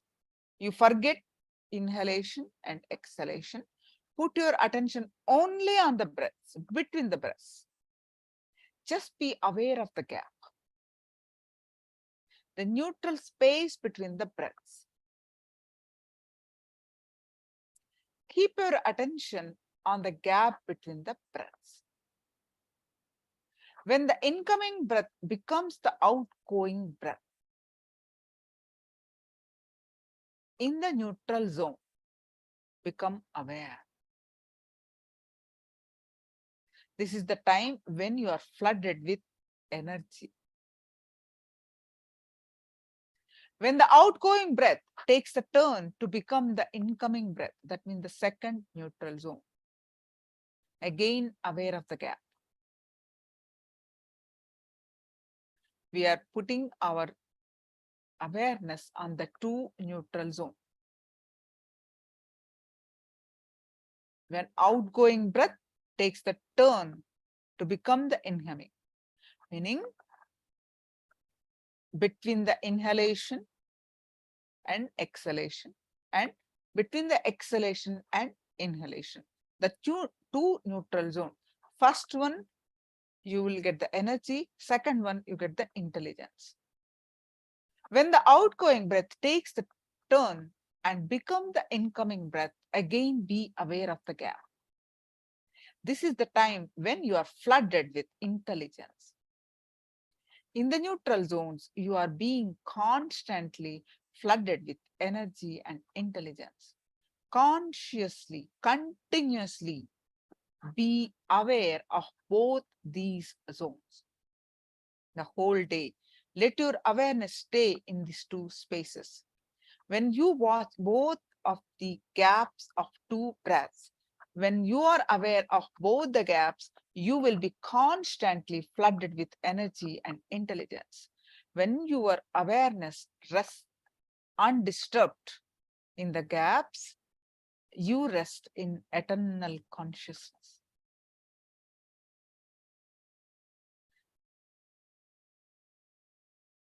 So let's start this meditation. I'll be playing music.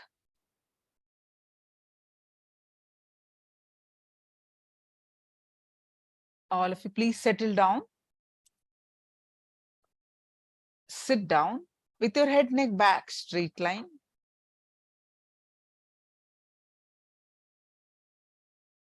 Sit straight, preferably on the ground. If you cannot, then sit in a chair, but your head, neck, back should be straight line. Close your eyes. Just relax. Now, pay your attention only on the incoming breath. For next 3 minutes, we are going to do this being aware of the incoming breath only. Take as slowly as possible, as long as possible, as deep as possible. Let your breath come from navel.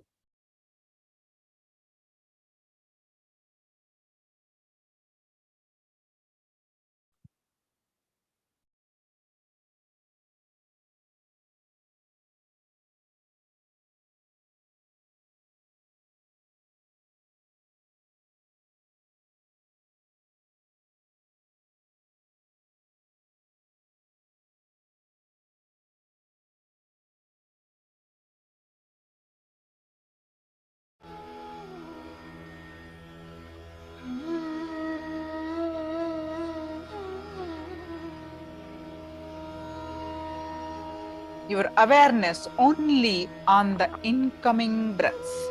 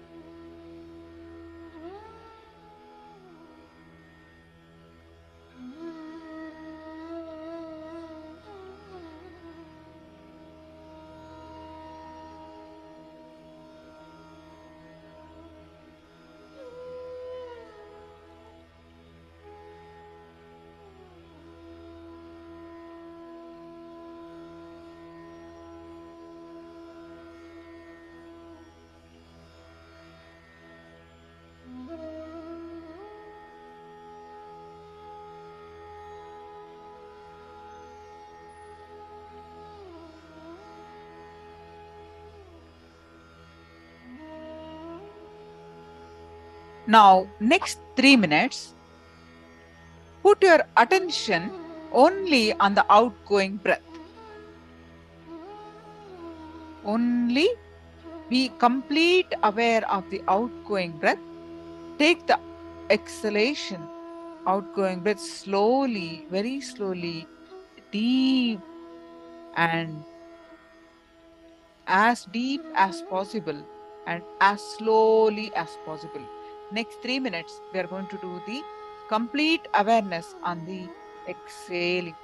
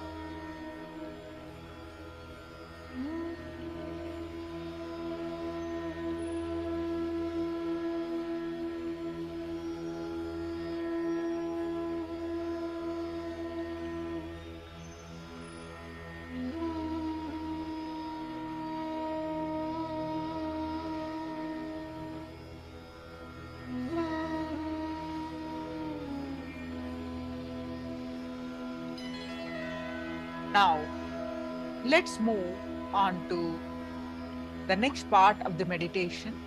Forget about the incoming breath and the outgoing breath. Now, slowly, very slowly, put your attention between the two breaths. As explained before, just be aware of the gap, the neutral space between the breaths. Keep your attention on the gap between the breaths, between the incoming and outgoing breaths, and between outgoing and the incoming breaths. We are going to do this for next 15 minutes.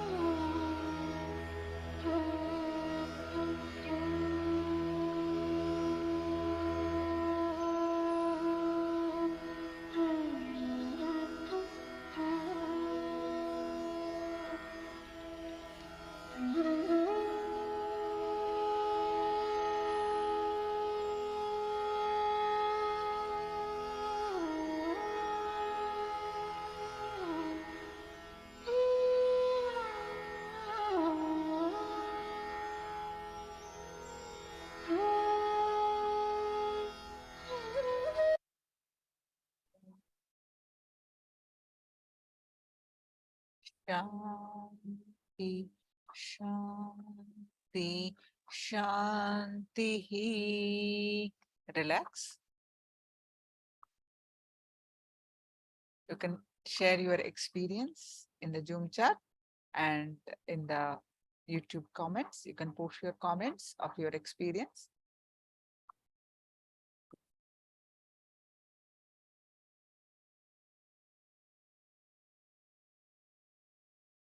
Now we'll be listening to Swamiji about the more understanding on the what is meditation and how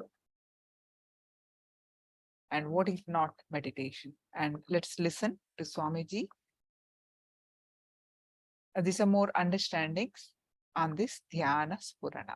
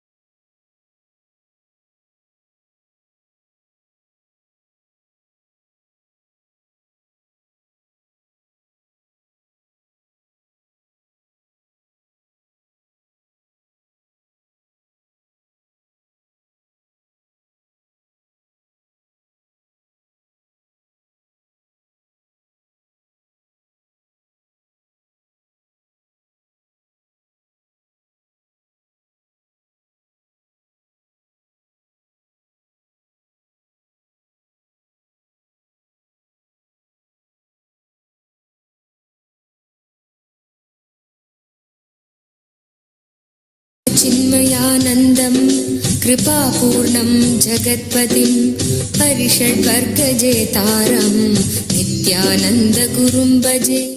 Now, I'll take few minutes to analyze whatever I expressed. Please understand.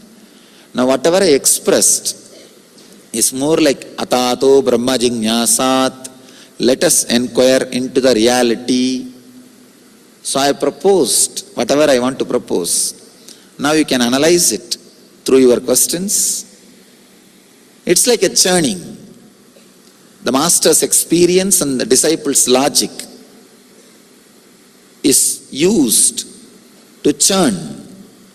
When the disciples' logic is used to work and the churn with the master's experience, suddenly you will see the amrita, the master's experience, comes out. If the disciples' logic is not intelligent enough to stay with the master patiently, then that logic emits something, it is called poison. That logic will escape, run away out of its tiredness. When it thinks it is not going to survive, it will emit poison. Just like that Vasugis. If you know the churning, the Milky Ocean, the story, the Vasugi, the snake can be called as disciples' logic.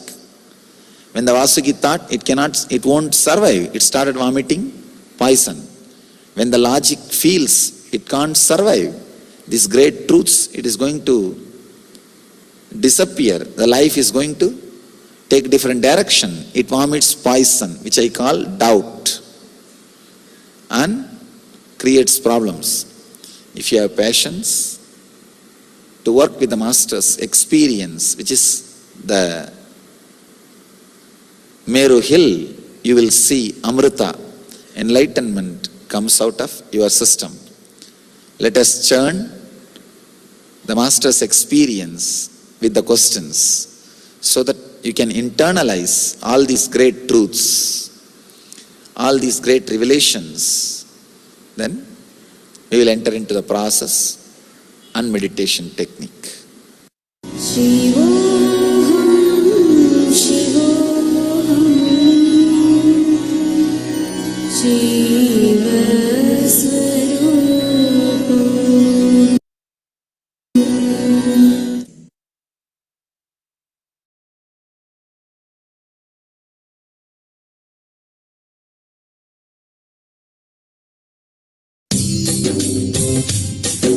स्वभावचिन्मयानन्दं कृपापूर्णं जगत्पतिं परिषड्वर्गजेतारं नित्यानन्दगुरुं भजे.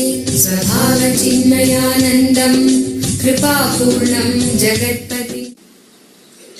Can anybody become the master, or he is the chosen one? Nobody else needs to choose you. You need to choose you, that's all. Understand, fortunately, masters are not chosen democratic way. Nobody need to vote for you.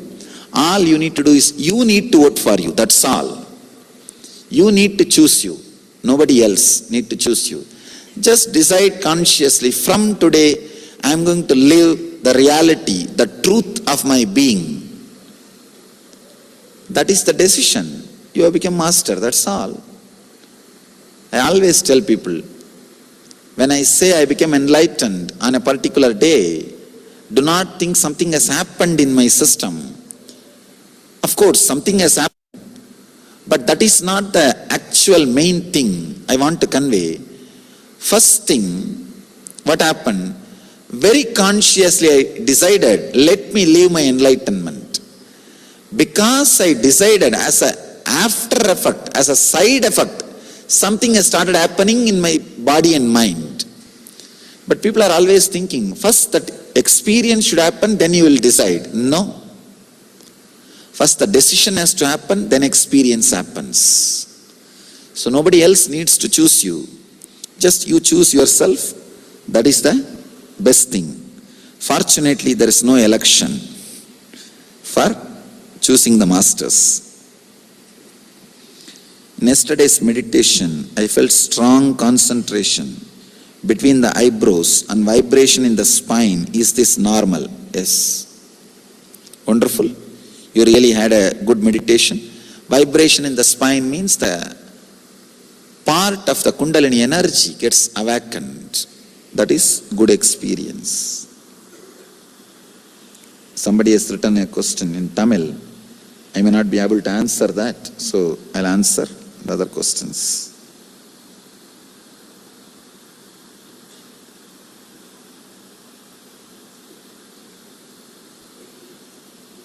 Here, some of the questions, more like a personal healings, you can come and ask me, the energy darshan. I am answering the questions which are directly related to the subject I have spoken.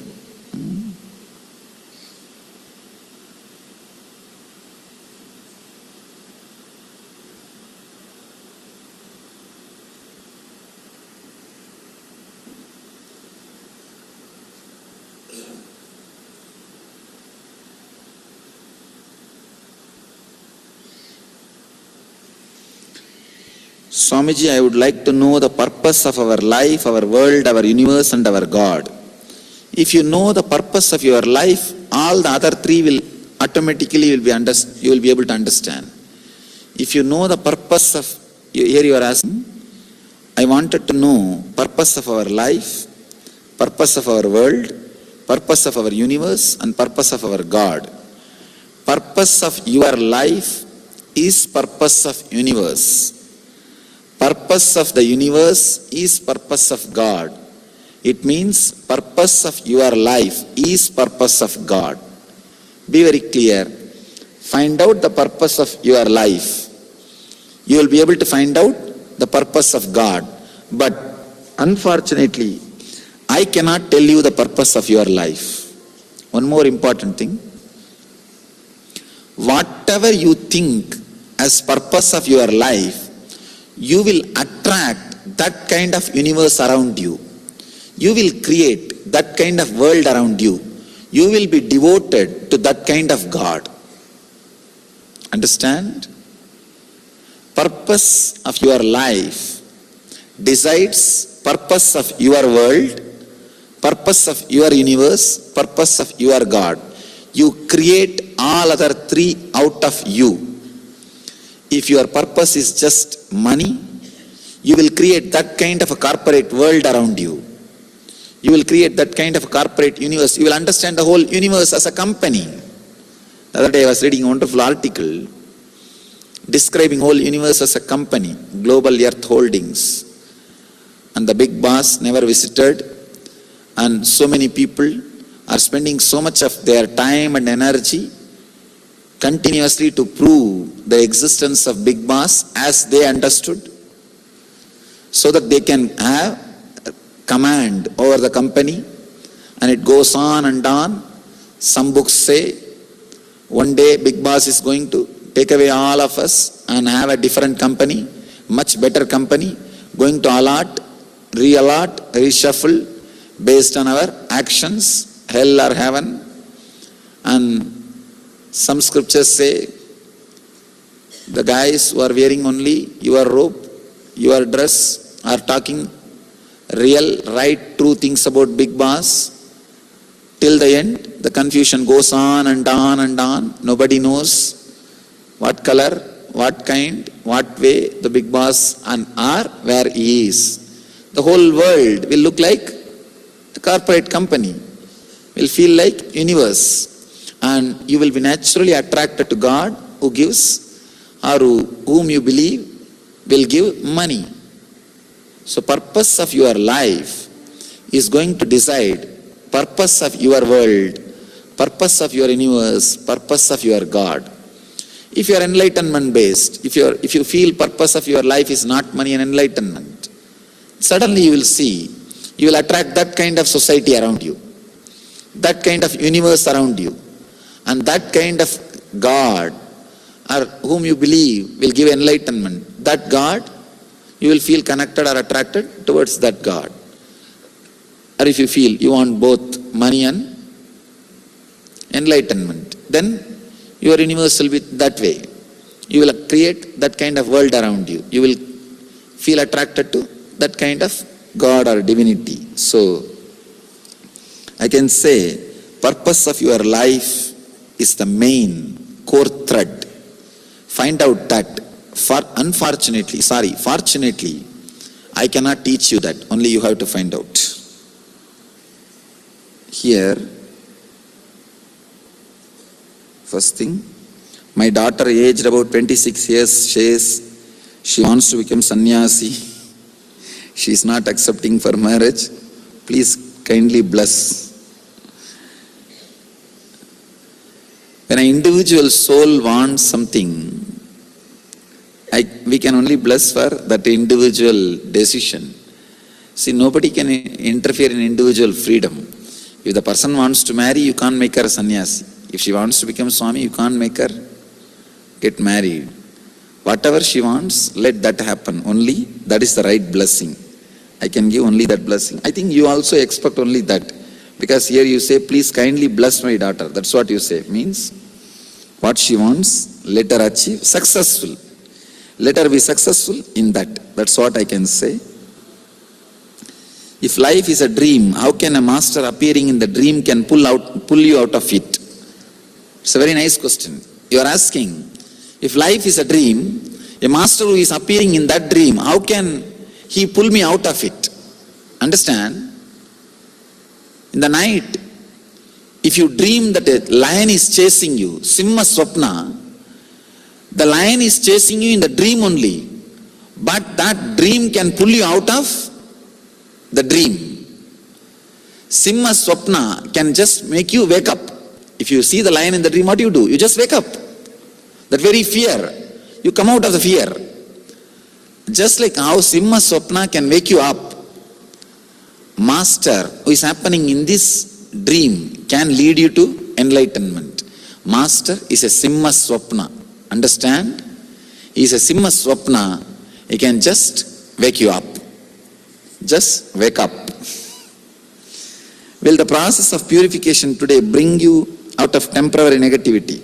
Will bring you permanently out of negativity? Just go into it.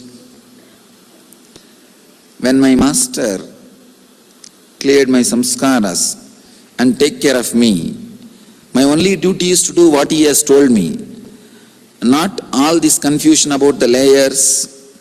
It is too much for a stupid disciple like me. Surrendering to master is all I have done. Understand? Surrender the idea you are a stupid disciple. That is important thing. Here you have surrendered everything else except that idea that you are a stupid disciple. Surrender the idea you are a stupid disciple, then you will be able to understand whatever I said. You will not say, this is too much. People come and tell me, Swamiji, I will do whatever you say, but not all this meditation. What do you mean? Meditation is what I am saying you to do. So do that. Only then, otherwise it is self-contradictory. Surrender to me. Guru Bhakti is supposed to lead you to Atma Bhakti. That's the reason for Guru Bhakti. If you say, I am surrendered to you, but I am stupid, it is too much for me, then don't think you are surrendered to me. You surrendered many things, but not the idea you are stupid. Surrender that, you will realize the truth. Unique thing with the enlightened masters will be their immense practicality. With philosophers, that will be missing. Actually, to become philosopher, you don't need anything. You don't need intelligence. I can give you just 2-3 tips how to become philosopher. Talk all big problems in an elaborate way. Second, try to teach or give solutions which you can never practice or you are never able to practice. Third thing, an important thing, never end a book or end your statement with a clarity. These 2-3 ideas if you follow, you can become philosopher from today. Let's tell people, when people come and tell me, I have too much worries, what to do, Swamiji, I tell them just worry and suffer. Suffering will teach. They think I will give them some consolation. Consolation is the worst nonsensical thing to delay your growth. Just suffer. Suffering is powerful enough to teach. have seen. Suffering is, see, either be intelligent and learn from master, or suffer, life will teach you, that's all. It's little hard way, but no problem. Just suffer, life will teach. So, do not try to avoid suffering. When you decide, I had to suffer, then naturally you will see, even one or two simple teachings, your mind will start picking up and start practicing. Usually when people come and ask me, I am worrying too much, give me some way. If I give them some meditation, they will say, oh, I don't know how to practice this meditation. And if I give them some proper technique, after 1 month they will come and tell, now I have one more worry, I am not able to practice meditation. They will only add more and more worries because their very tendency, basic structure is worrying. Nothing can be done. I tell them, just suffer. Just suffer. Then they start getting defended. What? How dare you tell me suffer? I'll come out of suffering. I tell them, this is what I wanted, please come out. The problem is, if I back them up, see, the human beings have become such, anything if you have to do, it will start happening only with vengeance or challenging mood. We forgot doing something based on inspiration. Anything has to be done challenging. If I say just suffer, die, who cares? Then he says, who are you to tell me that? I'll now come out. Only with a challenging mood, violence, we even come out of violence. Even to come out of violence, we need little violence. That's why I tell people, suffer, it's okay. Sometimes I make fun of people who are suffering, then immediately they come out of suffering. They just come out because they don't want anybody to make fun of their suffering. Sometimes it is good.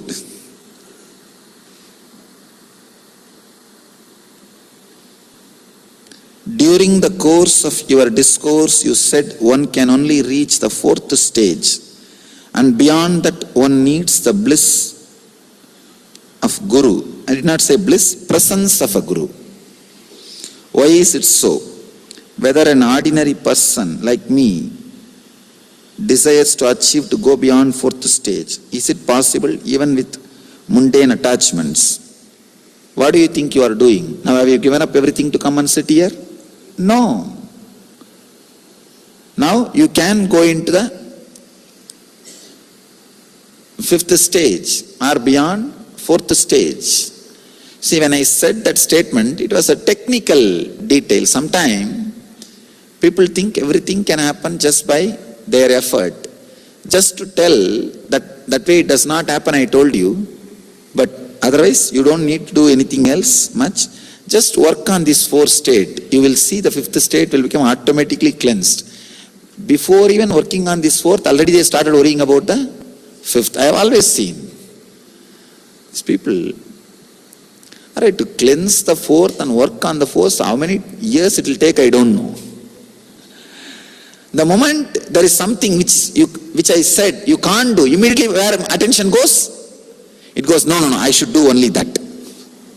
I should do only that. That is why many times I tell, you can't do meditation, that is only for intelligent people. Immediately they start doing. They just want to prove. Anyhow.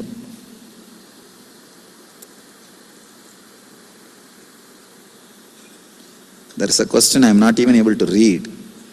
To seek, after that I am not able to read. There is a story I always tell. One guy gave an ad in the newspaper, local newspaper. We need a person as a manager, for manager post, who knows how to read and write French. One application came. I can read but I can't write. I can write but I can't read.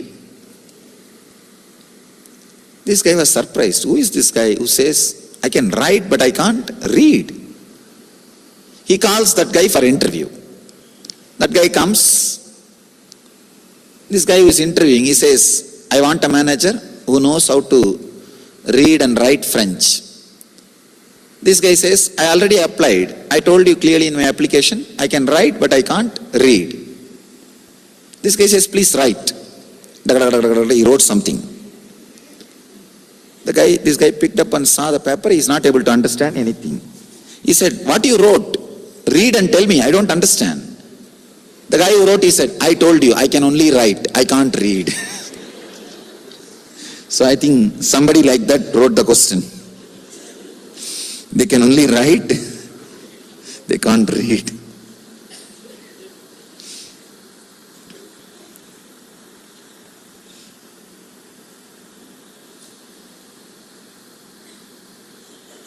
I don't know what is the purpose of my life. I feel good to bring smiles on the face of needy people. But I don't know what is the purpose of my life. How to know that? I can tell you. First, bring smile on your face.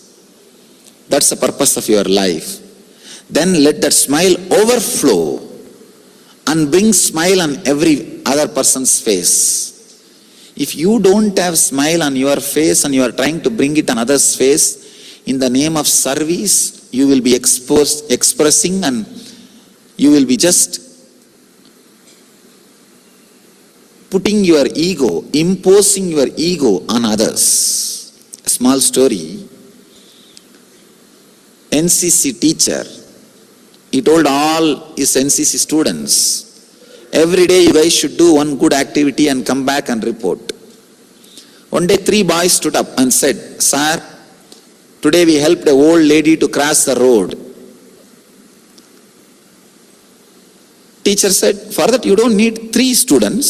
3 persons are not needed to make one lady cross the road." This guy said, "Yes sir, it took 3 persons because she doesn't want to cross." Understand? Many times your service ends in imposing your ego. So let you bring smile on your face, a deep contentment, settlement. I always tell people, if you can solve all the problems of your life just by your knowledge weapons, shastras, inner clarity with inner healing, then start doing service. First thing you need to do is solve your life by having the clarity about Jiva, Ishvara, Jiva, Jagat and Ishvara. Jiva is self, Jagat is world, Ishvara is God, source of world and self. Then start doing service. Till then, work intensely for this. How does one identify self-healing clarity?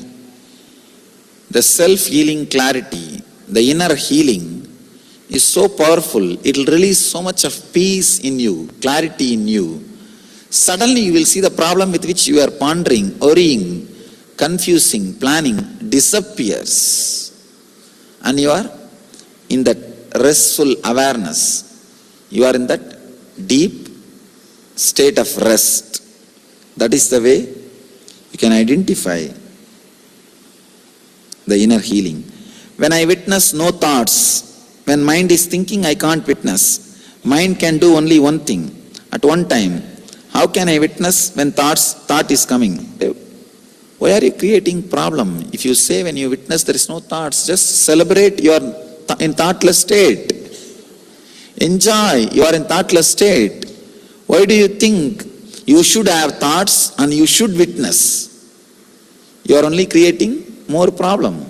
If you think, when you witness, you don't have thoughts, that is what we want. Just be relaxed. Do not bother about thinking. Let you be constantly in the witnessing mood.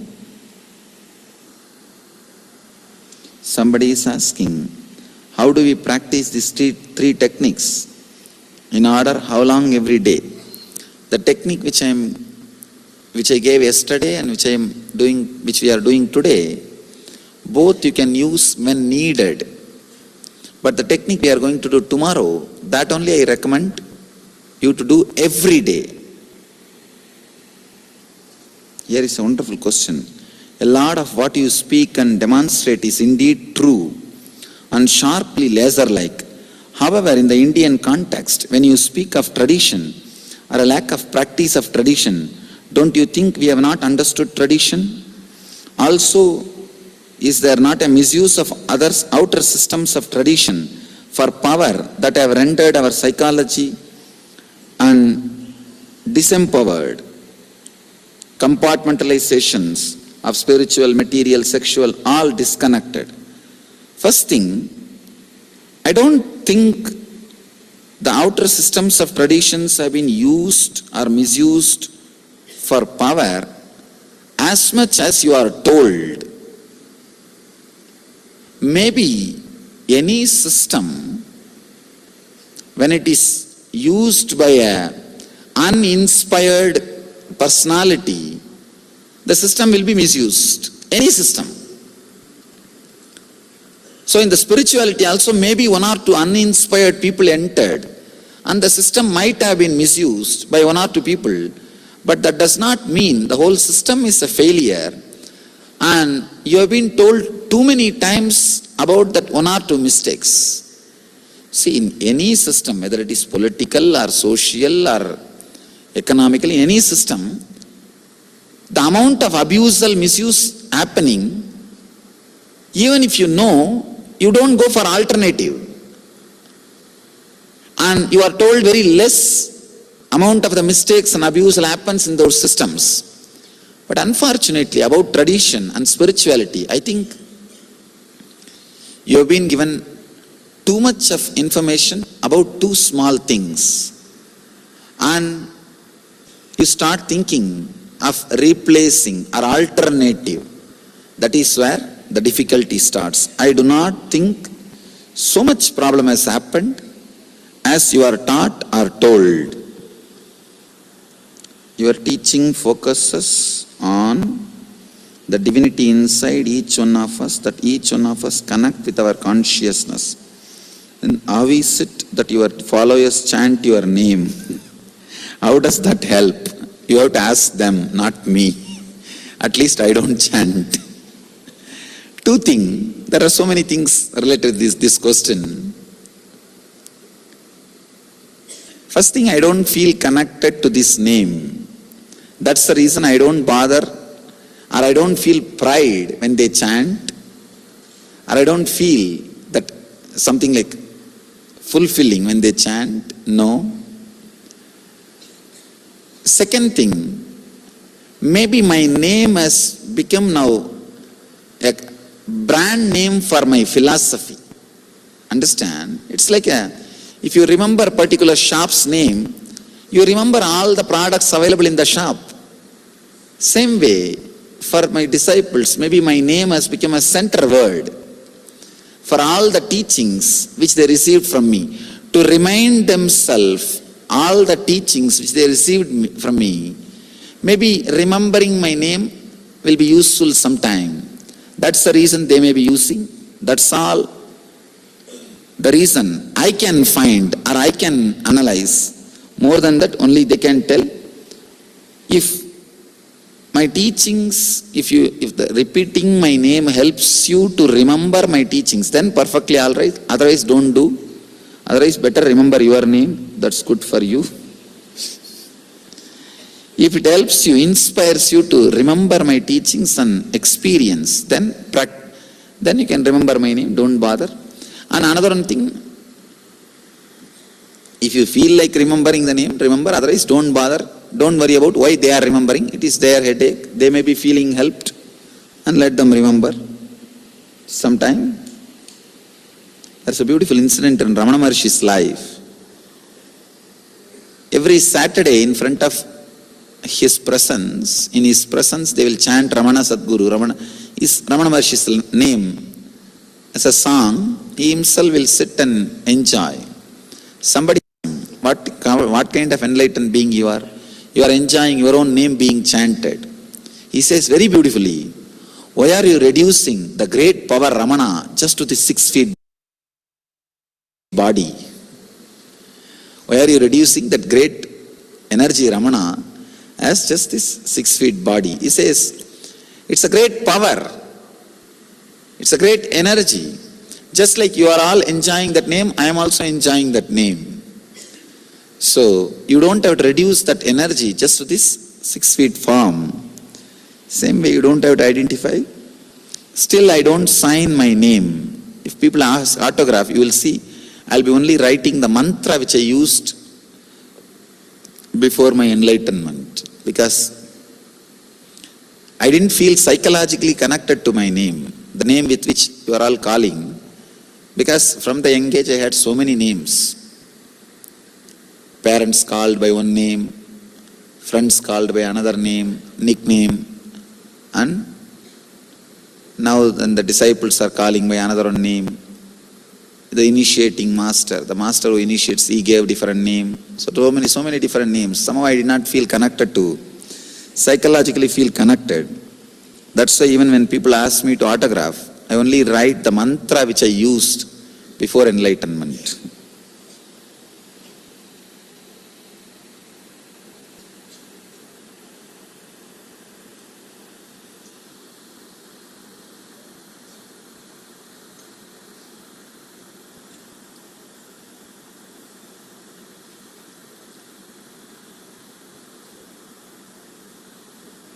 I think this time we enter into meditation, maybe because many of these questions will disappear in the process. Again, I will take up a few questions. I'll answer, because there are some questions which can disappear just going through this meditation. Let us finish, then we will see the remaining questions if time permits.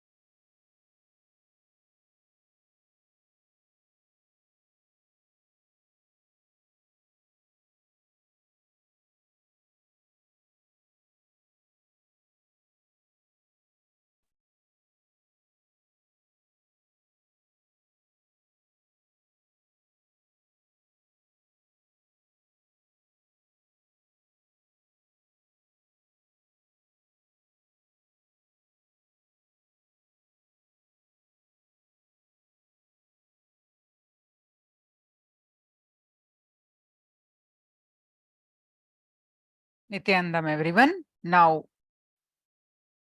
we're going to do one meditation technique to address the fear pattern. As part of the Dhyana Spurana, we have been learning about the base cognitions and the techniques, the powerful teachings from Swamiji.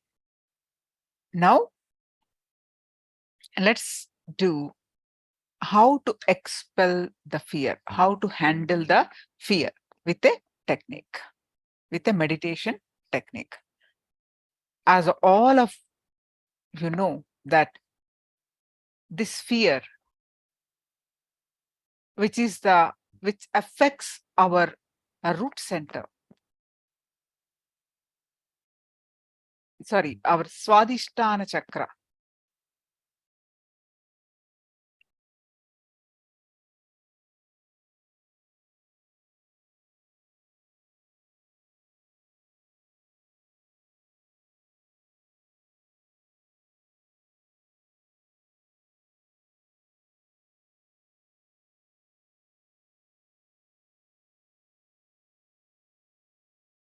This fear affects our Swadhisthana chakra, which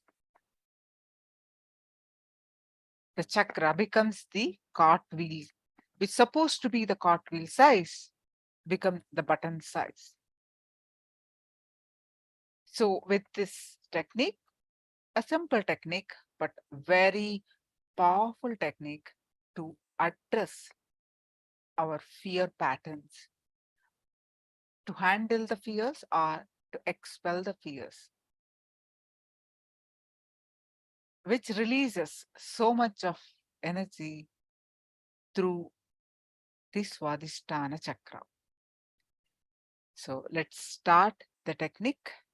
I'm going to explain the technique.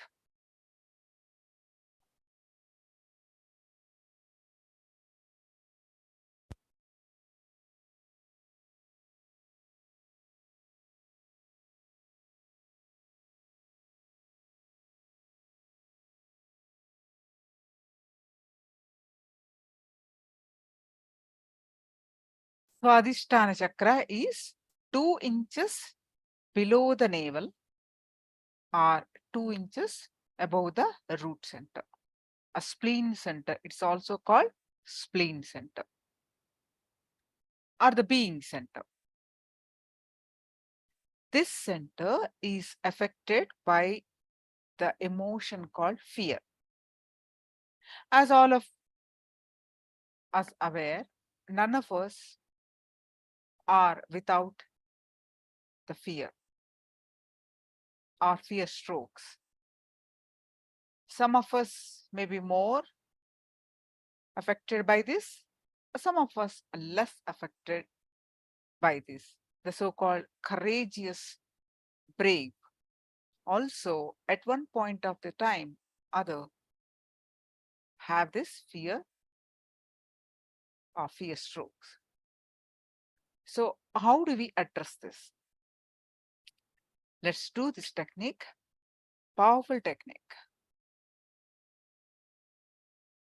Be intensely, start with intensely aware of the being center, which is 2 inches below the navel. Along the spine of our spine, 2 inches below the navel and around it, around the spine. Bring your awareness there. 2 inches below the navel, bring your awareness. Now,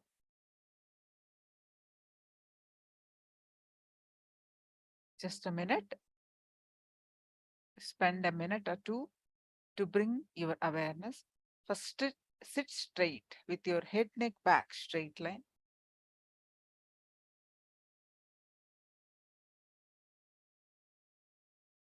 Sit comfortably.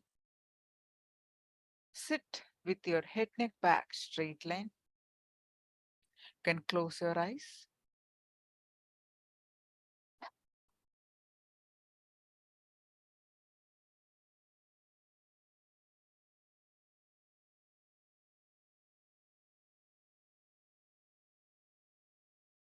The moment you bring your awareness on this Swadhisthana, the base of your being will be energized. You'll feel you have something to hold on, something to fall back in. You feel your true nature.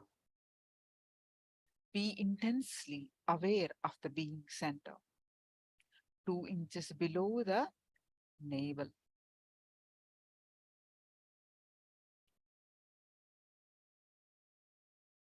Continuously be aware of this being center.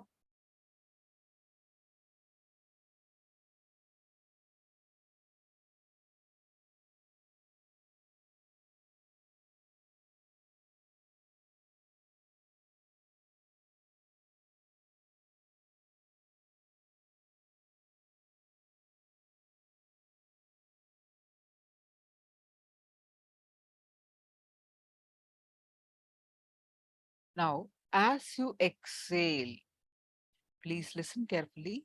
As you exhale, chant the Hunkara mantra, meaning you can make your mouth around and chant Hu, Hu,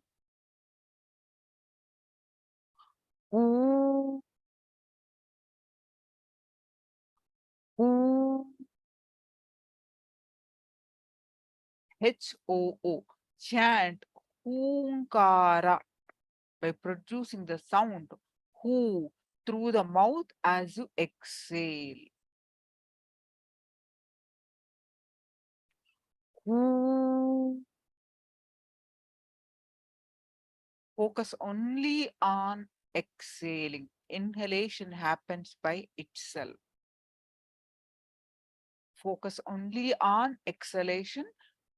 As you exhale, chant the Hukara mantra. Chant as loudly and as long as possible. Not like hoo, hoo, hoo, hoo,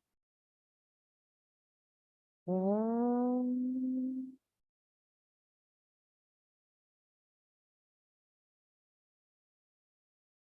Chant as loudly as possible, as long as possible. This will create a vibration effect around your mouth. Allow any fear that comes up to come up. Fears may come up. Allow any fears to come up. Let it come up.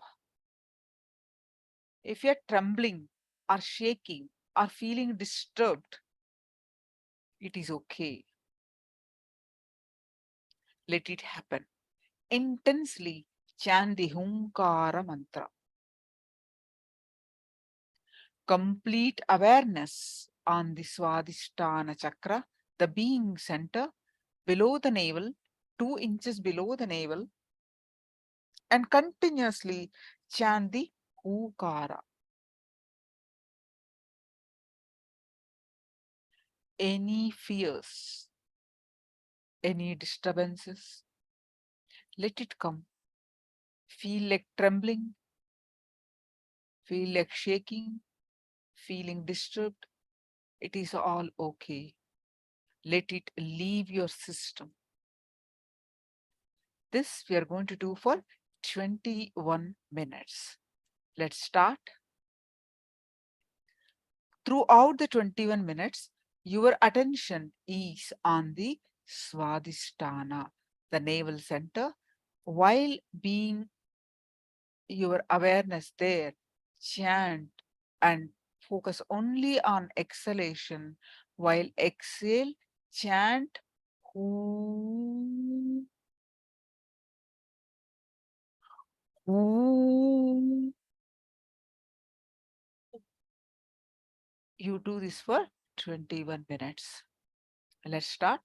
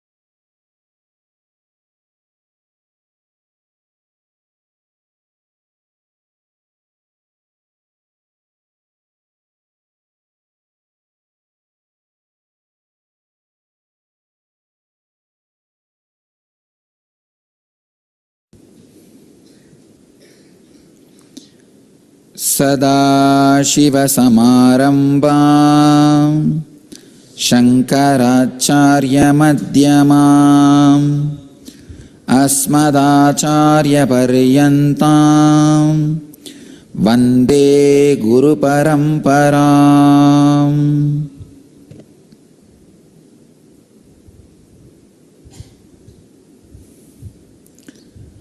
I welcome you all with my love and respects.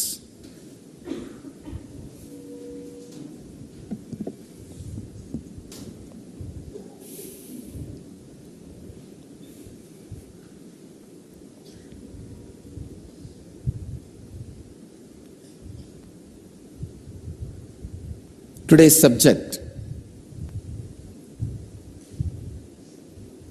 transcend through meditation. Chapter 2, Sutra 11.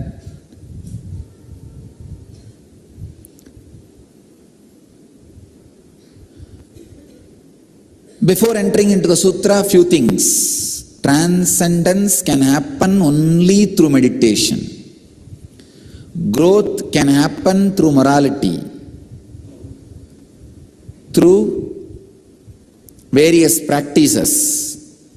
But transcending will happen only through meditation. Meditation is the only way the transcendence can happen, where things can become totally different. The quantum breakthrough, the quantum leap happens only through meditation. Patanjali, till last sutra, was speaking about different process. Now he is giving direct solution. Let us enter into the sutra.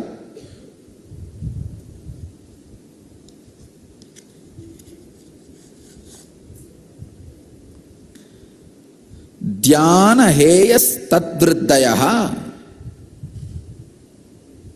Very beautiful sutra, small, crisp, but very beautiful. Dhyana heyaha tadvriddhayaha. Dhyana heyas tadvriddhya. Swami Vivekananda translates this as: by meditation, their modifications are to be rejected. Swami Prabhavananda translates as: in their fully developed form, they can be overcome through meditation. Dvivedi translates as: their transformations are to be suppressed by meditation.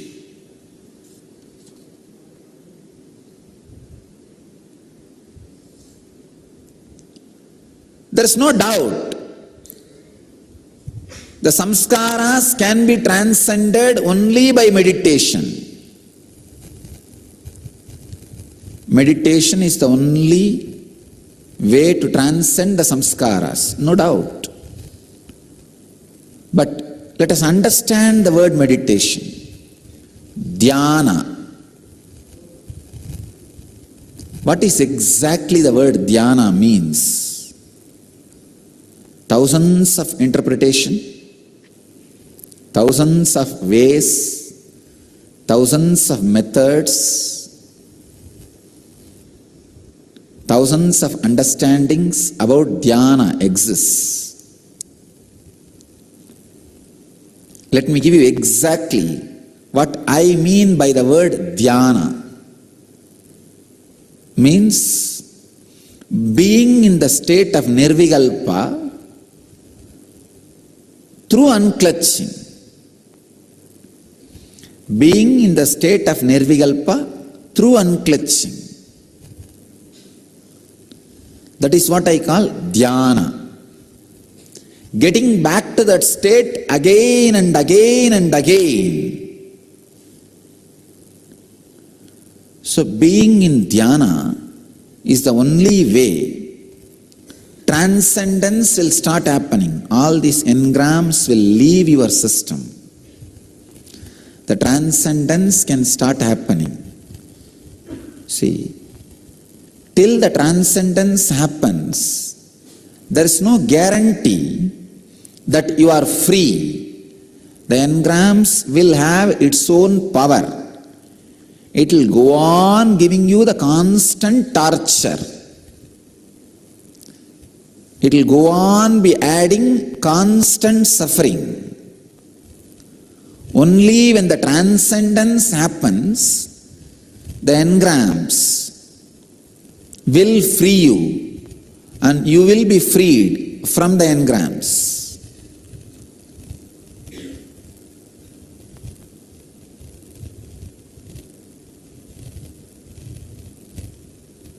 In Zen, they call it taming of the mind. But here what I am saying is not even taming of the mind, just dropping the mind, going beyond the mind. Just being in the unclutched space again and again and again. I go on speaking about unclutching. There is one subject which I never get bored. That is unclutching. I may speak 1,000 things, finally I come and land in that. I may give 1,000 introduction, finally I come and land in that. I may do 1,000 things, finally I come and land in that. Again and again and again, that unclutching, that is the only solution. How much ever your mind avoids that solution, avoids that process, that is the only solution. That is the only way for the ultimate. That is the only way you can transcend the expansion and expressions of samskara, engraved memory.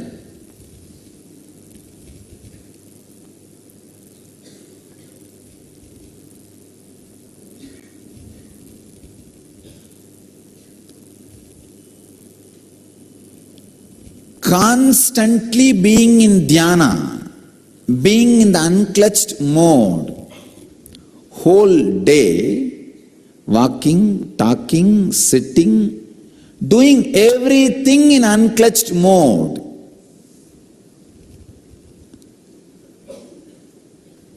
If you observed from yesterday night, suddenly you will see the whole ashram has slowed down. How many of you observed? Whole ashram has slowed down. I put them into a special process, radiating enlightenment. So from tonight, you guys are all going to practice. From tonight, I am going to put you in the process. It's preparation for Dhyana. Dhyana and Udana. Anything you do has to be done with awareness. Dhyana. What Patanjali says as transcendence can happen only through dhyana. If you are walking, walk with awareness. How the earth feels. What all the muscles moving in your body. How it feels near where your thigh bone and the hip bone are connecting. That's the spot where that walking movement happens. How it feels. Feel continuously how things happens inside you. Understand? There are 3 movements constantly happening in you. 1, breathing. Another one, the belly movement. 3rd one, the body movements. Be aware of all these 3. Be aware of all these 3. That is the only way. That is the only way transcendence can happen. So walking, talking, standing, eating, whole day be aware. I am describing the exact technique. Morning when you wake up, don't jump from the bed. If you have jumped, then lie down again, slowly wake up, slowly come out. with awareness. Buddha, once there was a fly on his nose, he has killed it. Then suddenly he remembered, and again he did the whole motion slowly, with awareness. People asked him, "What are you doing?" He said, "No, first I did without awareness, unaware way. Now I am learning the awareness. Everything you do, let it be filled with awareness. Awareness is the only way of transcendence. Walking or talking, sitting, anything. So from this moment, be in Dhyana, Zen. Suddenly the whole thing will get slowed down. Whole thing will get slowed down. It's okay, perfect, nothing wrong. You are not in a hurry to achieve anything, to do anything. So even if things get slowed down, it's okay. But awareness, infuse awareness. Watch your breath, watch your belly movements, watch your thoughts, watch whatever is happening. Whatever is happening around you, in you, continuously be aware. Float in awareness. Be in awareness. Live in awareness. Move in awareness. What is happening inside your system and outside your system? Have the tremendous awareness. Even now, while you are sitting, be aware how your muscles feel, how your mind feels, how your body is feeling. Listen to these words with deep awareness. Suddenly you will see these words are just encompassing you. My presence is just penetrating you, filling you. Something is overflowing in you. Please understand, just ordinary sitting, if the process starts happening in you, that is what is living enlightenment process. If your body movements are happening without awareness, stop. Then do it with awareness. Any movement, infuse awareness. Just one process. Within one day, the whole ashram has slowed down. Can you understand? I don't think any organization, this size organization, has so much of restful awareness people. I can be proud from this moment. Why this moment? From yesterday I can say. Restful awareness is such an important thing in your life. Start living. Start radiating. Let your walking, talking, sitting, let everything be with restful awareness. Let everything have restful awareness. With restful awareness, the earth will feel you are a blessing. You will feel your very body is your blessing. Understand? When the restful awareness happens in you, you will feel like your body is not filled with blood, it is filled with honey. So much of sweetness will be there in every muscle. When you move any muscle, first thing you will feel is a deep sweetness in your throat. That sweetness radiates grace. Grace happens through the deep sweetness in your system. It is a sweetness which is responsible for the grace. So understand,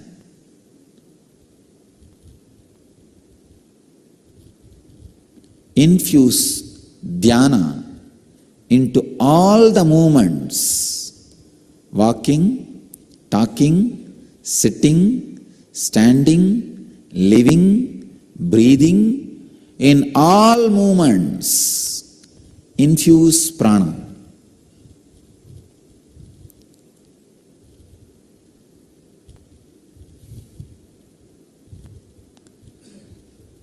Dhyana, Zen, consciousness, all are different words for the same phenomena. Whatever is happening in you, be aware of that. Let that awareness penetrate into all your actions, talking, walking, sitting, inside whatever is happening, even the digestion. Be aware what is going on inside your heart, inside your intestine, inside your liver, inside your system. Be aware. You will see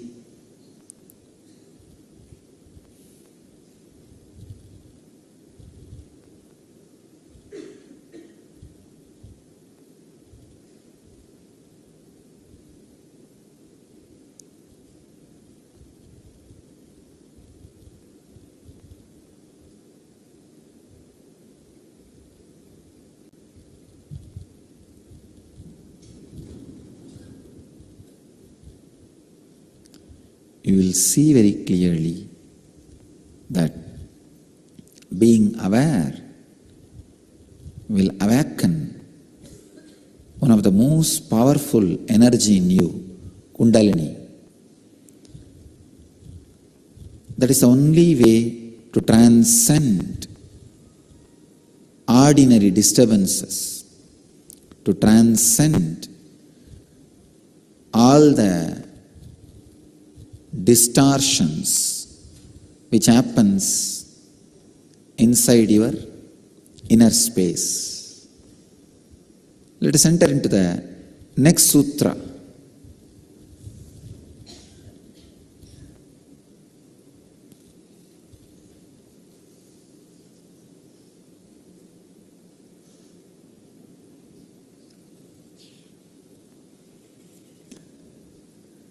Klesha Mula Karma Asayaha Drishta Adrishta Janma Vedaniyaha.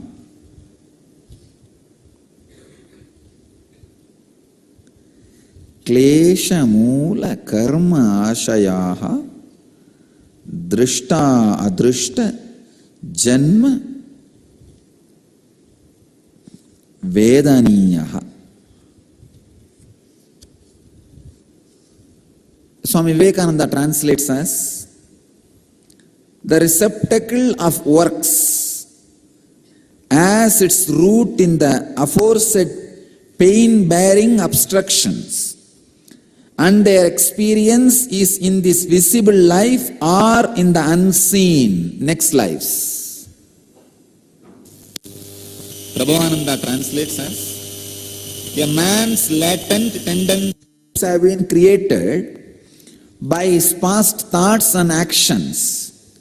These tendencies will bear fruits both in this life and in lives to come.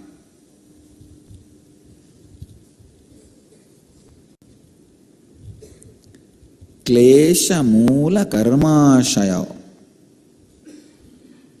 Drishta Adrishta Janma Veda. It means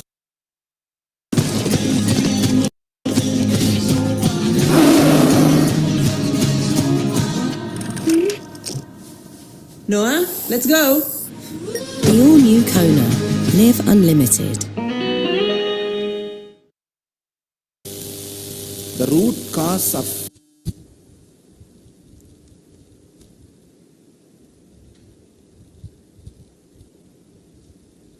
all these problems is rooted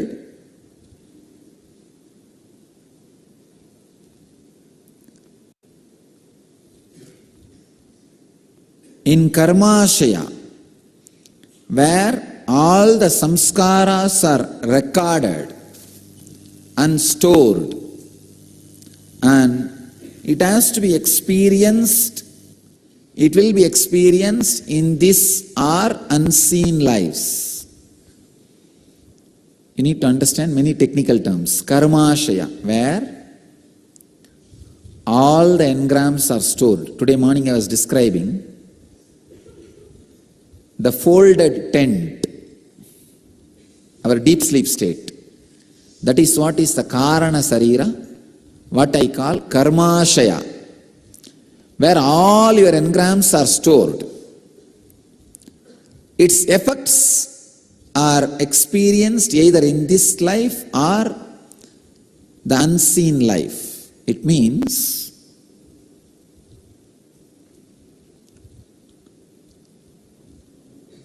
Patanjali is first time introducing a great truth to us, saying that create your strategy planning for whole life, not the seen life.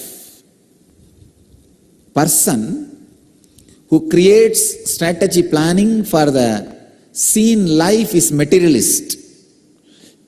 Person who creates strategy planning for the whole life is enlightened. That's all. There are only two kinds of people in the world. One who has strategy planning for this so-called 100 years. The other one who has strategy planning for the whole life.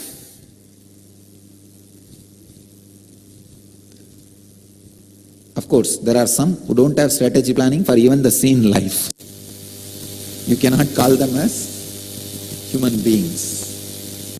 So, strategy planning for the whole life.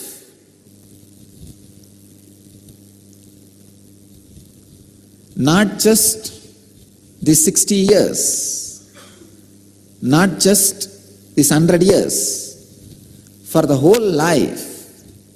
Patanjali is introducing this great truth now.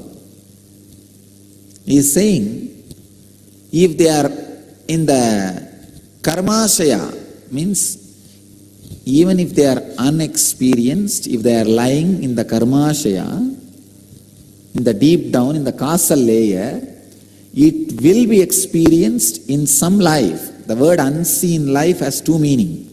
One, the future lives to come, or even in this life, the unconscious part which you live is unseen life.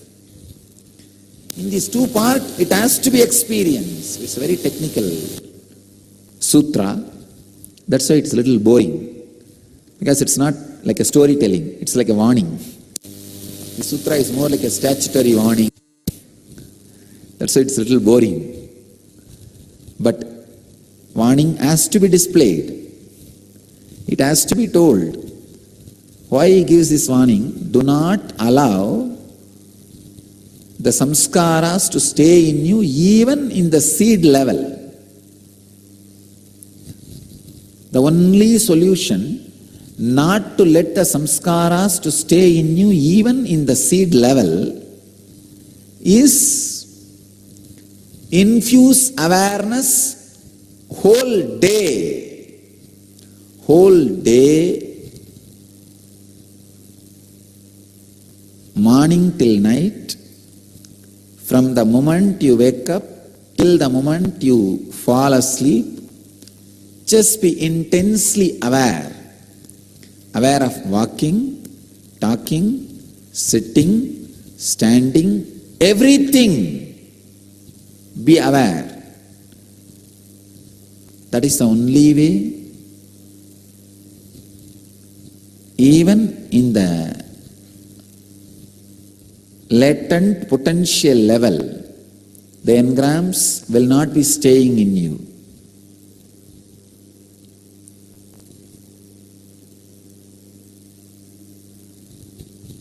Our engrams are so powerful, They cheat us in a very easy way with different names and forms. One great rishi, Jadabarada, he was a great tapasvi. He was meditating in the banks of a river in forest. One day one small deer, baby deer, mother gave birth to the baby and died. So he saw that baby and his compassion, he adopted that baby, started taking care of that baby. Slowly got attached to that baby. The deer started growing. And his attachment also started growing. After some time, almost his whole life is centered around the deer.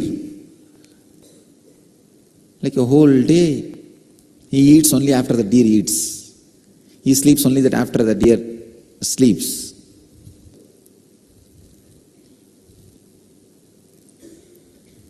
The deer became center of life for him.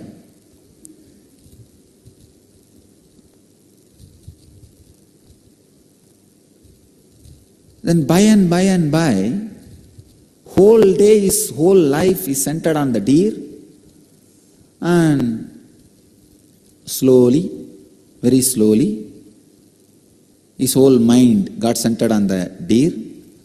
One day when he was about to die, instead of remembering God or consciousness or centering himself into the awareness, he was remembering about the deer, what will happen to this deer, who will take care, what will happen. With that memory he died and took birth as a deer. Came back and lived with the deer as a companion. And when he was living with the deer as a companion, suddenly one rishi touched him and gave him the initiation and gave him the memory of his past life. And he recollected, oh God, what happened to me? I wanted to become enlightened. I started my tapas. And slowly, see what has happened to me. Finally, where I landed. And here I am as a deer. Instead of living an enlightened life, here I am living as a deer life. So, engrams, even if it comes up with the different names like a compassion, these, that, are very dangerous. Can be really dangerous. Even one engram allowed can destroy the whole life. Fire, loan, enmity, engram. These four, you should not leave it even little. Thinking, oh, it's little, tomorrow we'll take care. No. It can grow before you open your eyes. Fire, enmity, loan, and engrams. All these four should not be left even little bit. There should not be even little bit left. All four should be destroyed completely. So get into the process of destroying all the four completely. Inhaling, exhaling, belly movement, body movement. Infuse awareness into everything.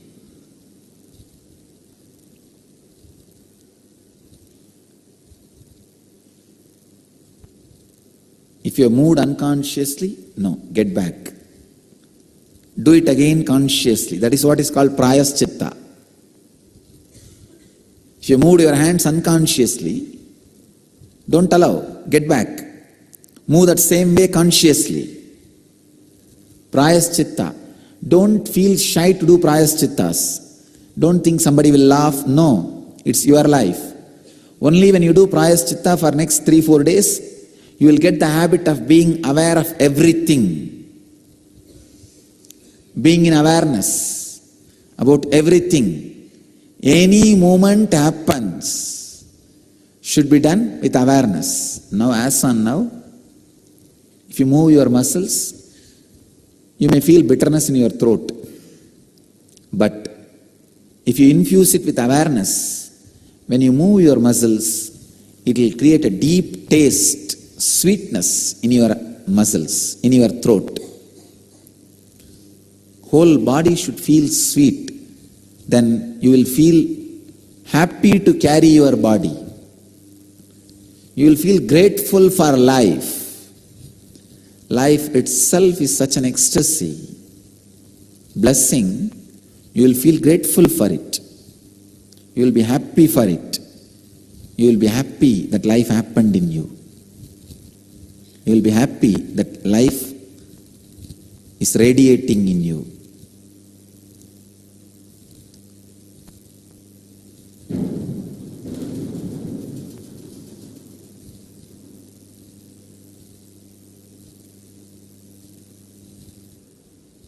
Again,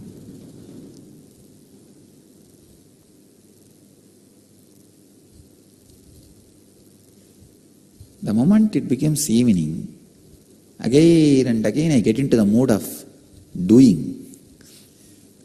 The Sandhya is very powerful. Sandhya is really very powerful. Evening's power to put yourself into the meditation by its very nature is amazing and unimaginable. Understand the process. Awareness, that's all.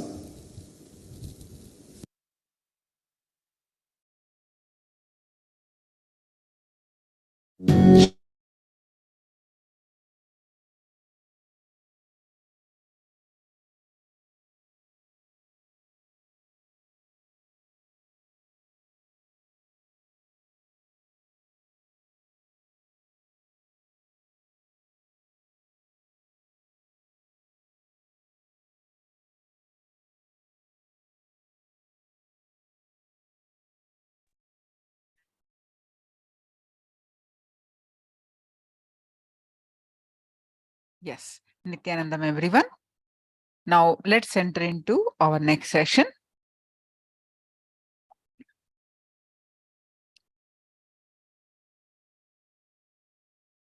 As part of the Dhyana Spurana, the flowering into our being, the flowering of the self with meditation.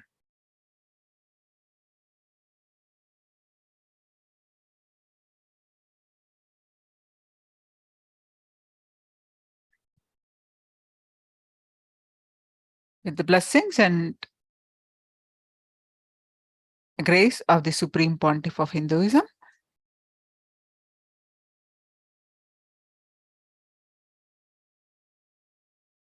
so now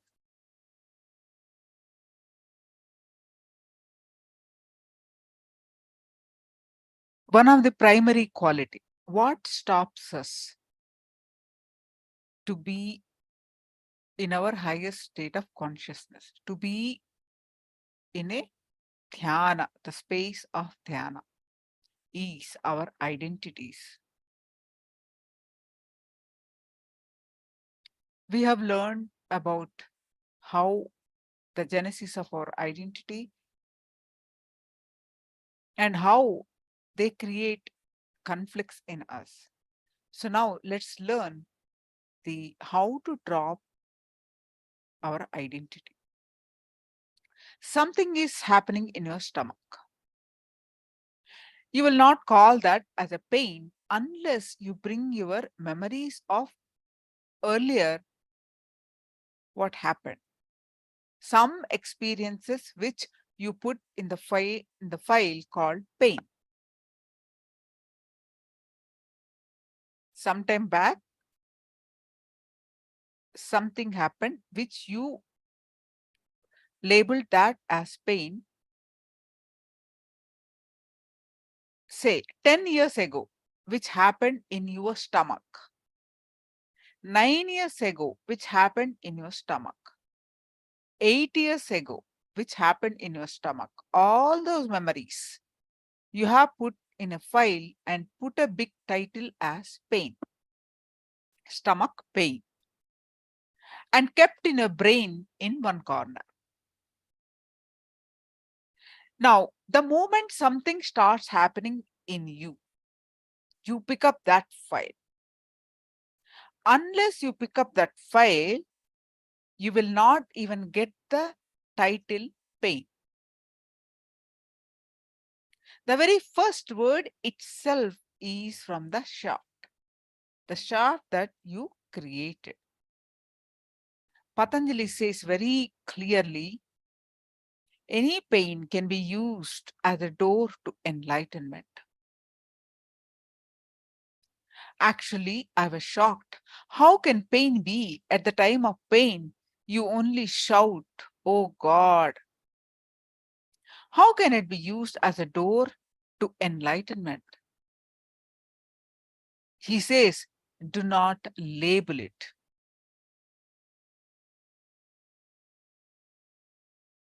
Patanjali is a great scientist. He is a great scientist. Do not label. Just look at what is going on. Just like how a small child sees something new with all the excitement and curiosity. Same way, just look at what is happening. Just see. You will understand two things. First, your body is resonating itself, reconstructing itself. The process only you are calling it as pain. This is the first thing. Second, when you don't label that as pain, that feeling, you don't have to fight with that feeling. When you don't fight with that feeling, you are not fighting with the rejuvenating process itself. You are encouraging self-healing. You are helping self-healing.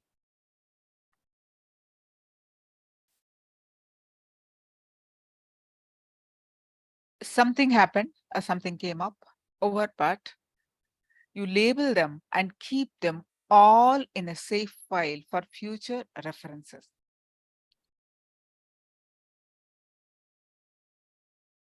For future references, how they keep in the hospitals, just like you have a file, I have a chronic fatigue problem, big file. 7 o'clock means I will be tired. 8 o'clock means I can't do anything anymore than this. After 8:15, if somebody asks me to do anything, I will shout at them. I'll be tired. You have a big file and you refer to that file and always fulfill that file, because only when you fulfill that file, you feel you exist. Otherwise, you feel your identity is shaken. You are not the same person. Somehow you want to believe you are the same person every day. Be very clear. 7 years ago, the person who existed in your name, and today who is existing in your name, these two are not the same person. Understanding maturity, of course. Maturity never happened. At least age-wise, information, all these things are totally different, but somehow you try to retain the identity. Any meditation can be called as meditation only if it gives you the experience of being unclutched. You may not know the word. If it just gives you the experience, then it can be called meditation. Unless it gives you the feeling or experience of being unclutched, it can't be called spiritual technique.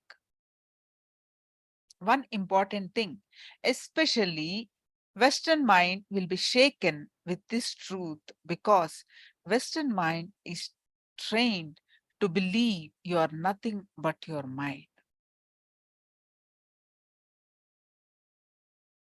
At least in the East, from the beginning, they know, even though they don't realize there is an unconscious belief, there is something more than mind. There is something more than mind. You are Atman, Brahman, whatever name we call it. You don't understand what is Brahman or Atman. That is different, but there is one more word inserted into you, which is beyond mind.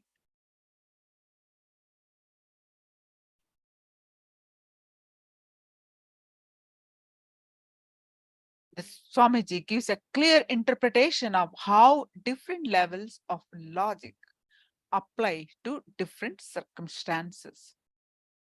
He applies the spiritual logic to interpret the Purna Mantra from Ishavasya Upanishad. All these things, just more and more and more words. Even your problems are not related to the deeper level. Even they are very superficial. Just with words, you are struggling. The whole thing is nothing but words. Words, words, words. It is like your whole inner space is filled with the words. And you're struggling for air. You're struggling to even to breathe. Because your whole inner space is filled with the words and constantly you are binding with those words.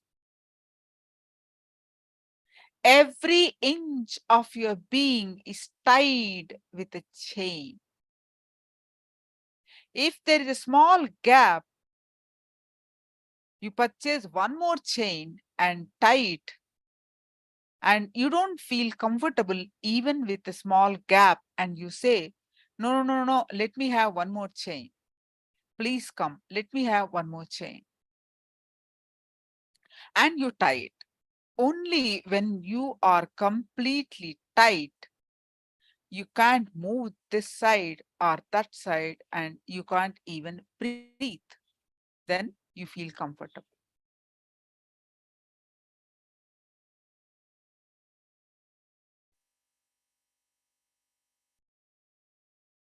The Purna mantra that we are mentioning,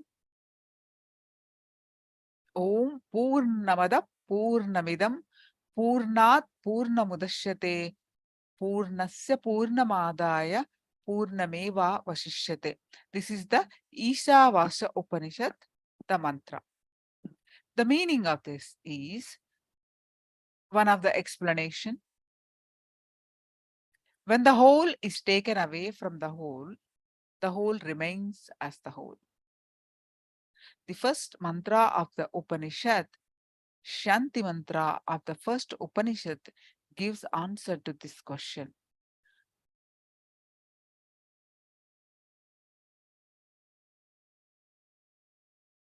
There are three things. Logically, according to math, according to normal mathematics, 2 plus 2 is 4.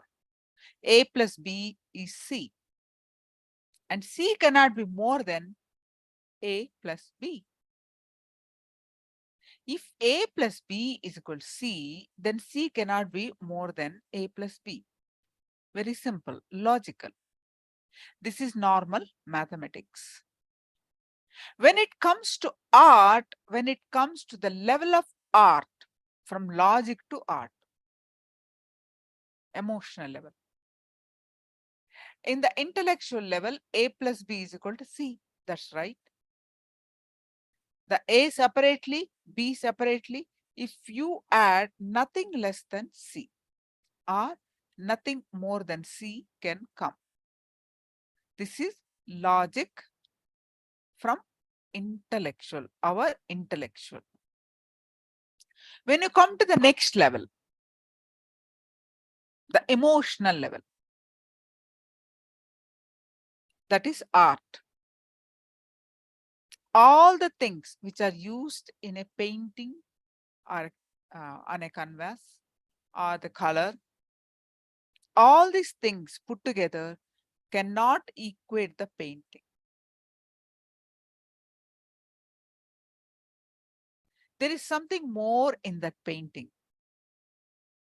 This blue color and with that shape plus blue color plus this plus that size of the canvas, nothing is going to be equated to the whole painting. There is something more in that painting.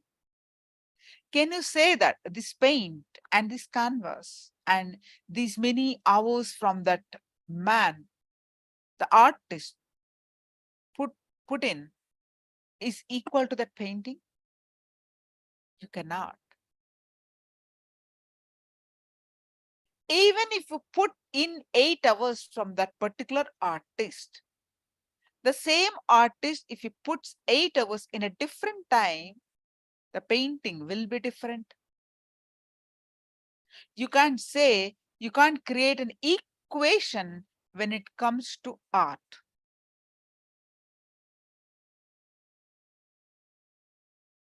And there is a third logic. This is the second level we just saw. First intellectual, then emotional.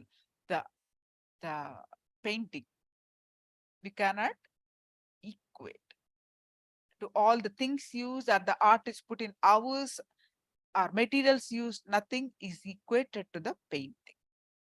There is something bigger that you can't equate. It is not equal.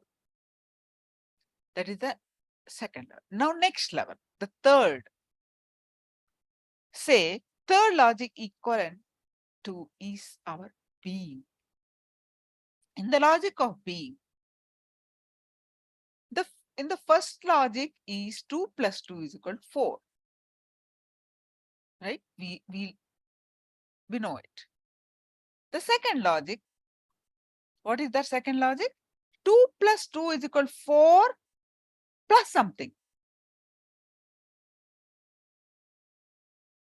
When the canvas is separate, it is just canvas. When the paint is separate, it is just the paint. When you add these two, you can't equate to paint. You can't equate to a painting. Painting is canvas plus paint plus something. It means what? 2 plus 2 is 4 plus something. This is the logic of art, logic of emotion. And there is a third logic, spiritual logic. The logic of being. In that, 2 plus 2 is infinity. There is no 2 plus 2 something. 2 plus 2 is infinite. When you add energy into energy, you can't say energy is 2 energy. You cannot. There is something far more, and you can. One more thing, if you add master and disciple, two enlightened beings are appearing. How can it be? One enlightened being, master plus a disciple, equivalent to two enlightened beings. How can it be? So infinity is expressing itself in the same way of infinity. You can't say that the same logic applies.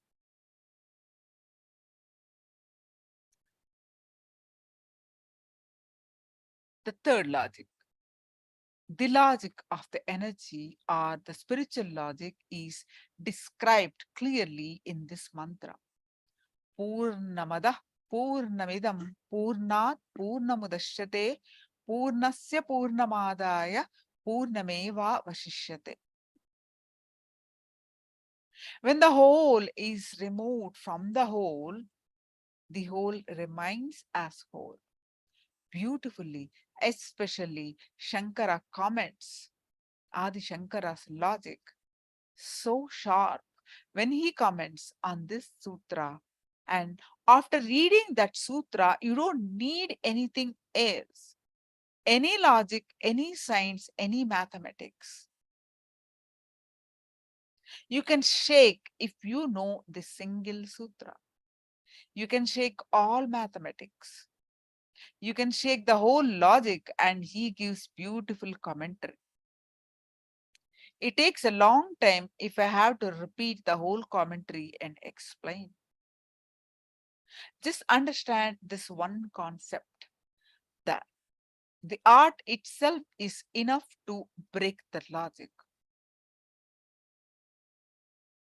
Now 2 plus 2 is something plus 4. 2 plus 2 is 4 plus something. You can't equate it. 2 plus 2 is equal to not 4 when it comes to art. What is that? What is that something? Your emotion or your being represented in the painting. You can name it whatever it is. Same way, you can equate the third logic also. The third logic, something more than what you can imagine happens. Something more than what you can imagine happens, you cannot equate. Your logic stops working at a particular level. The big problem is, in the West, they never look beyond logic. Science is the most superstitious thing on the planet Earth. They have too narrow views. The other way, one doctor came, a story. The other day, one doctor came and he was discussing with me, and he was talking as if spirituality has a lot of superstitions. I told him, let me be clear. Science has a lot more superstitious things than spirituality. At least the rishis don't have vested interest. If you are convinced about what I'm saying, I have nothing to gain. I already got your money. I have nothing to gain. Whatever you realize it or not, it is in no way directly related to me. You don't have confidence. You think, no, what he talks is right, but I can't experience all those things. Better let me at least have a little knowledge and go back to the house.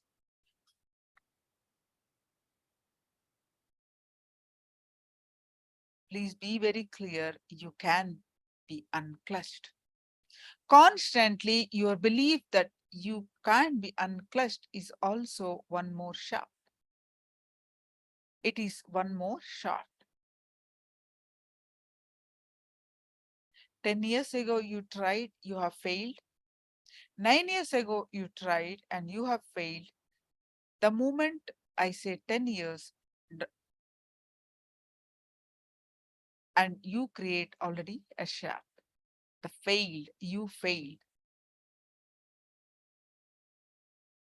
Why are you connecting all your failures and creating a shaft?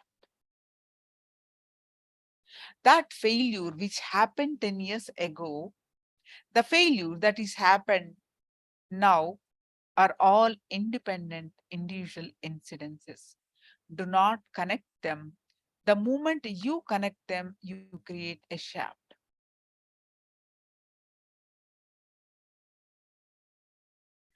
You are very clear you will be failure this time also.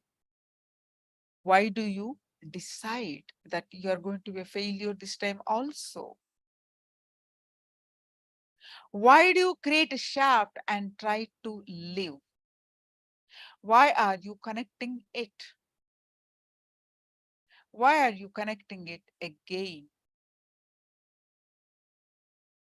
Now, with this understanding, let's enter into meditation. Removing the labels, empty the labels, emptiness meditation.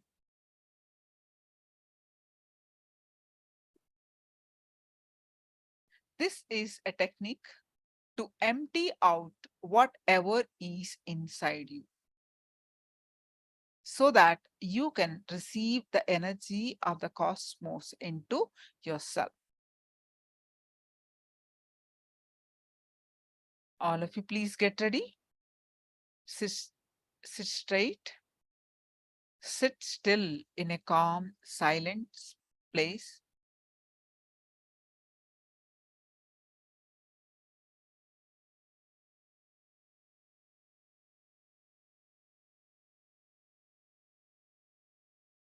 Just become aware of your body.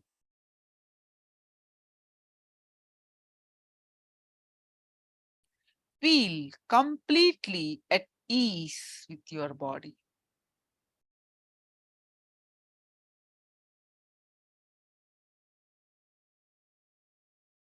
Imagine that your body has become a bamboo,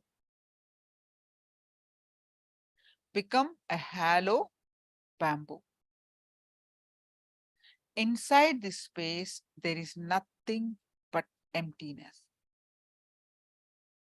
hollowness, silence.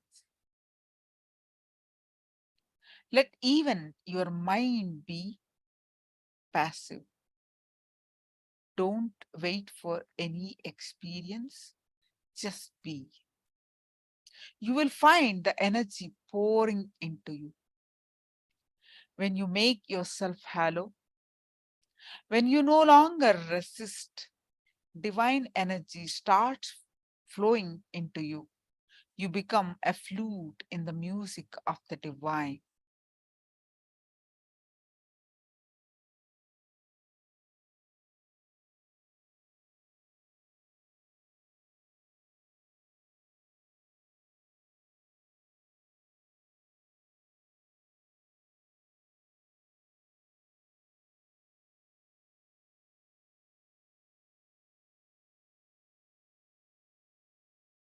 All of you, please get ready to do this meditation.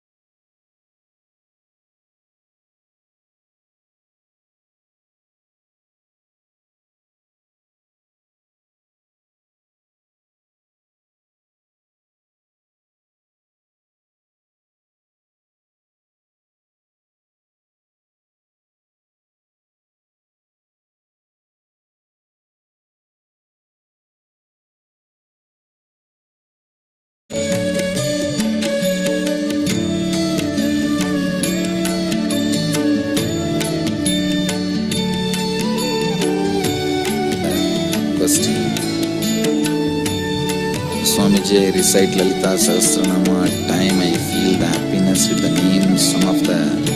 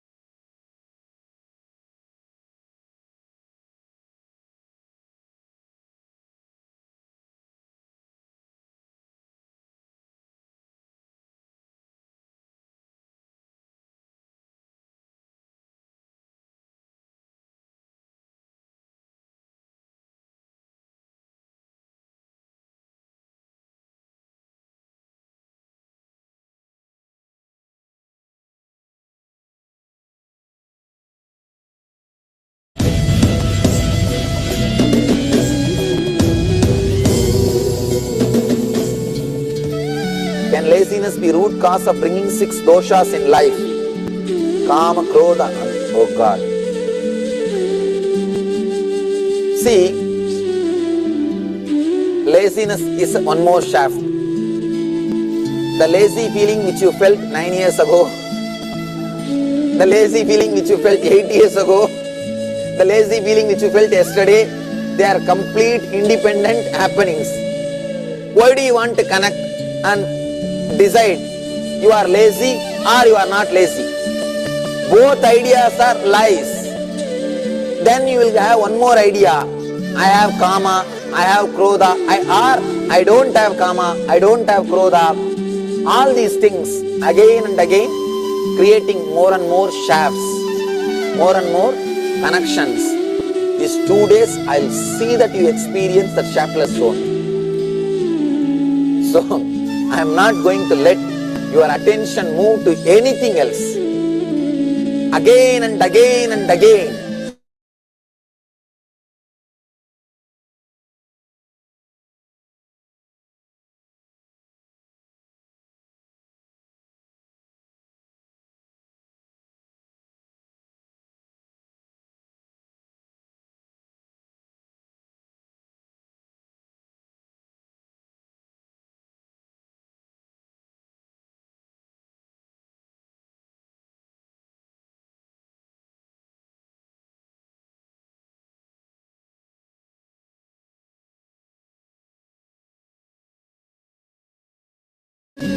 The lazy feeling which you felt yesterday, they are complete independent happenings.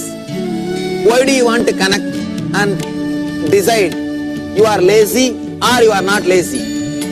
Both ideas are lies. Then you will have one more idea. I have kama, I have krodha, I don't have kama, I don't have krodha. All these things again and again, creating more and more shafts, more and more connections. These 2 days I will see that you experience the shaftless zone. So I am not going to let your attention move to anything else. Again and again and again. See, I can't put a straight tape recorder. Be unclutched and be unclutched. Instead of putting a tape recorder, I am going to do that work. Let it be very clear. By your very nature, you are unconnected, illogical, independent, unclutched thoughts. Swamiji, is enlightenment a neurobiological phenomena? If yes, is there any rearrangement of physical structure of the body? God, nice question. Who is the questioner?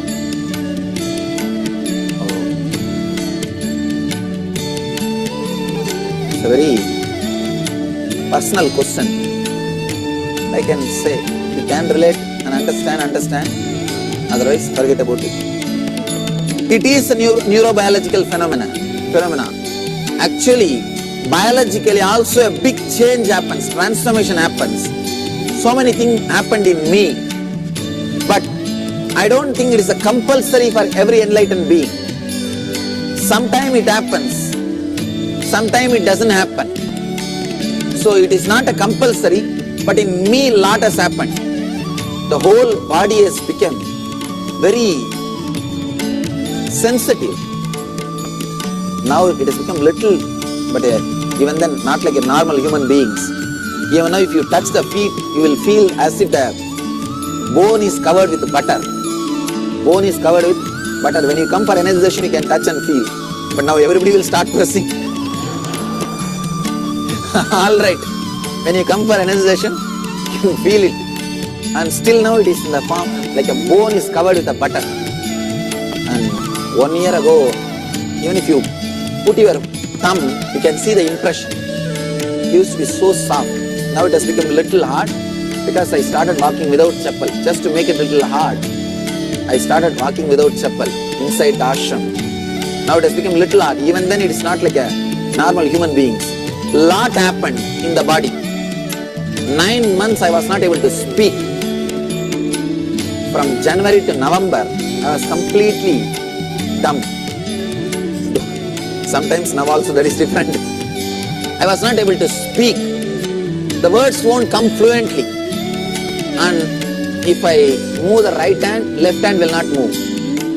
The movements are not coordinated. The coordination doesn't happen. If I try to express few words, then I won't be able to move any part of my body. I have to arrest all the other movements and try to use few words. If I start moving the body, then I have to completely stop all other movements. Only one movement will happen.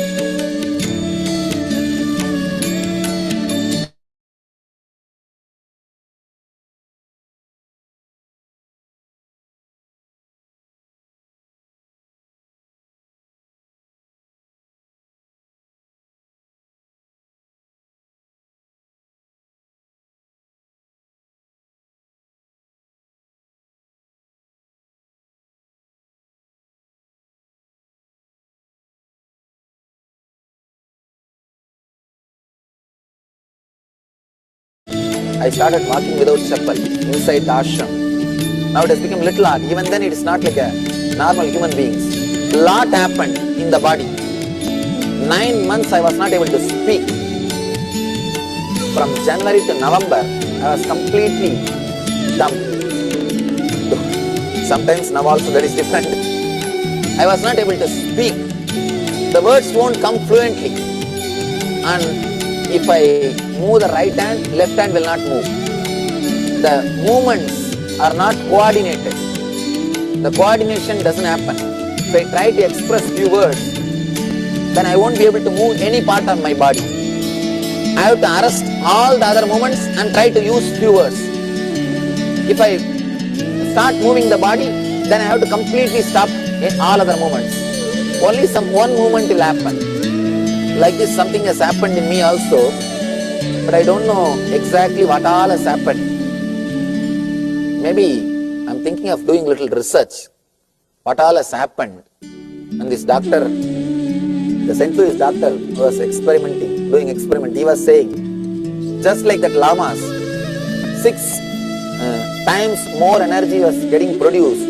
That the metabolism rate was very high. He was saying few things, but I don't know completely. As far as my understanding goes, it is neurobiological phenomenon also. Some neurobiology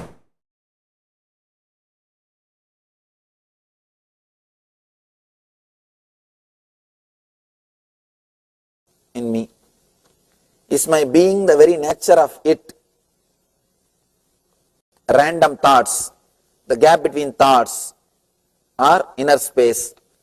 By your very nature, constantly you renounce. You don't even have to renounce. You don't have to struggle to renounce or to get enlightened. Your inner space cannot be corrupted. Even if you try your best, you can't hold on to one thought. Try your best to hold on to even lust. You can't. Let me challenge. You see, you may have a big problem with anger or lust or fear or greed. Try to hold on to the fear. Just if you have the thought of having a cup of coffee, your death fear has disappeared. What happened to your death fear? Your death fear can be replaced just by a thought of cup of coffee. The moment you started thinking to have a cup of coffee, means the death fear has disappeared. Unless that moves and gives place, the cup of coffee thought cannot happen.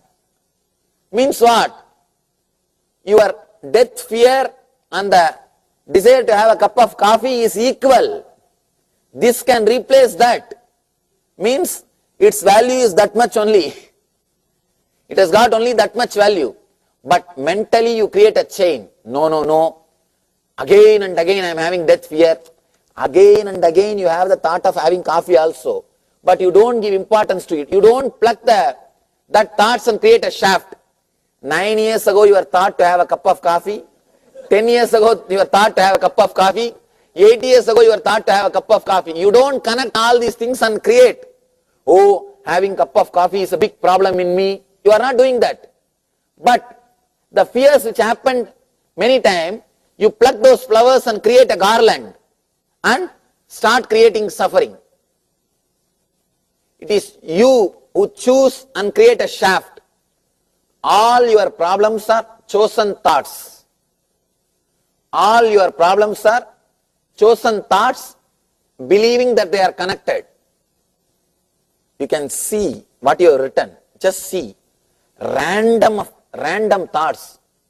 So much is there in front of you. Some 1 million thoughts are there.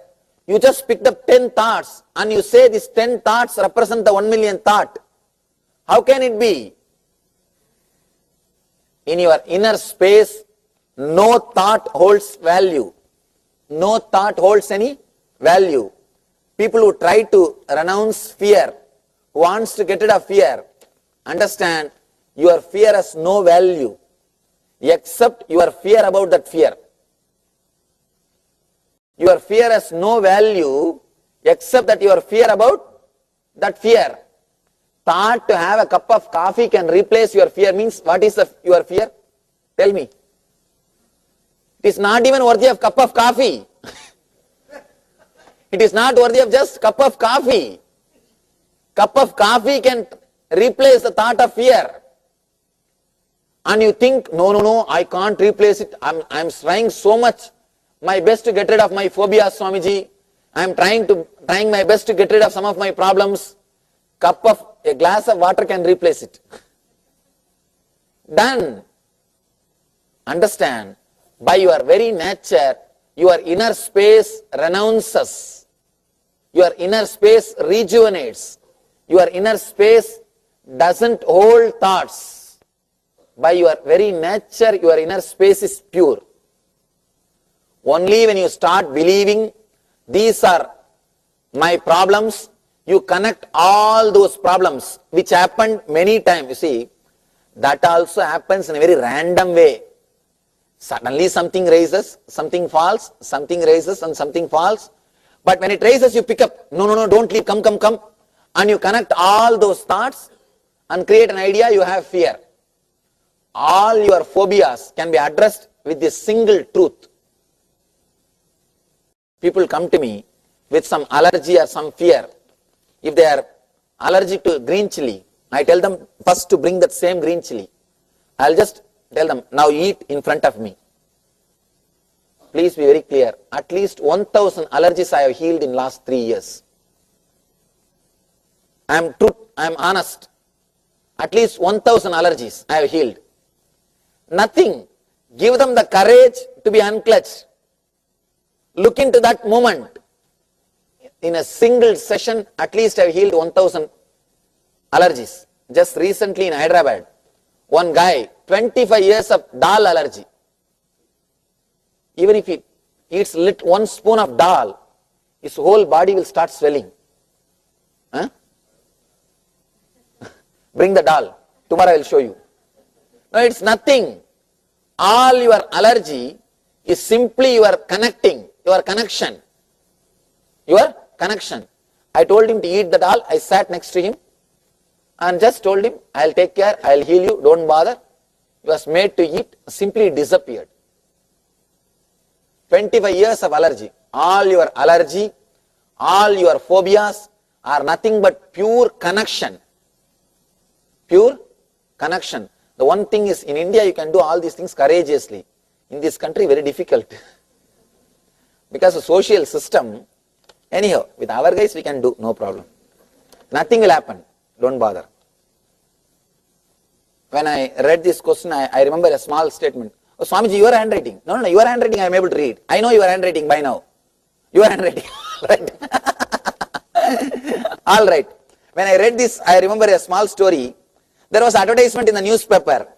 We want a manager who knows how to read and write French. One guy applied. He said, I can write but I can't read. The manager was shocked and he asked that guy, please come for interview. When he came, he said, please write. He started writing. Manager said, please now read. I am not able to read what you have written. The guy said, I told you I can only write, I can't read. I can only write, I can't read. So I think this is the same thing. One guy was searching all over his house. Where is my prescription? Where is my prescription? Wife said, prescription? No, that yellow slip. Today morning I went and did my shopping with that slip. Now your daughter is playing piano with that slip. Same prescription slip. Somebody uses to go for shopping. The other person uses for playing piano. You have not understood. All right. You missed the story. That same prescription from the doctor. It is used as a music notes for piano and medicine. Doctor is not laughing because it is related to our business. Anyhow, let me answer this question. You see, you don't have to remember all the statements which I am uttering. You have to remember the truth behind the statement. This moment, understand you are unclutched. And solve all your problems this moment with the truth. See, when you solve all your problems with this moment, when you feel that freedom and inner healing, this very healing has got so much of power. Again and again you will be made to remember the truth. Unless the truth gives you the result, freedom this moment, it is not worth remembering. If it helps you in this moment, you will not be able to forget it. You will not be able to forget it. If it is not helping you this moment, please do not carry in your head. It's unnecessary luggage, garbage. So that is the reason I tell you, let you have the effect this moment. Let you understand, either you must be able to accept that you are unclutched or struggle with that you are not able to accept. It's okay. Let you start working this moment. If you carry in your notebook, your mind will say, no, when I go back I can read and try to practice. You will never do. I have always seen people taking notes and they will put it in their almirah, cupboard. After 5 years when they move their house or clean their house, when you are packing, your son will bring that notes and ask you, Baba, what to do? Dada, what to do with his notes? Oh, that Bangalore Swami came, na. You will dust that and that time I have taken, put it in dustbin. Put it in dustbin. So all notes goes to dustbin only. That is the reason. Why do you spend so much of time to put it in the dustbin? Then better put the empty paper in the dustbin. Let you carry inside your being as an understanding. We see 8-9-year-old kids getting diseases like cancer. No kid develops shafts at such an early age. No, never think. That's why I was telling you. I can't even say you are developing a shaft when the time you start thinking. Sometime you bring shaft. You bring shaft. Your body itself is made out of memories. Memory means you create shafts and bring shafts. So be very clear. You can't say when you start creating the shaft. When you start creating the shaft, all the questions are over? No more questions. That is nice. Everybody has understood whatever I am saying. All right, now at least share your understandings. Let me see how deep it has gone. Yes. I just wanted to get another definition of the unclutched. In other words, the thought comes up, you start hanging on to the thought, it just bubbles up, just watch them go, and let them go. Even if you try to hold, you will not stay. You won't be able to stay. You will be just disappearing. And just let him disappear, relax, over. That's all. At some point, some thoughts will raise and make your body follow it. You will not even have the problem. You don't even have to think whether you have to follow or you have to stop. Simply you will be following. Then let it happen. But the moment you come, as much as you can, try to be unclutched. Beyond your power, simply your body will be lifted and moved by some thoughts. Let it happen. You will not have irritation when you follow your thoughts if you are unclutched. Usually, as on now, whether you follow your thought or don't follow your thought, you will have irritation. If you follow, you will have some irritation. If you don't, you will have again irritation. If you are unclutched, that irritation will disappear. Whatever doesn't need to follow, you won't follow. Like your job and basic life thing, all those things, whatever you feel as important, simply your body will follow. You will not be even feel irritated. You will not be feeling the suffocating feeling. If you completely see it's raising and falling and dropping and things happening. Is there any value in Namasmarana of God? Oh God. I think morning itself I answered this question. I do not want to disrespect all these traditions. See, they all help you to come up to a certain level. But if you ask from the level in which I am talking about unclutching, it is not going to help you. The Namasmarana is not going to help you. Let you be very clear. Remember that you are unclutched, that will help you. Not any other. See, Namasmarana, what are you trying to do? You are trying to create a same shaft, which you can't. Try your best to create the shaft. Try your best. Anybody who says I am successful, 24 hours I am able to do the Namasmarana? Anybody? You can't. By your very nature you will be renouncing. See, whether it is thought of Rama or thought of Kama, you will be constantly renouncing. But you think, no, I have to hold on to Rama, I have to renounce Kama. Neither holding on will be possible, nor renouncing will be possible. Both will be rising and falling. It is you who give the label, value. Oh, Rama's thoughts are really good. I have to hold on. You try to create the shaft and elongate that shaft. Kama's thoughts are bad. I have to break. I have to escape from it. You try to break it. But you can neither elongate nor break. When you understand, nothing can be done about the shaft, you are liberated from the shaft. You can have only one freedom, to liberate yourself from the shaft. Either you can completely throw away the luggage, your garbage, or have all of them in your head and play the game. You can't have the arranged garbage. Only Namasmarana I will have, and put little scent, put little incense stick, and do little camphor and arati. No.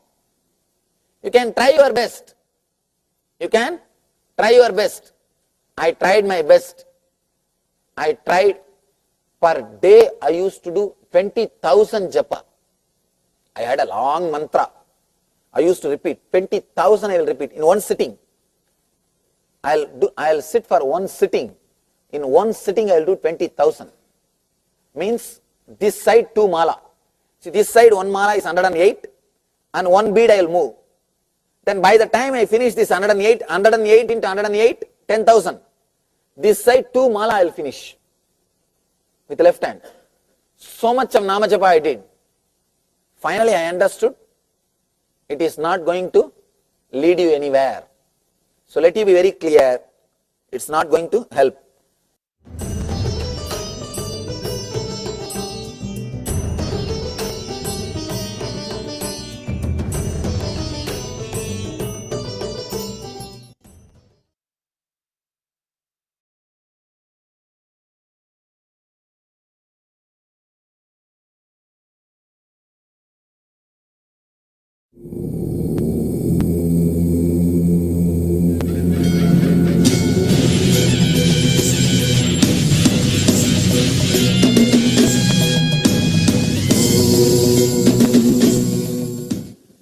Anybody who wants to share some of your understanding, raise your hand.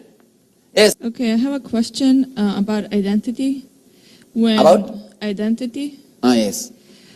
I don't really understand if you take all the identity away from a person, who you are afterwards. Because if you go to college and you have certain purpose that you finish, you go to school for so many years, and now you're stripped off of that. I don't know what's left.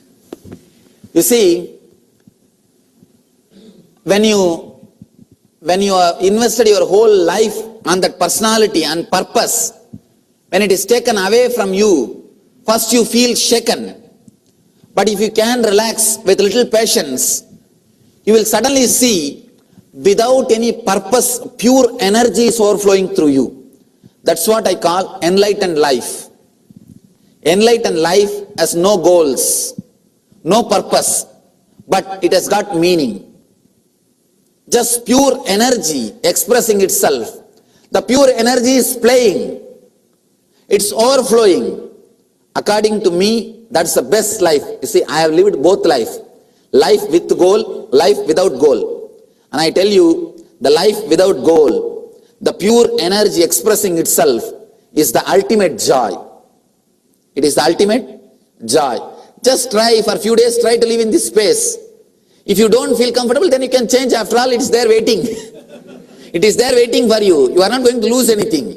Purpose is there, goal is there. And one more thing, when you are not enlightened, you don't have freedom whether to be enlightened or not. But after enlightenment, you have the freedom to be enlightened or not to be enlightened. You have full freedom. So don't worry, come into my space, then you can choose. It's the second fracture that I've had, and I want to get out of this cycle. If I'm doing this, like you're saying, connecting thoughts, and I'm in some way causing this hurt to myself. And the other thing actually that I experienced this morning, when you told that if you can disconnect your thoughts and say that the pain that you had yesterday is not the same pain today, and I told myself, gosh, if this is true, my pain should be different, and it is different. There is a difference in the pain. That's Alma. Right. And I just hope your teachings, that I'm just able to break the cycle of suffering that we live with. Thank you so much. See, actually, when you understand, this moment you can apply wherever you have pain. Of course, in the meditation we will be doing that only. We will be doing that only in the meditation. Wherever you have pain or fatigue, uncomfortable feeling. One more thing. Constantly you carry some pain or other. Even if you don't have any pain inside the stomach, in the navel area, in the Manipura chakra area, you carry a tension. You will be constantly carrying the tension. If you don't have the tension, you are enlightened. Either you will carry the tension or some pain. Now we will work on that pain only. Just completely unclutch yourself and see what is going on in you. You will suddenly see a new feeling happening all over your body. You will see a different ecstasy. If you are unclutched from your body, living inside the body itself is a great experience, ecstatic experience. I tell you one thing, usually people feel constantly irritated to stay in this body. That's why when you come out of your bed, when you get out of your sleep, you feel, oh, one more day, God. You feel that irritation. You will not have that if you are unclutched from your body. You will feel so comfortable, so beautiful, and you will feel ecstatic to be in the body. Yes. Yes.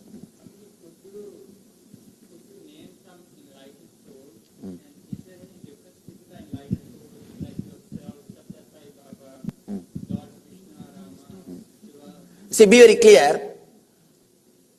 As far as the enlightenment itself concerned, no difference. All enlightened energies, all enlightened souls live in the same space. The expression differs according to the need and the time. According to the need and the time, the expression differs. These all are just decided by the cosmic energy according to the need. We don't know the logic with which the duty is allotted. We don't know with which logic she is allotting the duty, with which logic she is playing the game. It is too big logic to be measured or to be understood by our intelligence. That much I know. Only this much I am able to say. Swamiji, is it possible to have very lofty goals in your inner space? Very lofty goals in your inner space. So there is no room for... Lofty goals in your inner space. Right. So there is no more room to get that so-called shaft, which is... No. Then you will create one more goal, one more shaft. Do not create any shaft. You will suddenly feel you are overflowing without even your knowledge. If you start thinking that you are overflowing, again unclutch from it. Be unclutched from that also. When you are completely unclutching, even without your knowledge, you will be just overflowing. That is the right thing. That is the right way to be. Do not have any lofty ideal or goal. That will become one more shaft. One more shaft. These 2 days I am trying my best to give you the glimpse of that. Being unclutched and being comfortable in that state. See, one moment you can feel unclutched by force. Another moment you will feel suffocated and start again clutching yourself. That is not a big thing. I want somehow you to feel comfortable with that unclutched state. You should feel completely comfortable with the whole unclutched state. Only then you will constantly be in the same state just by remembering. The moment you remember that you are unclutched, immediately you will feel you will be in that state. You will be comfortable in that state. Yes. Nobody is sharing about their understanding. If you can share about some of your understanding, that will throw light for many people. What you had and how you feel with this truth. Guys, do you really believe in karma means in the sense there's so many suffering going on? You see, to tell you honestly, we don't have solid proof for karma. We can say something as karma after happening. Can we say before happening? But there are people who suffers without any reason, as you know, of course. You have See, logically you can play with the idea karma, but somehow I feel that it's waste. Even if you understand karma, what to do? Better let us do something to escape from the karma. Otherwise, what is the need of sitting going on and talking? Is it agamya, sanjita, prarabdha, prarabdha, sanjita, prarabdha, agamya, agamya, prarabdha? I just feel it's more or less waste of time. But you do believe that people who are doing sometimes wrong, they are not suffering, and people who are good sometimes suffering. That's my idea about that. So do you believe in the last birth karma? This question is also totally subjective. You see, just because they have a house, wife and car, don't think that they are enjoying. Let it be very clear. Just because they have wealth, how can you say that they are enjoying? They might have acquired wealth, but they may be living in hell. Who knows? Who knows? So I don't believe that people who have done good things, they are suffering, and people who are doing bad things, they are enjoying. May not be true, because the joy and suffering itself is totally subjective. You can't see and measure from the object. Maybe outside, when they may be smiling at you, and they are showing or posing as if they are living happily. In the West especially, that attitude is more. And you constantly, in Tamil there is a proverb, they won't have anything to eat, but after the food time, they will take a banana leaf and nicely put the oil and throw outside as if they ate with a ghee to show to the others. To show to the others, they will apply oil on the banana leaf and put it outside so that people will on the street they will think, oh, they are eating ghee pongal, they are eating all food with ghee items. So who knows what is going on inside? The last one comment. Some people believe that people as they get educated or intelligent, they make all these... People believe in? When you get educated, in Western world, what do you call Indian? When you call? Educated, then you get more educated, problems and simple people have less problems. Do you believe that? Simple people have less problems because they don't know much words. They don't create much problems. See, all your problems are nothing but words which you create inside. Educated man means more words, you are ready to be cheated by the educated group. See, that's all. Once you become educated, then so many educated groups are sitting. People who want to sell their furnitures, people who want to sell their medicines, people who want to sell their products, they are all sitting on you. You have so many people to satisfy. You need to satisfy so many people. All their expectation you have to fulfill and work. See, all advertisements are nothing but they are waiting for you to fulfill their satisfaction. Naturally, that advertisement will enter into your head, will make you work, and you will work and pay for them. That's all. They give you inspiration, you work and pay them back. And you are suffering. At least with less words, you don't suffer much. So in a way, that's also true. Less educated, less suffering. And you can be in another one space. You can be educated and know how to unclutch yourself. And you can live a beautiful life. So the experience that led me to you was I did a... What she's telling, tell me. Huh?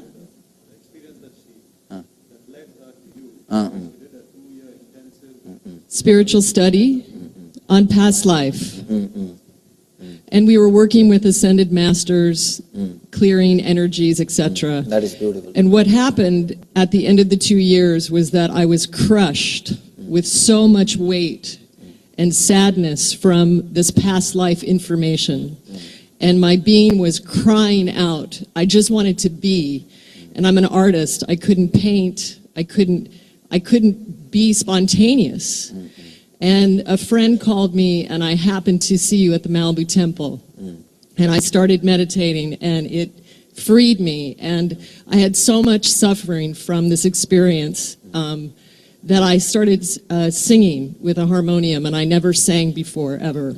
And I've started writing songs, and the most beautiful energy has been coming through as a result of these meditations. And I'm just so grateful. So thank you. Beautiful. That's nice. What I'm saying, it's a beautiful experience, but try to be unclutched even from this. If you are unclutched even from this, it will stay permanently. If you try to hold on to this shaft, the moment you think that this is a beautiful shaft, you will try to elongate it and you will mess up the whole thing. Just be unclutched even from these beautiful experiences. I always tell people, if you are unclutched from me, you will have Nithyananda. I will be always with you. If you try to clutch yourself with me, I will run away from you. You can't possess Nithyananda. You can't possess bliss. Just be, even when the bliss happens in you, I'll continuously unclutch yourself. And suddenly you will see you are in the ocean of bliss, where neither unclutching happens nor clutching happens. You are completely in a different plane. Till as long as you can continuously unclutch yourself from whatever you are experiencing. Whatever you are experiencing, including me, constantly unclutch. Then you will see you are in a different space where you don't need to unclutch yourself at all. It's my understanding that meditation is the cessation of the mind and union with the divine. But you have to create a pure, thoughtless silence void. No, I am not even, the pure thoughtless silence void, all these things will become one more shaft. I am not trying to do that. I am just trying to help you to unclutch from the shaft which you are creating. Automatically the pure silence void will be happening. Here you can't work with silence or void. You can't create silence or void. If you create silence, that it will be nice. You can only stop creating shafts. Then silence will be happening in you.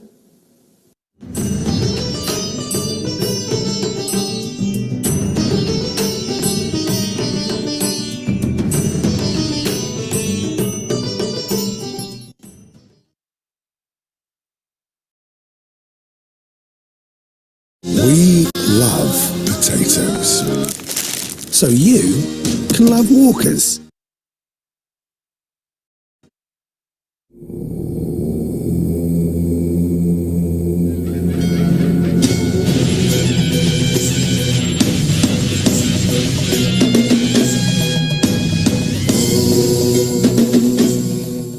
Swamiji, please.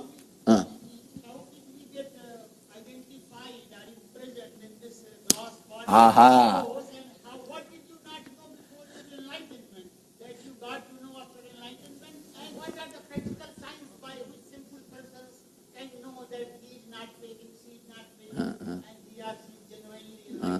First thing, let me answer the first question.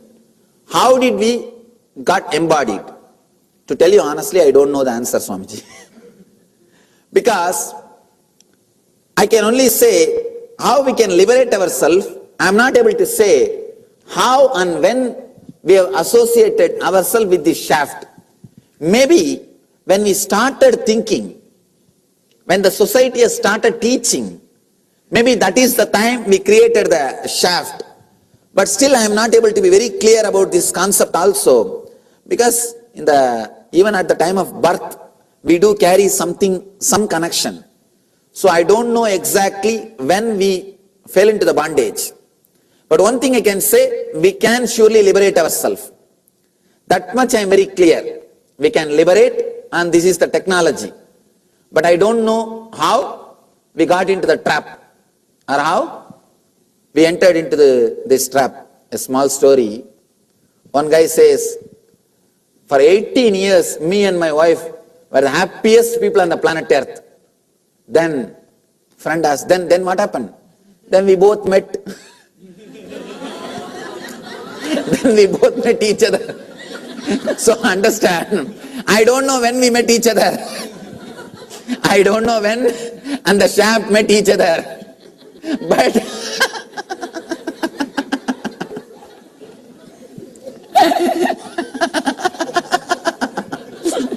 I don't know really when the chain started, but the chain started. That much I can be sure. And how to come out of the chain, I can be sure. That is one thing. Next question, Swamiji.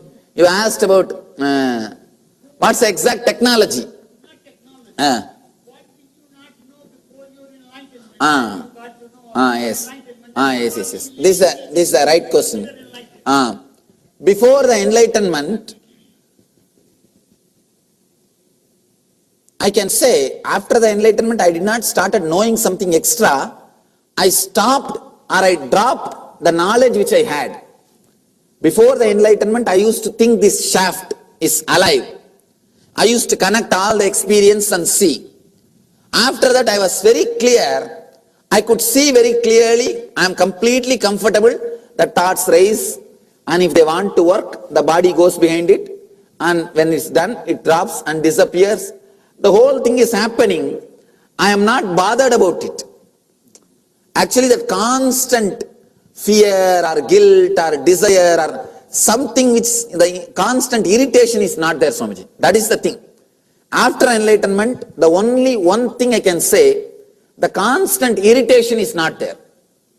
As on now, you understand by what I mean by the word constant irritation. We all carry that constant irritation. From the moment you get out of the bed to till the minute you go back to the bed, constantly you are carrying that irritation. You are waiting to jump on people. You only need some excuse. You just you are waiting to jump on people. After the enlightenment, that has disappeared. That is not there. The constant irritation is not there. I can say 2-3 things happened permanently after enlightenment. First thing, the inner chattering is not there. The gap which I gave just now, even in that few seconds, there's no word. Pure space. The second thing, the idea, the boundary, the border ends here and here starts the world. That border consciousness is not there. Whenever I have to handle the body moves, the handling happens. But when I relax, again that idea is not there. That boundary feeling doesn't exist. Third thing, even though body is male body, it is too personal, but I can say, it's up to you to understand or not, I don't mind. Because Swamiji has asked, at least for Swamiji's sake, I am sharing. Even though body is male body, the identity male or female has disappeared. The psychological identity that I am male or I am female, that doesn't exist. It is not there. And fourth thing, constant excitement. Everything excites. Even small things gives a big excitement. Actually, if you live around me, you will understand. I am the person who will be enjoying all my photographs. After the photo shoot, when the CDs come, or when the books come, or the CD and the audio CDs, everything comes, I am the first person. I will sit and play with that for 4 or 5 days. 4 or 5 days I will sit and play with that, I will be enjoying. These people used to ask me, what is this, Swamiji? You are sitting and enjoying your own photograph. I tell them, what is there? I don't feel that something should not be enjoyed. Everything creates excitement. The constant excitement is there. Even a simple thing creates excitement. Constant joy. You need simply some excuse to be excited. That's all. You need simply some reason to be joyful, to jump around. Otherwise, the constant feeling of excitement, that joy is there. Even small thing, some small statue, some small Shiva, some small Buddha. That day the doctor gave me a beautiful Buddha statue. Every small thing gives excitement. Even as small things, you don't feel bored with things. Otherwise, you will be really tired of speaking, Swamiji. And you are speaking with people. And in last 3 years, I have done 200 Ananda Spurana programs, LBPs, personally, which I did. And at least 80 NSPs in last 3 years. You will feel bored, but I don't feel bored. Constantly, whenever I see new face, I feel excited. Whenever new person is there to listen, I feel the excitement. Constant excitement is there. Only these 4 happened after enlightenment. I can say these 4 are the permanent thing which happened after enlightenment. Nothing else is permanent. All these things was there earlier itself. Even these ideas which I am talking, or the things which I am teaching, all these things was there even before enlightenment, Swami. It's not that after enlightenment suddenly everything got downloaded. People believe that way. But it's not true. I read and read and read. Whatever I am speaking is all from the reading or the intellectual stuff which I acquired. Only this 4 has become permanent. And the next question you asked about the scale to measure. And as far as this question concerns, Swamiji, I feel there is no scale, to tell you honestly. I can say one thing, if you feel helped by that person, even if he is fake, don't bother, follow him. Even if he is not enlightened, if you feel your heart is vibrating with him, you feel connected to him, you are helped by him, don't bother. Even if he is not enlightened, you will be helped. You will become enlightened. I have seen many incidences that disciples grow much more than master. Don't bother about it. If you are not able to connect with that person, if your heart is not feeling connected, even if he is enlightened, he is not going to help you. Forget about it. He won't be able to help you. Just go behind the heart. That is the only thing I can say. There is no other scale to find out whether somebody is enlightened or not. At least according to my experience, no meter exists. No meter exists. No experiment can be done. See, when they did some research on my brain, They are able to say something extraordinary other than human beings happening. But they can't prove enlightenment. Even the research which they did on me, it can only prove to the extent something more than normal human being is happening. That much only they can say. But they can't say enlightenment itself. How can that be measured? It is simply, you can't quantify it. Next. Yes. Okay, the question I have is, people from the West, okay, we grew up here, we were born here, okay, how do we get enlightened? Okay, and for all the people that you've spoken to in your life, how many people you think have been enlightened, and what course do we need to take in order to get to that point? See, one thing, this is a nice question, how can we be enlightened? And enlightenment is not restricted to East or West. Please understand, it is nowhere related to East or West. Anybody who thinks, see, if you are clutched, even if you are Eastern person, you can't become enlightened. If you are unclutched, even if you are Western person, you can be enlightened. Because once you are unclutched, where is the question of East and West? Why I am saying, I am praising about East was, the East somehow creates a situation or atmosphere in which you can easily unclutch yourself. Constantly, the ideas about unclutching is put into your head. That is the only plus point with the East. Otherwise, nothing else is great in the East. I tell people that for a premature baby, you need an incubator. In incubator, you put that baby for 3-4 months till it can live with the world, live with the atmosphere safely, till he is safe. You put him in the incubator. Same way, East is a spiritual incubator. India is a spiritual incubator, where even if you don't want, even if you are a pakka atheist, constantly somehow some ideas will put into your head. Something beyond your mind exists. That concept will start going inside. So that will help to, see, the preliminary work is done. So it is easy for the second level work or the higher level work. See, now I say rituals will not work, japa is not going to help. People who have practiced will be able to relate with me more deeply than the people who have not practiced. That is the reason I tell, in the East, little easy. Otherwise, as far as unclutching concerned, whether it is East or West, I am giving a new technology which is directly helpful for everybody. Whether you are East or West, just unclutch. Do not create one more identity that you are from East or you are from West. That's enough. You are unclutched. You can relate. See, to tell you honestly, Swamiji, if the relationship is friendly, it is going to long last. Any other relationship other than friendliness is not going to survive.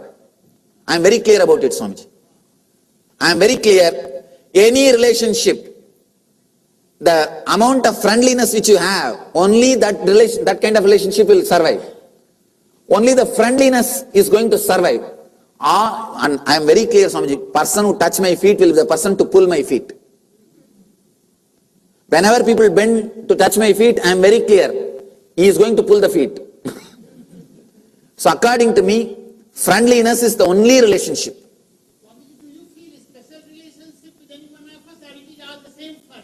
Oh, this is another one question. It's not like a special, Swamiji, like a unique. I have an individual attitude with everybody. That's all. But not like everybody is equal or everybody is same, not like that. Everybody is unique. With everybody I cherish a different kind of relationship. That's all. According to me, friendliness is the only solid relationship which will stay. All other relationship may be there because of fear or greed, but which will not stay, which is dangerous. People who come and straight away touch my feet first day itself, I am afraid of them. Because I know it is not a mature relationship. Maybe their imagination about their guru, they project on me, and when I don't match with that, they will blame me. As long as I play their game, you see, as long as I do their homework, I am God. When I don't do their homework, they will pull me down. They will pull me down from the throne. So I believe only in friendliness. But I feel to every individual being to express the truth. But I don't feel like attacking some person or attacking some individual. And I feel everybody plays a role in society, Swamiji. Even if they are hocus pocus, they may be preparing some thousands of people. Who knows? And maybe they are inspiring some thousands of people. So we are nobody to judge. We are nobody to judge. Whenever an individual comes, I feel to open the whole thing to him. But I don't feel like targeting somebody, and moreover I feel, where is the scale? Where is the scale, Swamiji? There is no scale. There is no scale. Something is right and something is wrong and somebody should be exposed and all those things. It's all purely subjective, you see. For some people, they may experience something with me. They may experience some truth with me. They say he is God, nothing but God. For some people, they may not be able to connect with me. They may not be able to relate with me. Young fellow, I think he doesn't get any job, so he took up this job. Now somehow he has managed his survival and he is making little money and living his life. It's very easy. It's not big thing, Swamiji. So people who feel connected to me, for them I am different. People who don't feel connected to me, for them I am totally different. It is purely subjective experience. So how can we say, expose somebody is hocus pocus, or somebody point finger towards somebody? Nothing. It's a purely subjective, Swamiji. If somebody feels that they are helped by me, beautiful. As long as you feel helped by me, I feel helped by you, let us have the relationship. Over. When you feel you are not helped by me, say bye, beautiful.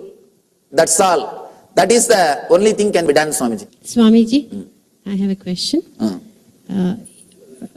If I create a shaft for a longer period of time... Yes, I request all of you to be in this subject, so that whenever you go to the different layers, we will analyze the second, third level layers related to this Annamaya Kosha, shaft and Annamaya Kosha.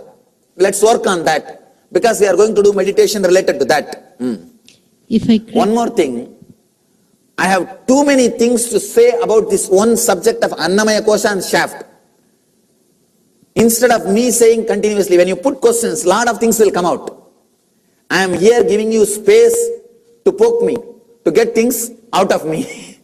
If I have created a shaft of pain, for instance, over a long period of time... Shaft of pain.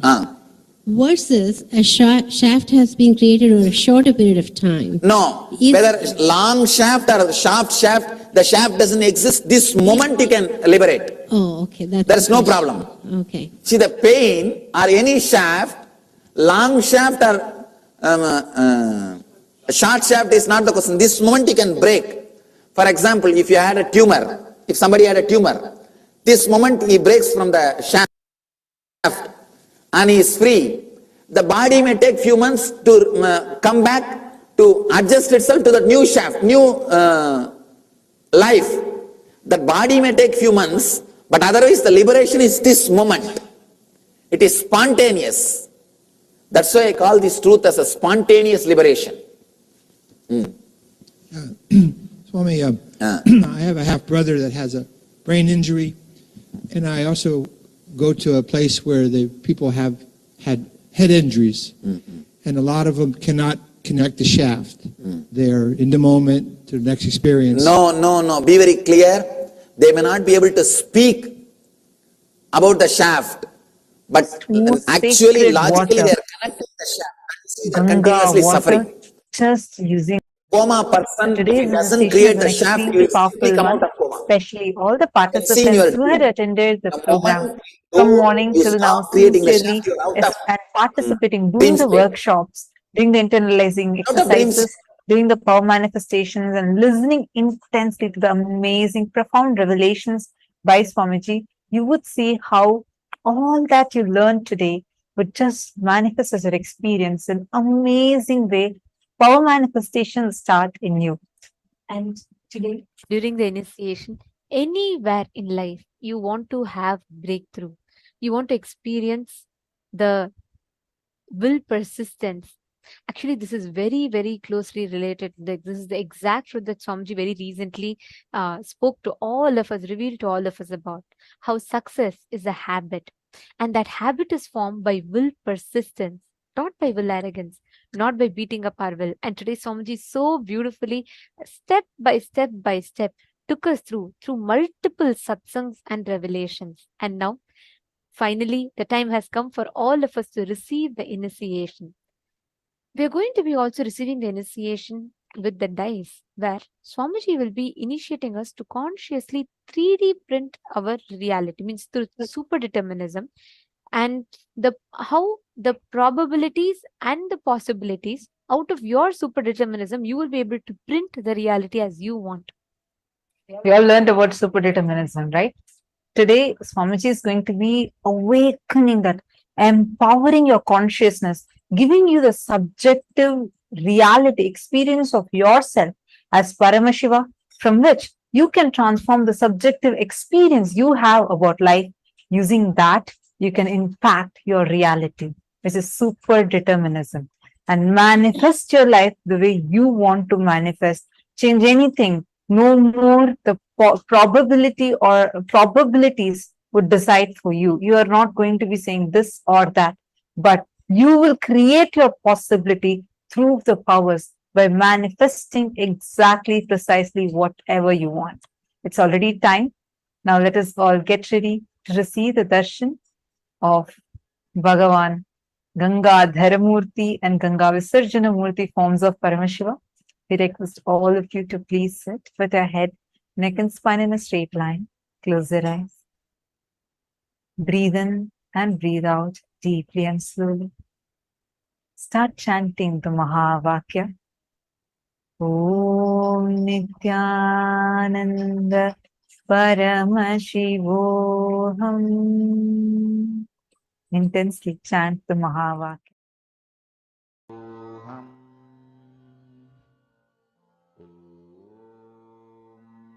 Nithyananda Paramashivoham.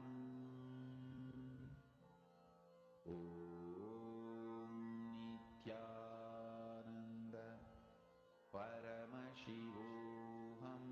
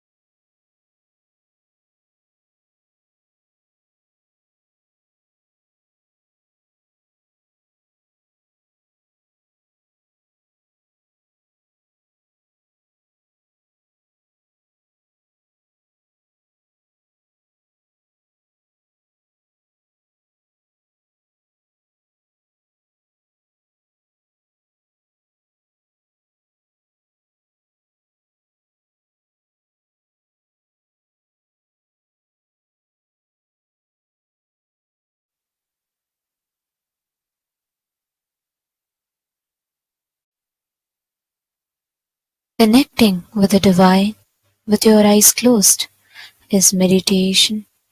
Connecting with the divine with your eyes open is darshan. Come, let us all now move from meditation to darshan.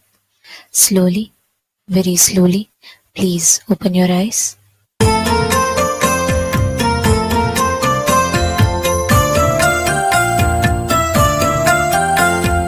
देवी सुरेश्वरी भगवती गंगे त्रिभुवन तारिणी तरल तरंगे शंकर मौलि विहारिणि विमले मम मतिरास्तां तव पद कमले भागीरथि सुखदायिनि माता तव जल महिमा निगमे ख्याता नाहं जाने तव महिमानं पाहि कृपामयि मम ज्ञानम्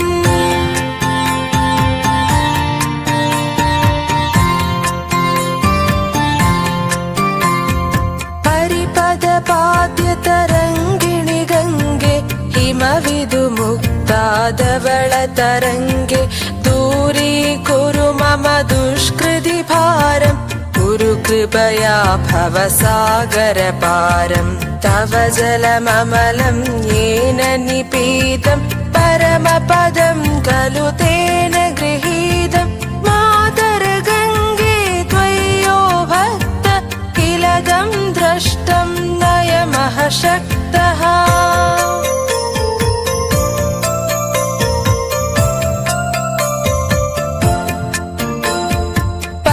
पतितोद्धारिणि जानवि गङ्गे खण्डितगिरिवरमण्डितभङ्गे भीष्मजननि खलु मुनिवरकन्ये पतितनिवारिणि त्रिभुवनधन्ये कल्पलतामिव फलदां लोके प्रणमति यस्त्वां नापदिशोगे पारावारविहारिणि गङ्गे विमुखयुवति कृततरलापाङ्गे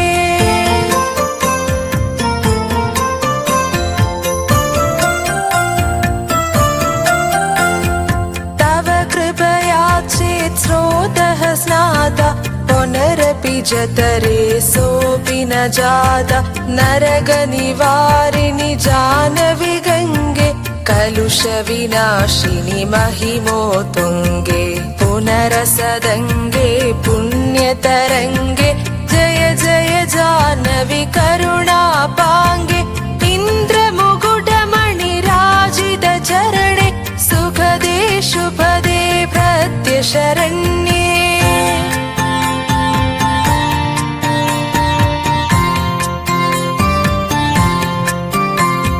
रोगं शोकं तापं पापं हर मे भगवति कुमति कलापं त्रिभुवनसारे वसुधाहारे त्वमसि गतिर्मम खलु संसारे अलगानन्दे परमानन्दे कुरु करुणामयि कादरवन्दे तव तदनिकटे यस्य निवास खलु वैकुन्दे तस्य निवासः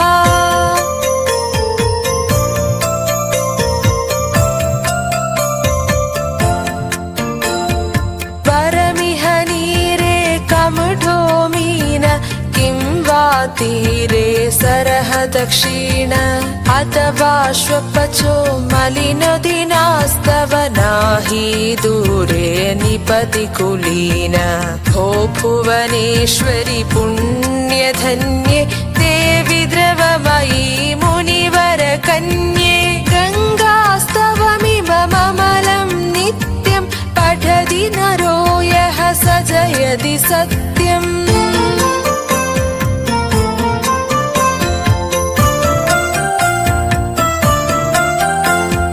येषां हृदये गङ्गा भक्तिस्तेषां भवति सदा सुखमुक्ति मधुरमनोहर पच्छडिकापि परमानन्द करलिदलापि गङ्गास्तोत्रमिदं भवसारं वाञ्छितफलदं विमलं सारं शङ्करसेवक शङ्कररचितं पठति सुखी स्तव इति च समाप्तः।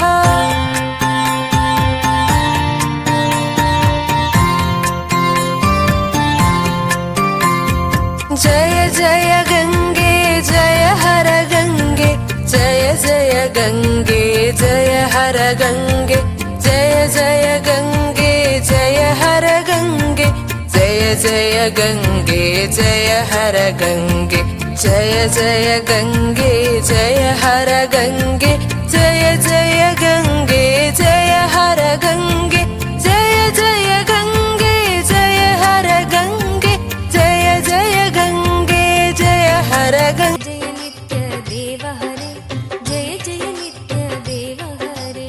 दानी हो दो भिक्षा में अपा में अपनी अनतायनी भक्ति प्रभु।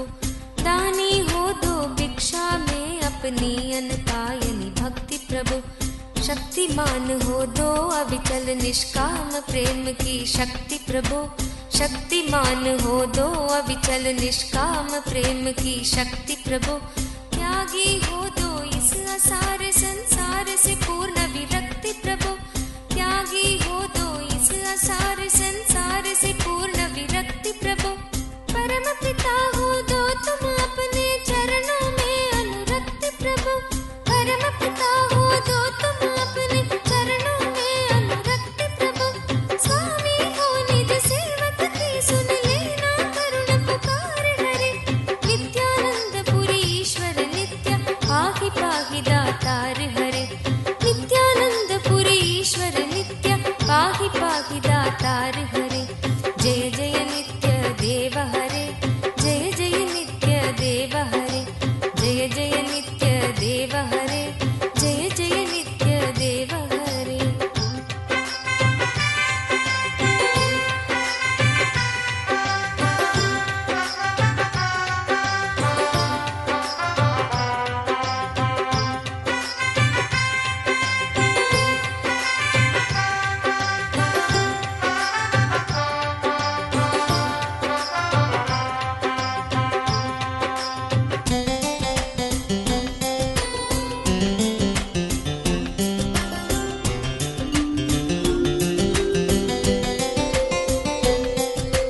तुम बिन बेकल हूँ प्राणेश्वर आ जाओ भगवंत हरे। तुम बिन बेकल हूँ प्राणेश्वर आ जाओ भगवंत हरे। चरण शरण की बांग गहो हे उमा रमण प्रिय कंत हरे। चरण शरण की बांग गहो हे उमा रमण प्रिय कंत हरे। विरह व्यापित हूँ दीन दुखी हूँ दीन दयालु अनंत हरे। विरह व्यापित हूँ दीन दुखी हूँ दीन दयालु अनंत हरे। आओ तुम मेरे हो जाओ आ जाओ श्रीमंत हरे। आओ तुम मेरे हो जाओ आ जाओ श्रीमंत हरे। मेरी इस दयनीय दशा पर कुछ तो करो विचार हरे। नित्य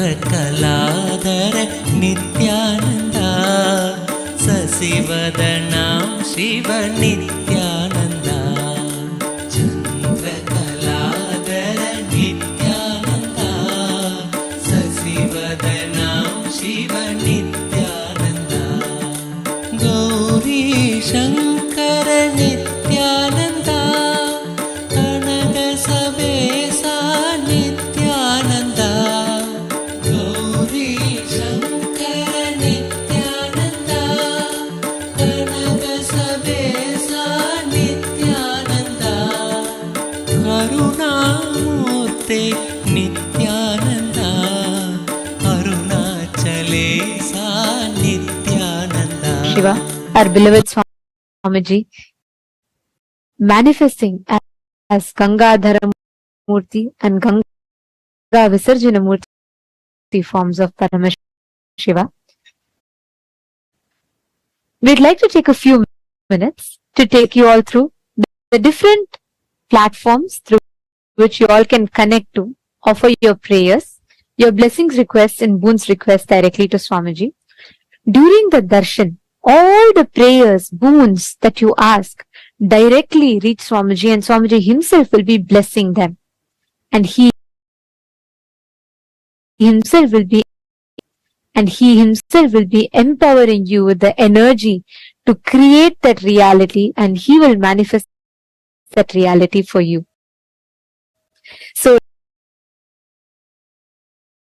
during darshan time, whenever you post prayers, this is one of the most powerful time to connect to Swamiji as he becomes intensely available both in his manifest and his unmanifest form. So during darshan,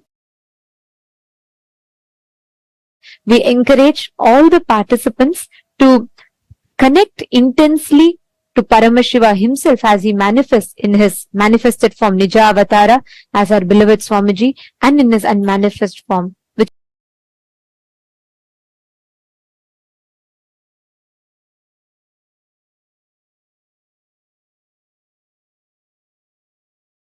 led to the community, WhatsApp community, where you can post your blessing requests, the boons that you want to ask Swamiji directly on the WhatsApp community and receive direct blessings from Swamiji. The next is x.com, formerly Twitter. Please head to KAILASA's SPH Nithyananda Paramashivam Twitter handle. Go to the top most pinned tweet. As a reply to that pinned tweet, using the hashtag #AskTheAvatar, you can post your prayers, the boon requests, as well as any questions that you might be having, and you would receive direct responses and blessings from Swamiji. Please head to KAILASA's SPH Nithyananda, the official Instagram handle, and you can go to click the profile picture. It will lead you to the live video, and in the live video, under the comment section, you can comment all prayers and blessings requests to Swamiji. The next is Facebook. Please head to KAILASA's SPH JGM Nithyananda Paramashivam Facebook page. If you're not yet liked it and started following it, make sure to do that. Scroll down and you would see the live stream. Click on the live stream. Make sure to hit the like button as well as share it with at least 5 of your friends. In the comment section, you can post your prayers and receive direct blessings from Swamiji.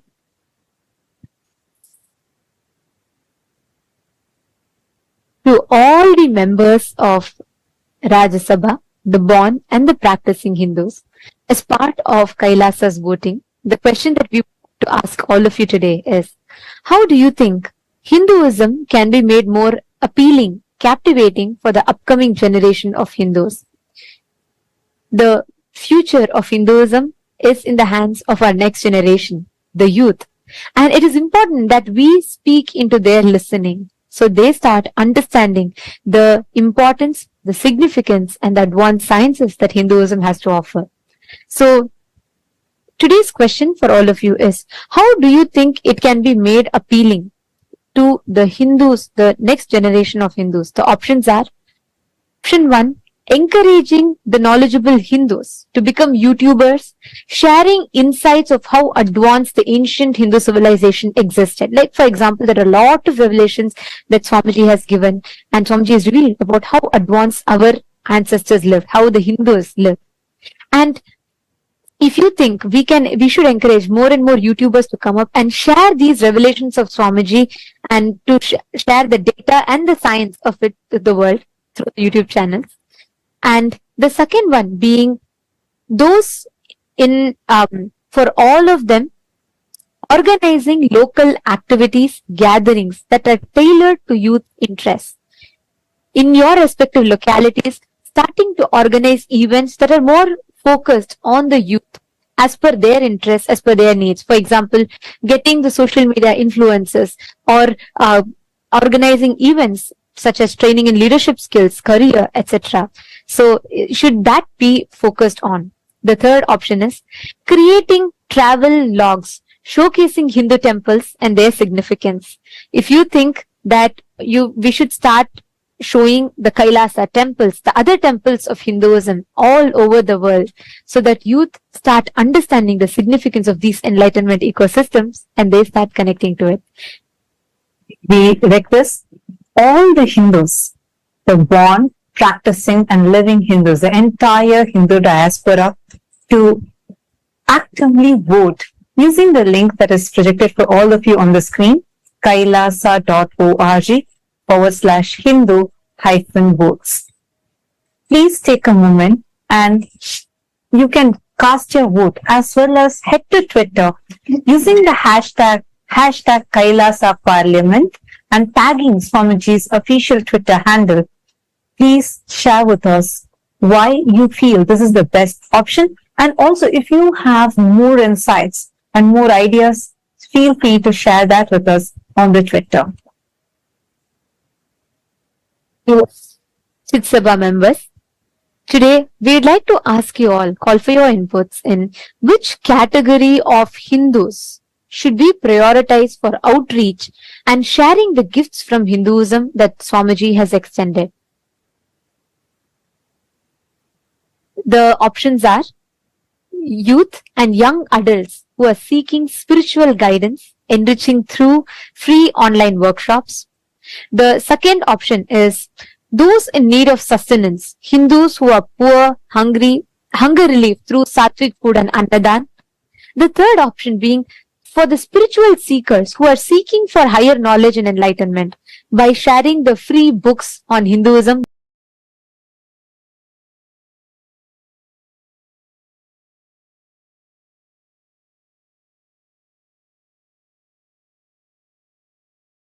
Like Bhagavad Gita Decoded, that the Supreme Pontiff of Hinduism has extended. Please take a few minutes and you all head to kailasa.org.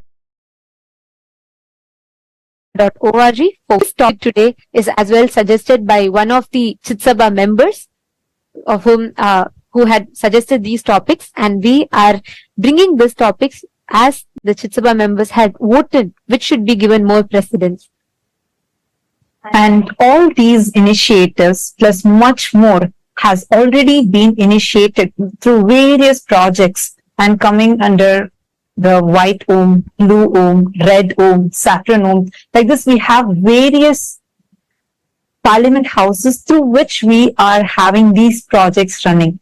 So any one of you that are interested in being a part of these projects, and you feel that these initiatives should reach many more people, you can take a moment and you can tweet that on Twitter. And anyone, this is open for the entire Hindu diaspora, who wants to be an active part of this, feel free to tweet on the Twitter. And this voting and this is open for Chit Sabha, Sarvanya Pita Yajna Pita Kartas and Sarvanya Pita Deshwars, who are the core family of Kailasa, the founders of Kailasa.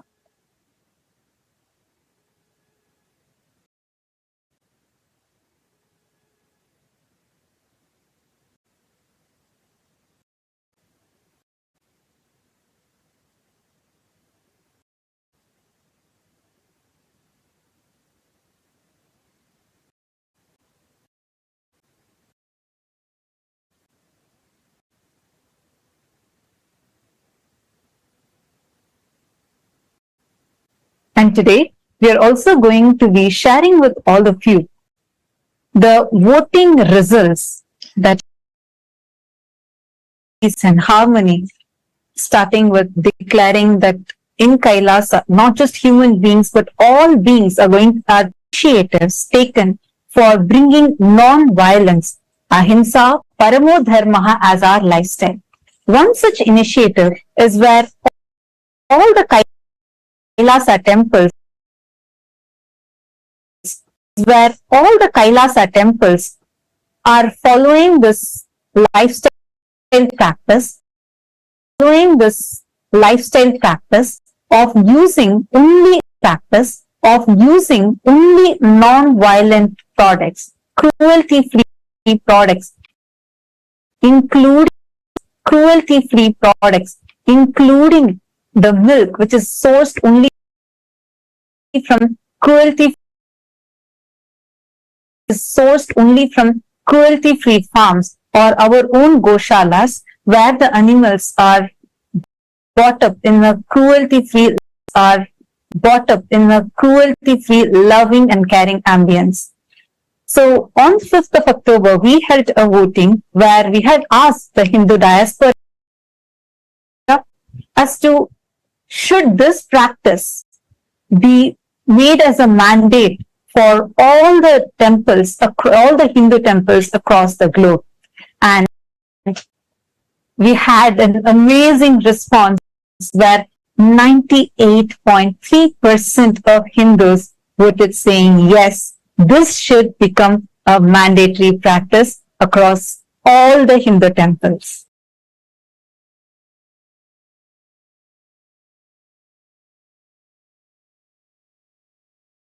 Closely, and 31% voted for saying somewhat closely, and 9% of people said no, but I would like to. So we thank all the Hindus who have actively participated in this and casted your votes, and definitely especially for those who are requesting for more information, we would be sharing this with all of you. And the Chit Sabha members on the 6th of October, for the Chit Sabha members, we had asked the question of how actively would you say that you take part in events or projects of Kailasa,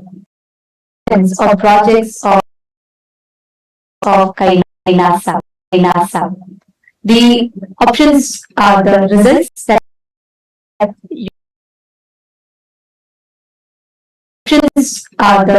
that you all have voted for is 46 46% of the Chit Sabha members have voted for yes, I'm an active part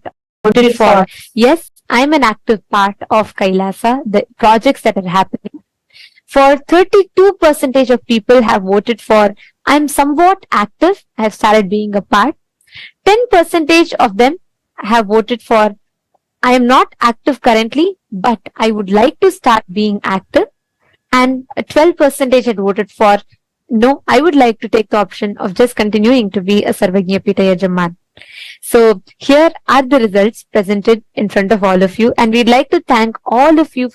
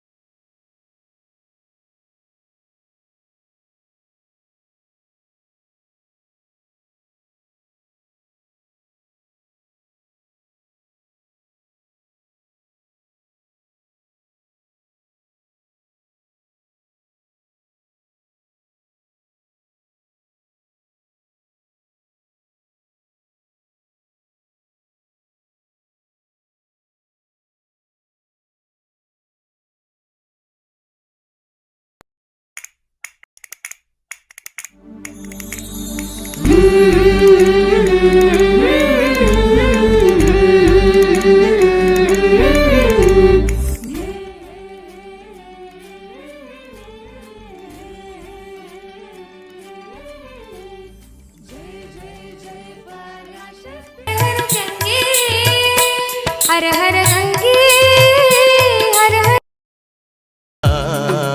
ಆಗಮದಾರನ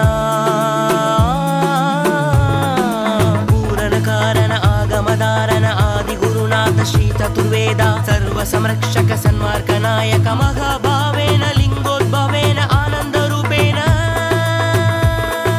Nithyananda Nithyananda Nithyananda Nithyananda Nithyananda Nithyananda Nithyananda Nithyananda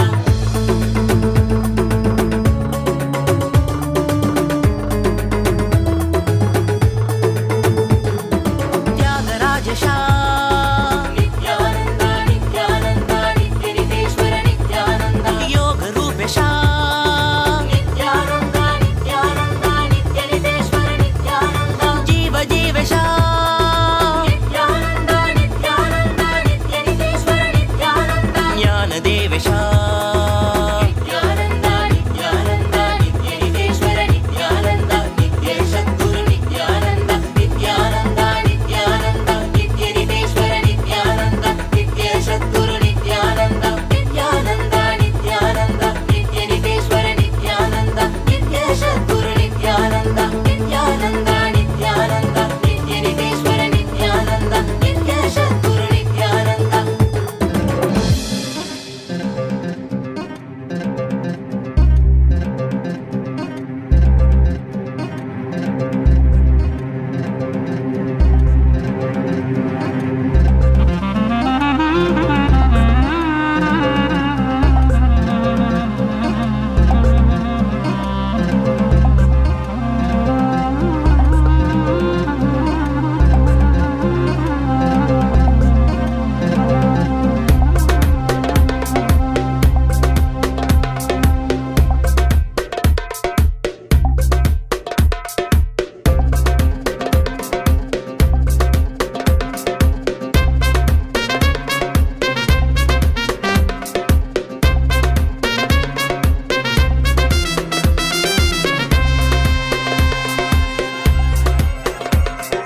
భజహం అనిశం Shri Paramahamsa నిత్యానందం భజహం అనిశం శ్రీ పరమహంస నిత్యానందం బిడది ధ్యాన పీఠాధిపతిం సర్కురుం సర్కురుం సర్కురుం బిడది ధ్యాన పీఠాధిపతిం సర్కురుం సర్కురుం సర్కురుం నిత్యానంద నిత్యానంద నిత్యానంద నిత్యానంద నిత్యానంద నిత్యానంద నిత్యానంద నిత్యానంద భజహం అనిశం శ్రీ పరమహంస నిత్యానందం భజహం అనిశం శ్రీ పరమహంస నిత్యానందం బిడది ధ్యాన పీఠాధిపతిం సర్కురుం సర్కురుం సర్కురుం బిడది ధ్యాన పీఠాధిపతిం సర్కురుం సర్కురుం సర్కురుం సర్కురుం సర్కురుం సర్కురుం Nityananda Nityananda Nityananda Nityananda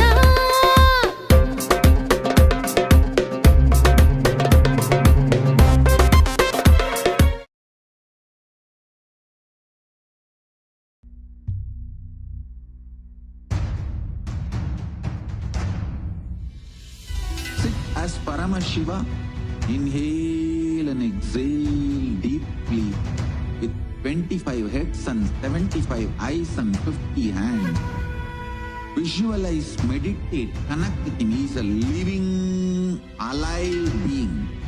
Drop your form into his form and dissolve. Remember, you are a Sarupya Mukta, means your form is dissolved into his form. All my disciples, now I am initiating Salokya Mukti, Samipya Mukti, Sarupya Mukti, Sayujya Mukti. Om Nithyananda Paramashivoham. Om Nithyananda Paramashivoham.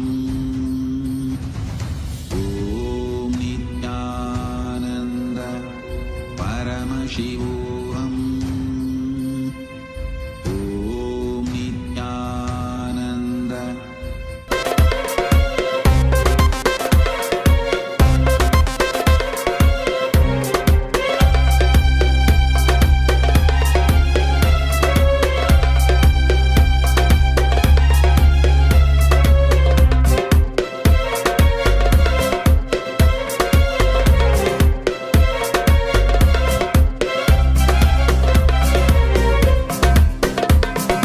आनंदेश्वरी समित श्री आनंदेश्वर स्वरूपम भक्तजनानं नित्य सुखानंददायकम् आनंदेश्वरी समित श्री आनंदेश्वर स्वरूपम भक्तजनानं नित्य सुखानंददायकम् भजहम् अनिशं श्री परमहंस नित्यानन्दं भजहम् अनिशं श्री परमहंस नित्यानन्दं बिडदि ध्यान पीठाधिपतिं सर्कुरुं सर्कुरुं सर्कुरुं बिडदि ध्यान पीठाधिपतिं सर्कुरुं सर्कुरुं सर्कुरुं सर्कुरुं सर्कुरुं सर्कुरुं नित्यानन्द नित्यानन्द नित्यानन्द नित्यानन्द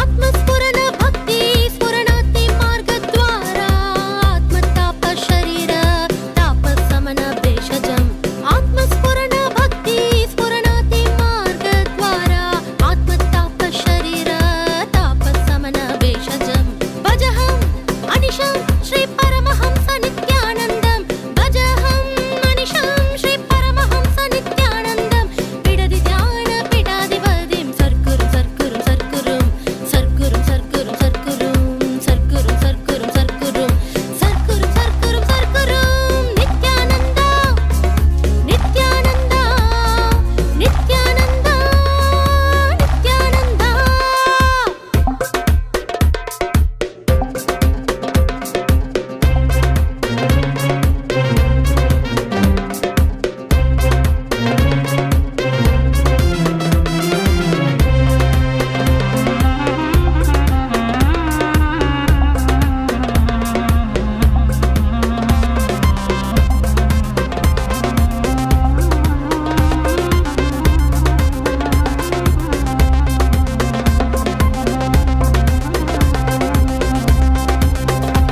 स्मरणमात्रेण इष्टकाम्यार्थदायकम् स्मरणमात्रेण इष्टकाम्यार्थदायकम् अन्यभावना विना सर्वजनाङ्गभूषकम् अन्यभावना विना सर्वजनाङ्गभूषकम् नित्यानन्द नित्यानन्द नित्यानन्द नित्यानन्द भजहम् अनिशं श्री परमहंस नित्यानन्दं बिडदि ध्यान पीठाधिपतिं सर्कुरुं सर्कुरुं सर्कुरुं सर्कुरुं सर्कुरुं सर्कुरुं सर्कुरुं सर्कुरुं सर्कुरुं नित्यानन्द नित्यानन्द नित्यानन्द नित्यानन्द नित्यानन्द नित्य नित्यानन्द नित्य नित्य नित्य नित्यानन्द नित्य नित्य नित्य नित्यानन्द नित्य नित्यानन्द नित्य नित्यानन्द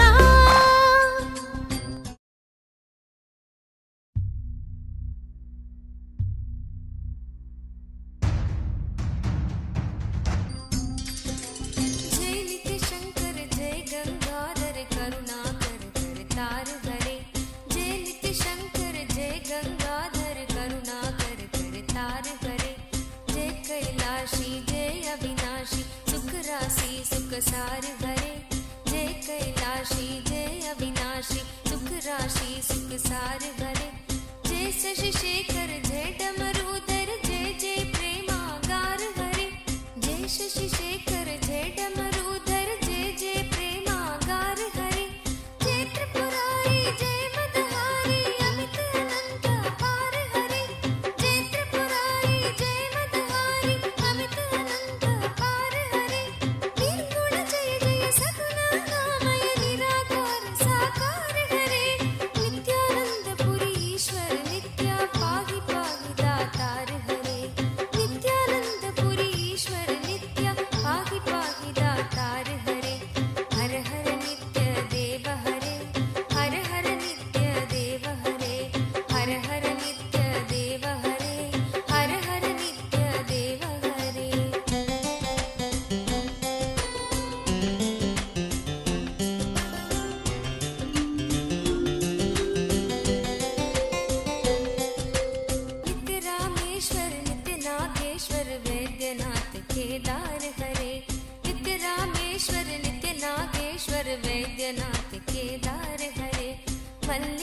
मल्लिकार्जुन सोमनाथ नित्य महाकाल ओंकार हरे मल्लिकार्जुन सोमनाथ नित्य महाकाल ओंकार हरे त्रयंबकेश्वर नित्य घुष्मेश्वर भीमेश्वर जगतार हरे त्रयंबकेश्वर नित्य घुष्मेश्वर भीमेश्वर जगतार हरे काशीपति श्री विश्वनाथ जय मंगलमय अघहार हरे काशीपति श्री विश्वनाथ जय मंगलमय अघहार हरे नीलकंठ जय भूतनाथ नित्य मृत्युंजय अविकार हरे नित्यानंद पुरी ईश्वर नित्य पाहि पाहि दातार हरे नित्यानंद पुरी ईश्वर नित्य पाहि पाहि दातार हरे हर हर नित्य देव हरे हर हर नित्य देव हरे हर हर नित्य देव हरे हर हर नित्य देव हरे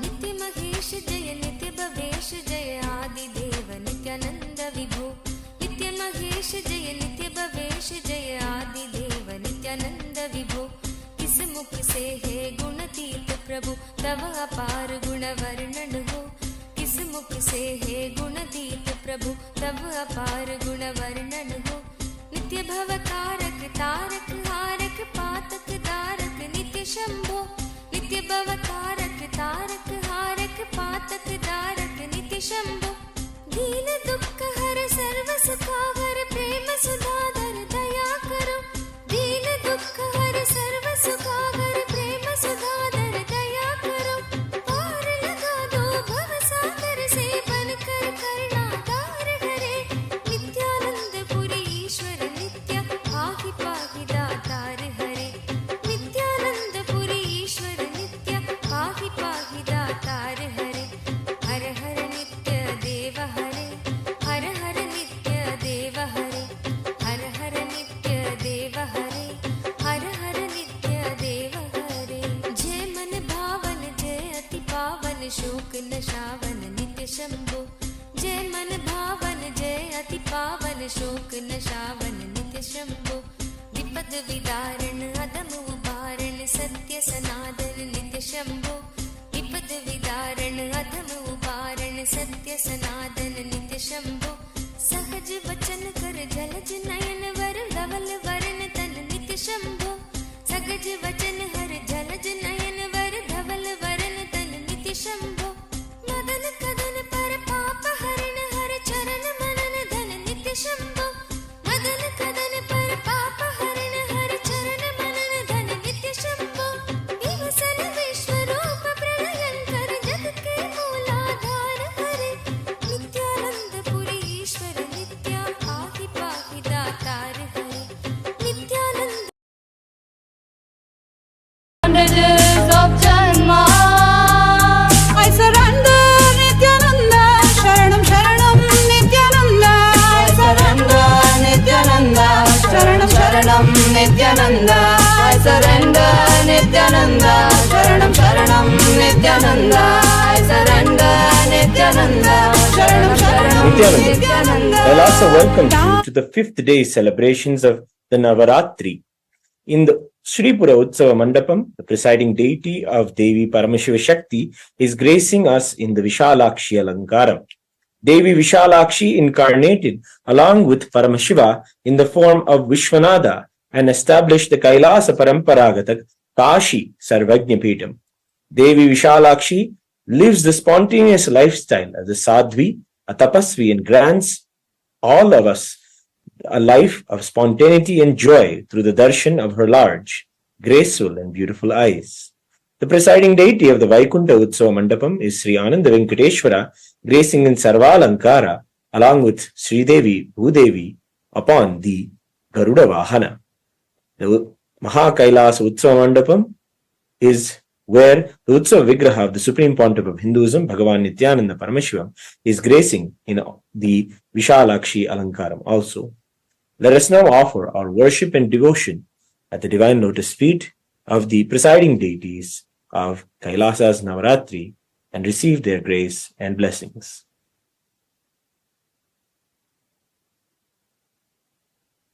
Om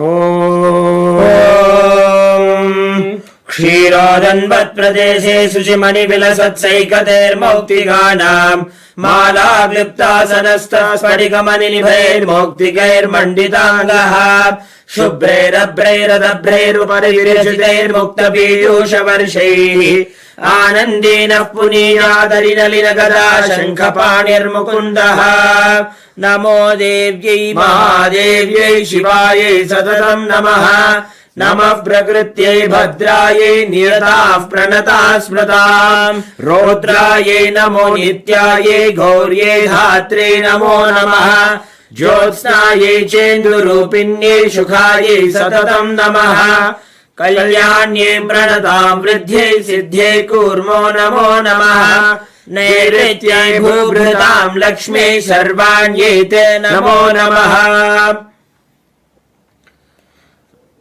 Atha Dhupaha Om Dashangam Gugulopetam Sugandham Cha Sumanoharam Agreya Sarva Devanam Dhupoyam Pratigrikhyatam Shri Nithyanande Shri Paramashiva Shakti Namaha Shri Ananda Venkateshwara Swamine Namaha Shri Sarvadeva Devi Swarupaya Bhagavate Shri Nithyananda Paramashivaya Namaha Dhupamagrapayami Atha Deepaha Om Sajyam Trivarti Sanyuktam Vanhina Yojitam Maya Grahana Mangalam Deepam Trailokyadimirapaham Shri Nithyanande Shri Paramashiva Shakti Namaha Shri Ananda Venkateshwara Swamine Namaha Shri Sarvadeva Devi Swarupaya Bhagavate Shri Nithyananda Paramashivaya Namaha Deepam Sandarshayami Atha Naivedyam Om Amrite Amritodbhave Amritavarshini Amritam Shravaya Shravaya Swaha Shri Nithyanande Shri Paramashiva Shakti Namaha Shri Ananda Venkateshwara Swamine Namaha Shri Sarvadeva Devi Swarupaya Bhagavate Shri Nithyananda Paramashivaya Namaha Amrita Mahanaivedyam Nivedayami Naivedyanantaram Achamanam Samarpayami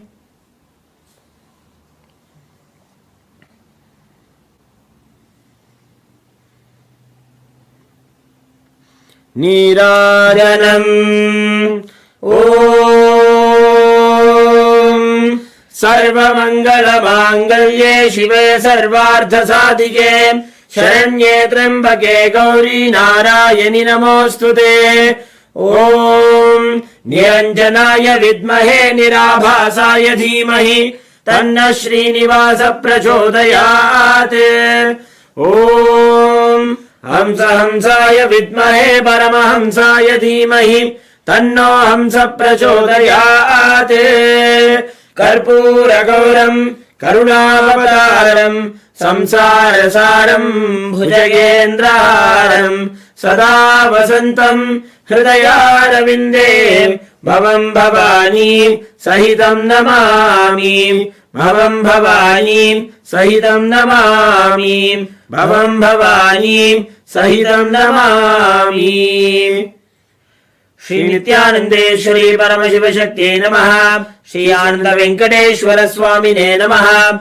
Shri Sarvadeva Devi Swarupaya Bhagavate Shri Nithyananda Paramashivaya Namaha Ankara Deepam Sandarshayami Rakshandharayami Shonadrishaavataraya Jyotistambhaswarupine Shri Kailasa Pradhanaya Nithyanandaya Mangalam Tattvajnana Pradhataya Nithyanandeshwara Rupine Shri Kailasa Pradhanaya नित्यानन्दाय मङ्गलम् मूलप्रकृतिरूपाय परमशिवशक्तिस्वरूपिणे श्रीकैलासप्रधानाय नित्यानन्दाय मङ्गलम् दण्डत्रिशूलहस्ताय कालकालस्वरूपिणे श्रीकैलासप्रधानाय नित्यानन्दाय मङ्गलम् आदिपूज्याय देवाय सकृत्पूर्णत्वरूपिणे श्रीकैलासप्रधानाय नित्यानन्दाय मङ्गलम् सर्वाभयविनाशकाय शत्रुसंहाररूपिणे श्रीकैलासप्रधानाय नित्यानन्दाय मङ्गलम् योगभट्टाभिषिक्ताय राजसन्न्यासधारिणे श्रीकैलासप्रधानाय नित्यानन्दाय मङ्गलम् सार्वभौमैकपत्याय राजराजार्चिताय च श्रीकैलासप्रधानाय नित्यानन्दाय मङ्गलम् मङ्गलम् कल्पवृक्षाय मङ्गलम् ज्ञानदायिने परमशिवाय श्रीनित्यानन्देश्वराय मङ्गलम् मङ्गलम् श्रीविद्याम्बायै मङ्गलम् कामदायिन्यै सर्वमङ्गलदात्री नित्यानन्देश्वर्यै मङ्गलम् मङ्गलम् गुरुदेवाय मोक्षमूलाय मङ्गलम् परमावताराय नित्यानन्दाय गुरवे मङ्गलम् त्वम् स्मृतमहम् धन्य मम प्राणमहेश्वर गङ्गाधर नामेति स्तोत्रस्थानम् ददाम्यहम् हरिः ओम् तत्सत् सर्वम् भगवत् श्री नित्यानन्द परमशिव पादुकार्पणमस्तु ओम् नित्यानन्दम्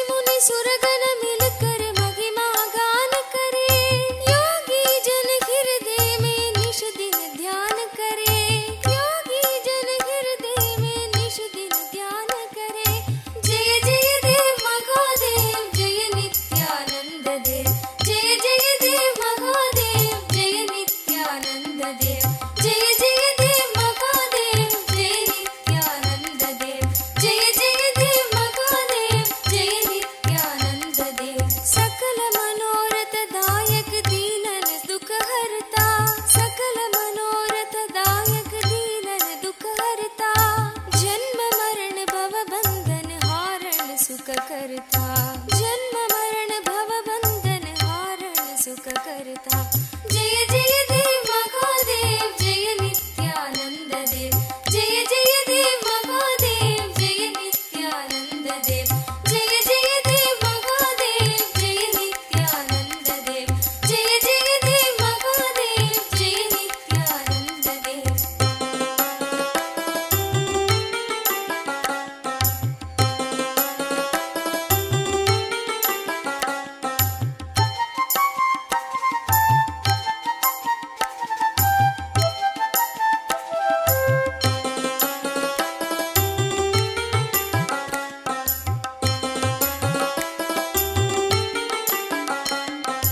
पूर्ण ब्रह्म निरंजन निर्गुण गुण राशि, पूर्ण ब्रह्म निरंजन निर्गुण गुण राशि, सकल जगत प्रतिपालन कारण अविनाशी, सकल जगत प्रतिपालन कारण अविनाशी।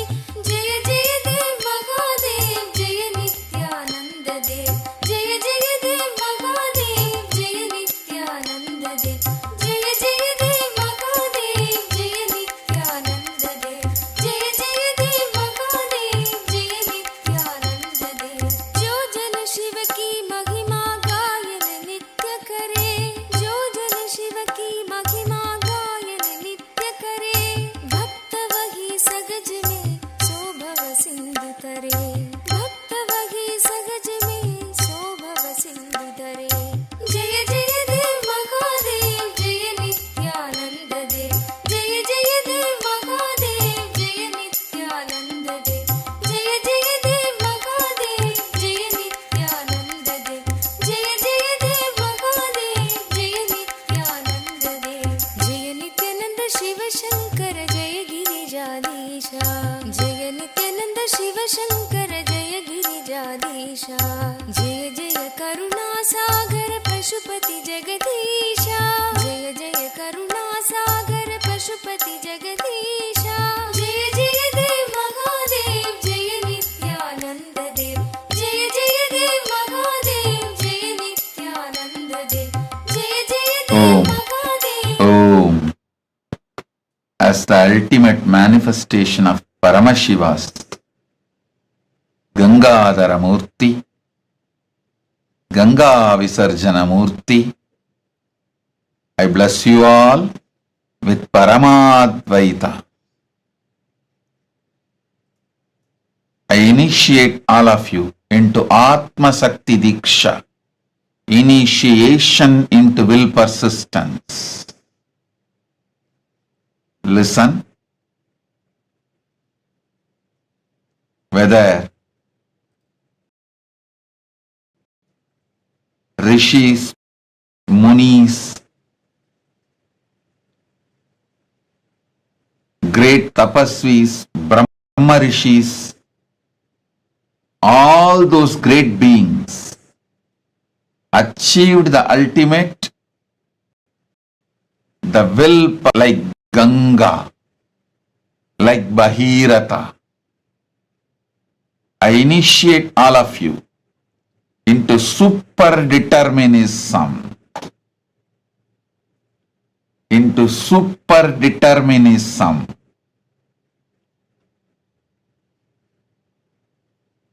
I awaken the conscious possibilities and powers in you today. Power to bring rain or change Vatavarana will be manifested through all of you. Om, Om, Om.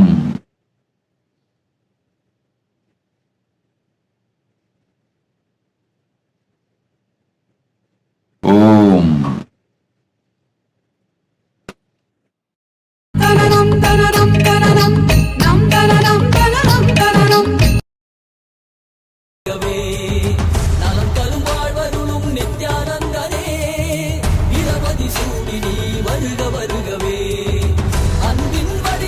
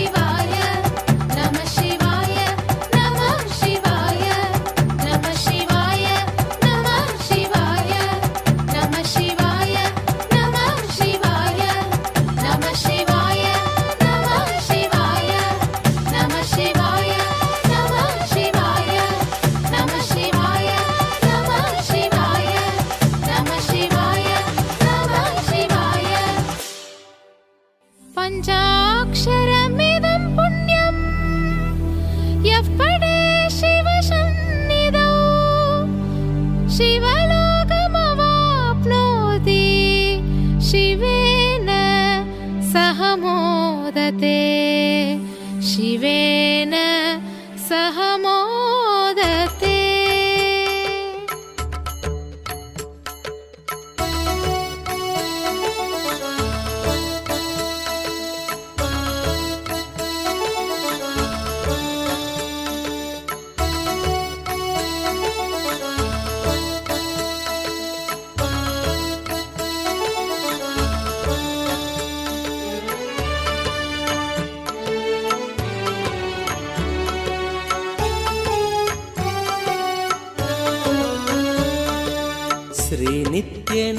श्रीनित्यनन्दार्थबन्धो भस्मलिप्ताङ्गगाङ्गेय कारुण्यसिन्धो श्रीनित्यनन्दार्थबन्धो भस्मलिप्ताङ्गगाङ्गेय कारुण्यसिन्धो श्रीनित्यनन्दार्थबन्धो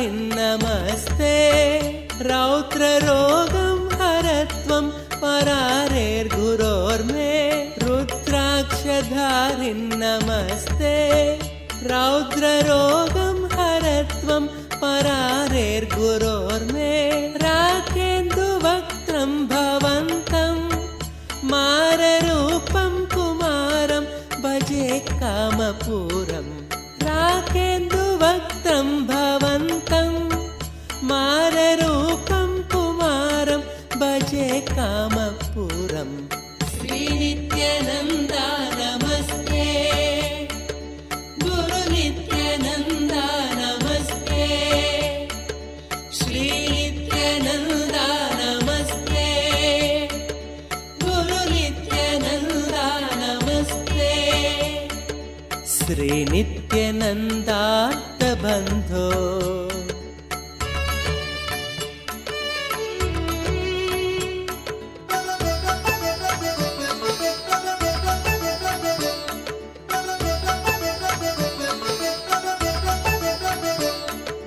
मां पाहि रोगादघोरात्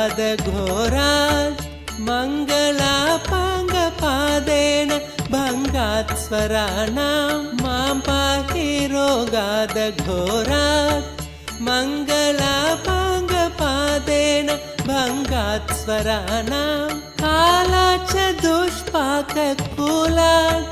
कालकालस्य सूनुं भजे क्रान्तसानुं कालाच्च दुष्पाककुलात् कालकालस्य सूनुं भजे क्रान्तसानुं श्रीनित्यानन्दा नमस्ते गुरुनित्यानन्दा नमस्ते श्रीनित्यानन्दा नमस्ते गुरुनित्यानन्दा नमस्ते श्रीनित्यानन्दार्थबन्धो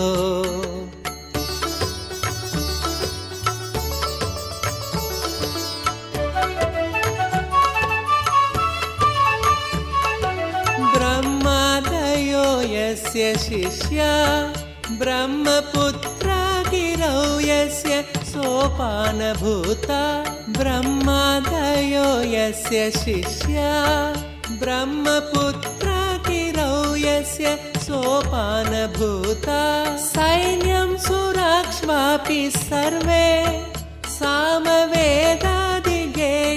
भजे नित्यानन्दम् सैन्यं सुराक्ष्वापि सर्वे सामवेदादिगेयं भजे नित्यानन्दम् श्रीनित्यानन्दा नमस्ते गुरुनित्यानन्दा नमस्ते श्रीनित्यानन्दा नमस्ते गुरुनित्यानन्दा नमस्ते श्रीनित्यानन्दार्थबन्धो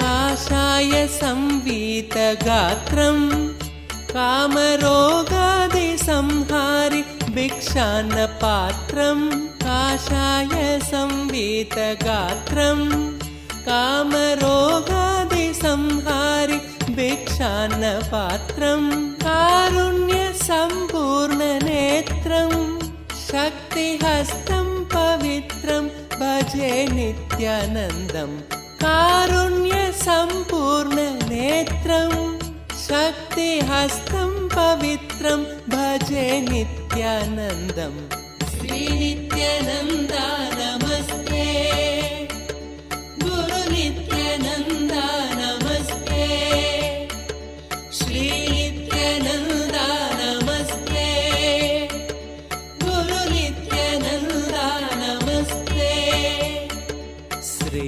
नित्यानन्दार्थबन्धो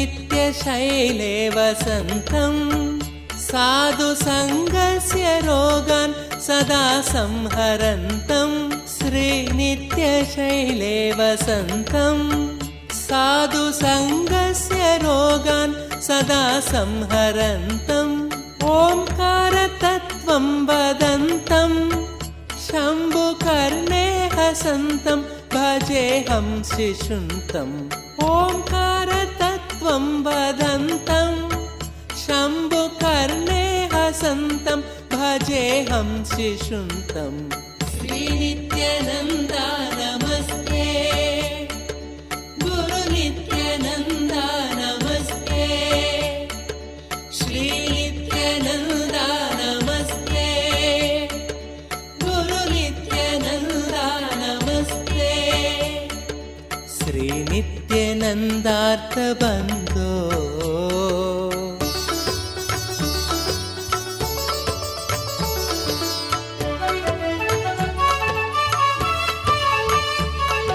स्तोत्रं कृतं चित्रचित्रं दीक्षितानन्दरामेण सर्वार्थसिद्ध्यै स्तोत्रं कृतं चित्रचित्रं दीक्षितानन्दरामेण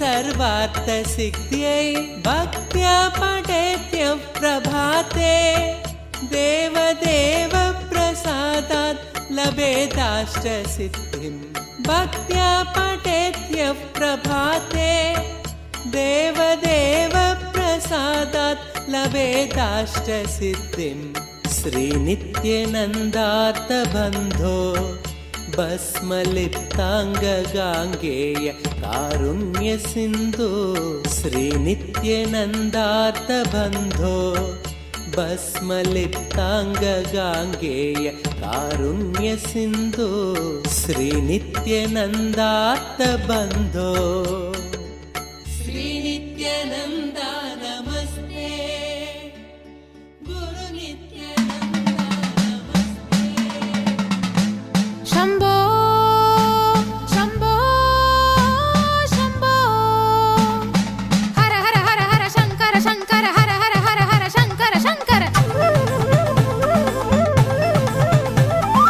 ईशा गिरीशा नरेशा परेशा महेशा बिलेशा ईश गिरीश नरेश परेश महेश बिलेश यभूषण वो शाम्ब सदा शिव शम्भो शङ्कर शरणं मे तव चरणयुगम् उमयादित्य सुमङ्गल विग्रह यालिङ्गित वामाङ्ग विभो शाम्ब सदा शिव शम्भो शङ्कर शरणं मे तव चरणयुगम् दूरी कुरु मामज्ञमनाथं दूरी कुरु मे दुरितं वो शाम्ब सदा शिव शम्भो शङ्कर शरणं मे तव चरणयुगम् शाम्ब सदा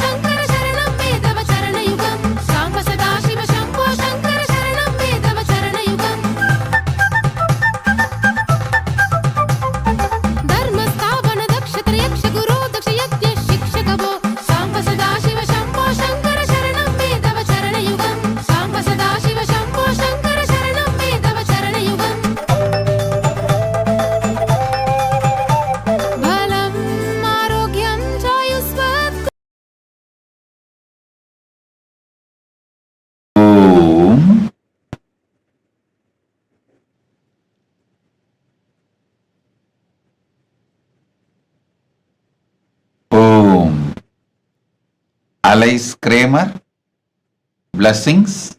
I give you this boon. Your old law of building will be sold. Everything will go in your favor. Alice Kramer, Tathastu. Blessings for your 4-year-old granddaughter. I will heal her, and my blessings.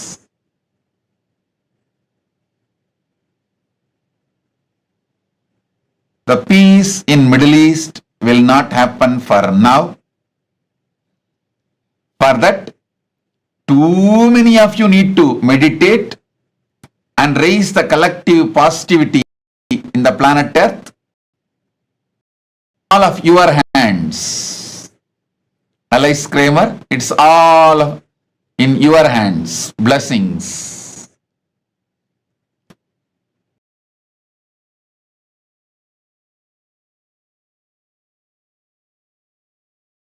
Ma Nitya Shakti Rupa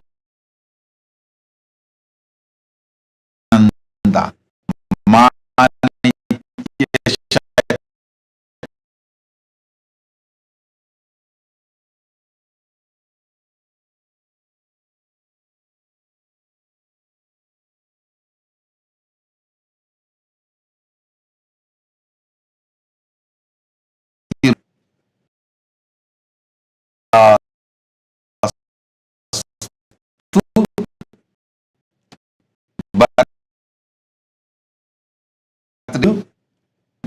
with graciousness, you will be with you. Blessings for Shakti Rupa.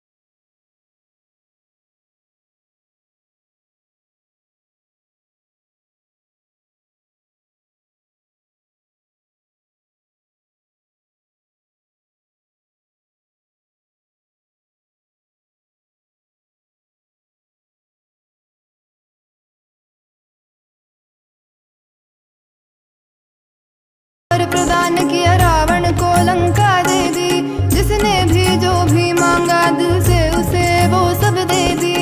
मांगा हमसे कुछ भी नहीं, देते गए जो है सभी। देखते हैं वो भक्ति कुछ भी उसके सिवा नहीं। तेरी ये अनंत लीला समझ न पाए हम, मिलजुल के खुल खुल के गाए मारे नित्यानंद की महिमा।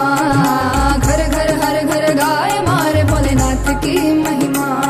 इस धरती पे उतर के एक नर शरीर धर के, ये थके नहीं अभी रुके नहीं मारे स्वामी पधारे हैं। मिलजुल के खुल खुल के गाए मारे नित्यानंद की महिमा। तू भी धुन सम के गुनगुनारे मारे नित्यानंद की महिमा। घर घर हर घर गाए मारे नित्यानंद की महिमा। घर घर हर घर गाए मारे नित्यानंद की महिमा। नित्यानंद की महिमा, नित्यानंद की महिमा, नित्यानंद की महिमा, नित्यानंद की महिमा,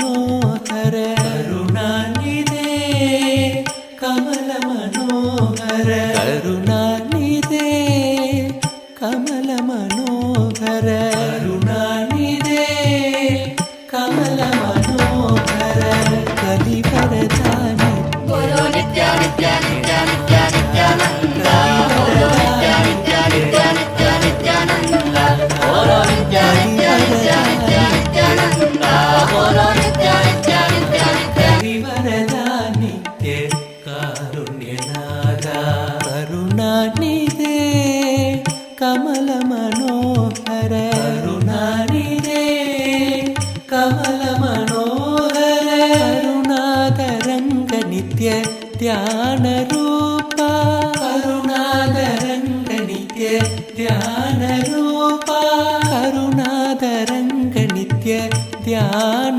रूपा करुणादरंग नित्य ध्यान रूपा त्रिभुवन वंदित हरिहर रूपा त्रिभुवन वंदित हरिहर रूपा त्रिभुवन वंदित हरिहर रूपा त्रिभुवन वंदित हरिहर रूपा त्रिभुवन वंदित हरिहर रूपा त्रिभुवन वंदित हरिहर रूपा त्रिभुवन वंदित हरिहर रूपा त्रिभुवन वंदित हरिहर रूपा करुणानिधे कमल मनोहर करुणानिधे कमल मनोहर करुणानिधे कमल मनोहर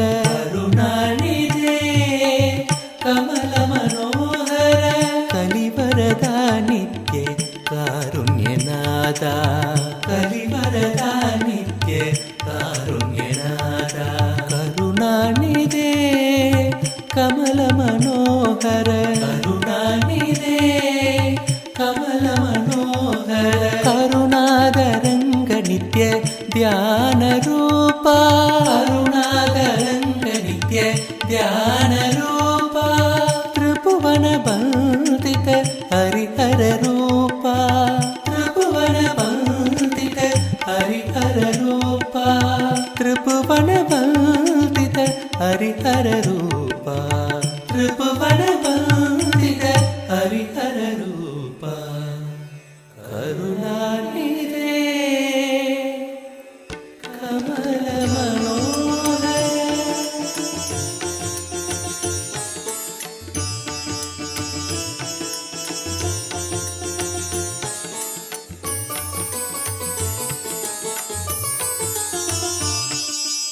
नित्यानंद हे नित्यानंद नित्यानंद हे नित्यानंद नित्यानंद हे नित्यानंद नित्यानंद हे Nityanand Gauri Tanaya Gajanana Gauri Tanaya Gajanana Gauri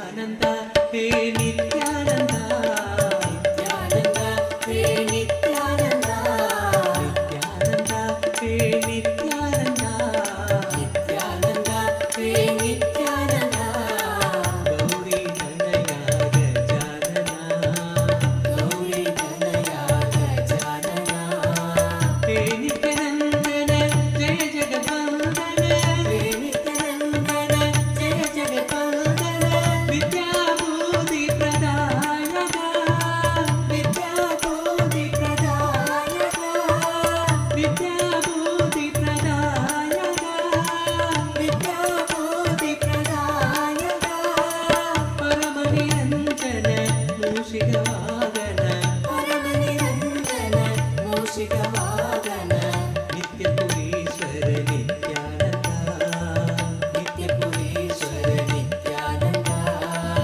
Nityapurishwara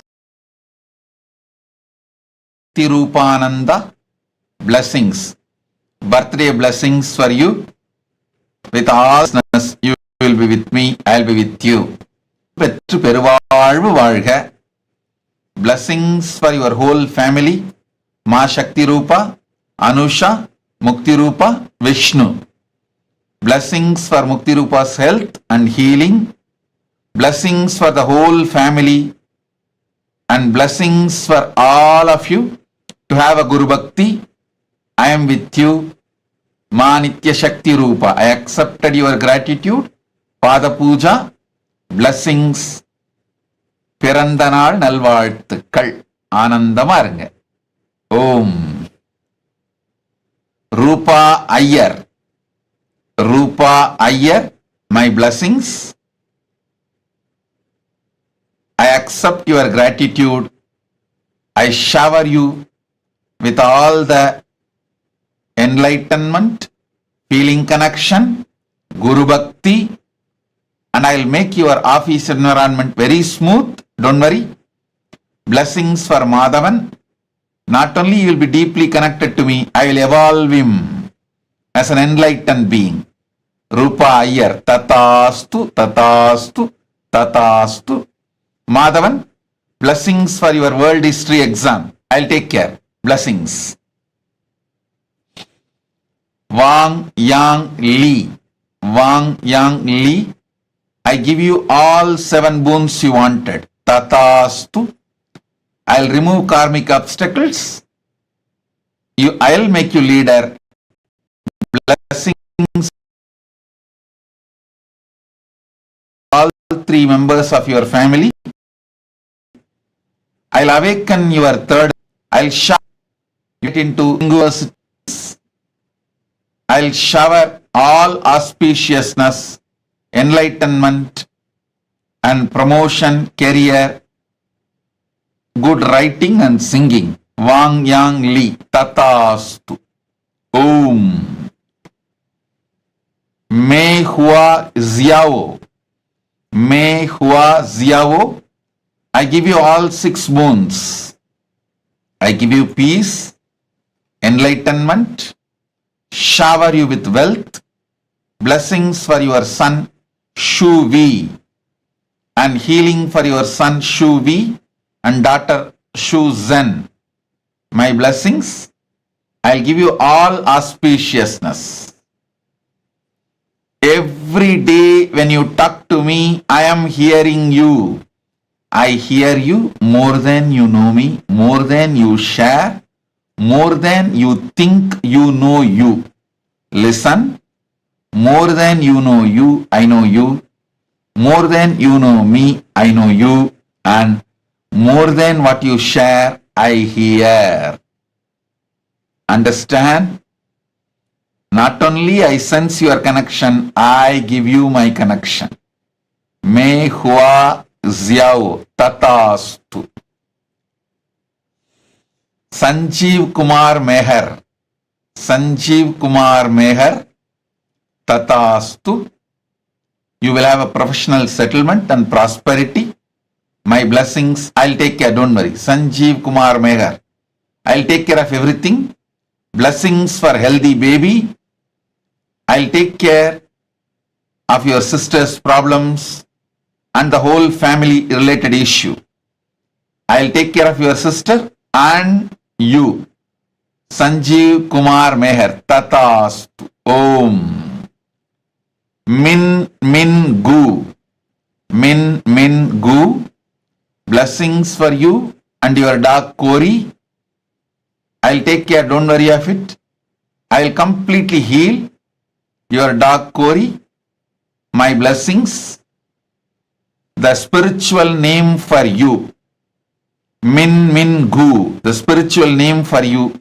Ma Nitya Gangadaramayi. Ma Nitya Gangadaramayi will be your spiritual name. Tatastu. Om.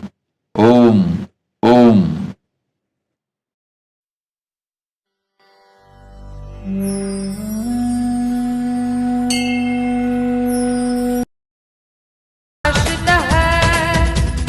Om Namah Shivaya. Hari Om Namah Shivaya. Om Namah Shivaya. Hari Om Namah Shivaya. Om Namah Shivaya. Hari Om Namah Shivaya. Om Namah Shivaya. Hari Om Namah Shivaya. Sarva Karma Swayam Bhuta Adiradi Karo Nidhi Saha Guru Charana Vandanam Nithyananda Guru Charana Vandanam Vandanam Guru Vandanam Shri कैलासोन्नत द्वादशान्त Shyamala पीठारूढ़ Shri Meenakshi सुंदरेश्वरा भिन्न स्वरूप परशिव पुत्र रत्न कुमार गुरुमण्यतुल्यावतार श्री पार्वती स्तन्यपान लब्ध दिव्य ज्ञान विश्रुत सकल निगमागम सारभूत द्राविड वेद प्रवक्त्रे श्रीमत् परमशिव करुणा समधिगत मुक्तामय चतुरश्रयान गीयमान छत्र चामर श्री चिन्ह काहलादि समस्त बिरदावल्यलंकृत ज्ञान विज्ञान चक्रवर्ती सर्वजन संघ सद्यो निर्वाण दीक्षा व्ययापवर्ग वर्ष विश्राण जीमूत परमत कलभ केसरी शैव सिद्धांत स्थापनाचार्य श्री राजाधिराज पांड्य महाराज गुरु क्षपण शाक्यादि महांधकार निवारण ज्ञान भानु वीक्षणानर्हार्ह ध्वजोच्छेदन पूर्वक श्रीमद्वृषभध्वज स्थापक शैव समय कर्त्रे सर्वज्ञ पीठारूढ़ श्री जगद्गुरु श्री ज्ञान संबंध देशिक स्वामी वागीश सुंदर माणिक्य वाचक स्वामिनाम् अवतार भूत श्री ज्ञान संबंध स्वामी पुनरुद्धृत श्यामला पीठ सर्वज्ञ पीठ त्रिनवत्युत्तर द्विशततम गुरु महासन्निधान अरुणगिरि योगीश्वर परंपरागत अरुणाचल सर्वज्ञ पीठ गुरु महासन्निधान कैलास परंपरागत कांची कैलास सर्वज्ञ पीठ त्रयस्त्रिंशदुत्तर द्विशततम गुरु महासन्निधान नित्योत्सव नित्य मंगल नित्य कल्याण नित्य रजित कैलास परंपरागत आदि कैलास नित्यानंद पीठ महासंस्थान महासिंहासन पीठ कर्तः साक्षात् श्री परमशिव समुद्भूत कैलास परंपरागत वैवस्वत मनु इक्ष्वाकु हरिश्चंद्र भगीरथ श्रीरामचंद्र शूरसेन इत्यादि अनवच्छिन्न सार्वभौम चक्रवर्ति परंपरागत चतुष्षष्टि योगिनी मंडित चतुष्षष्टि सम्प्रदाय प्रवर्तक मनुधर्मशासन सूर्यवंश प्राप्त सर्वज्ञपीठ सुराङ्गि साम्राज्य मूर्धाभिषिक्त चूडामणे साक्षात् श्री परमशिव समुद्भूत कपिल महागुरु पुनरुद्धृत महानिर्वाणिपीठ अष्टोत्तर सहस्र श्री महामण्डलेश्वर साक्षात् श्री परमशिव सिंहासनाभिषिक्त समस्त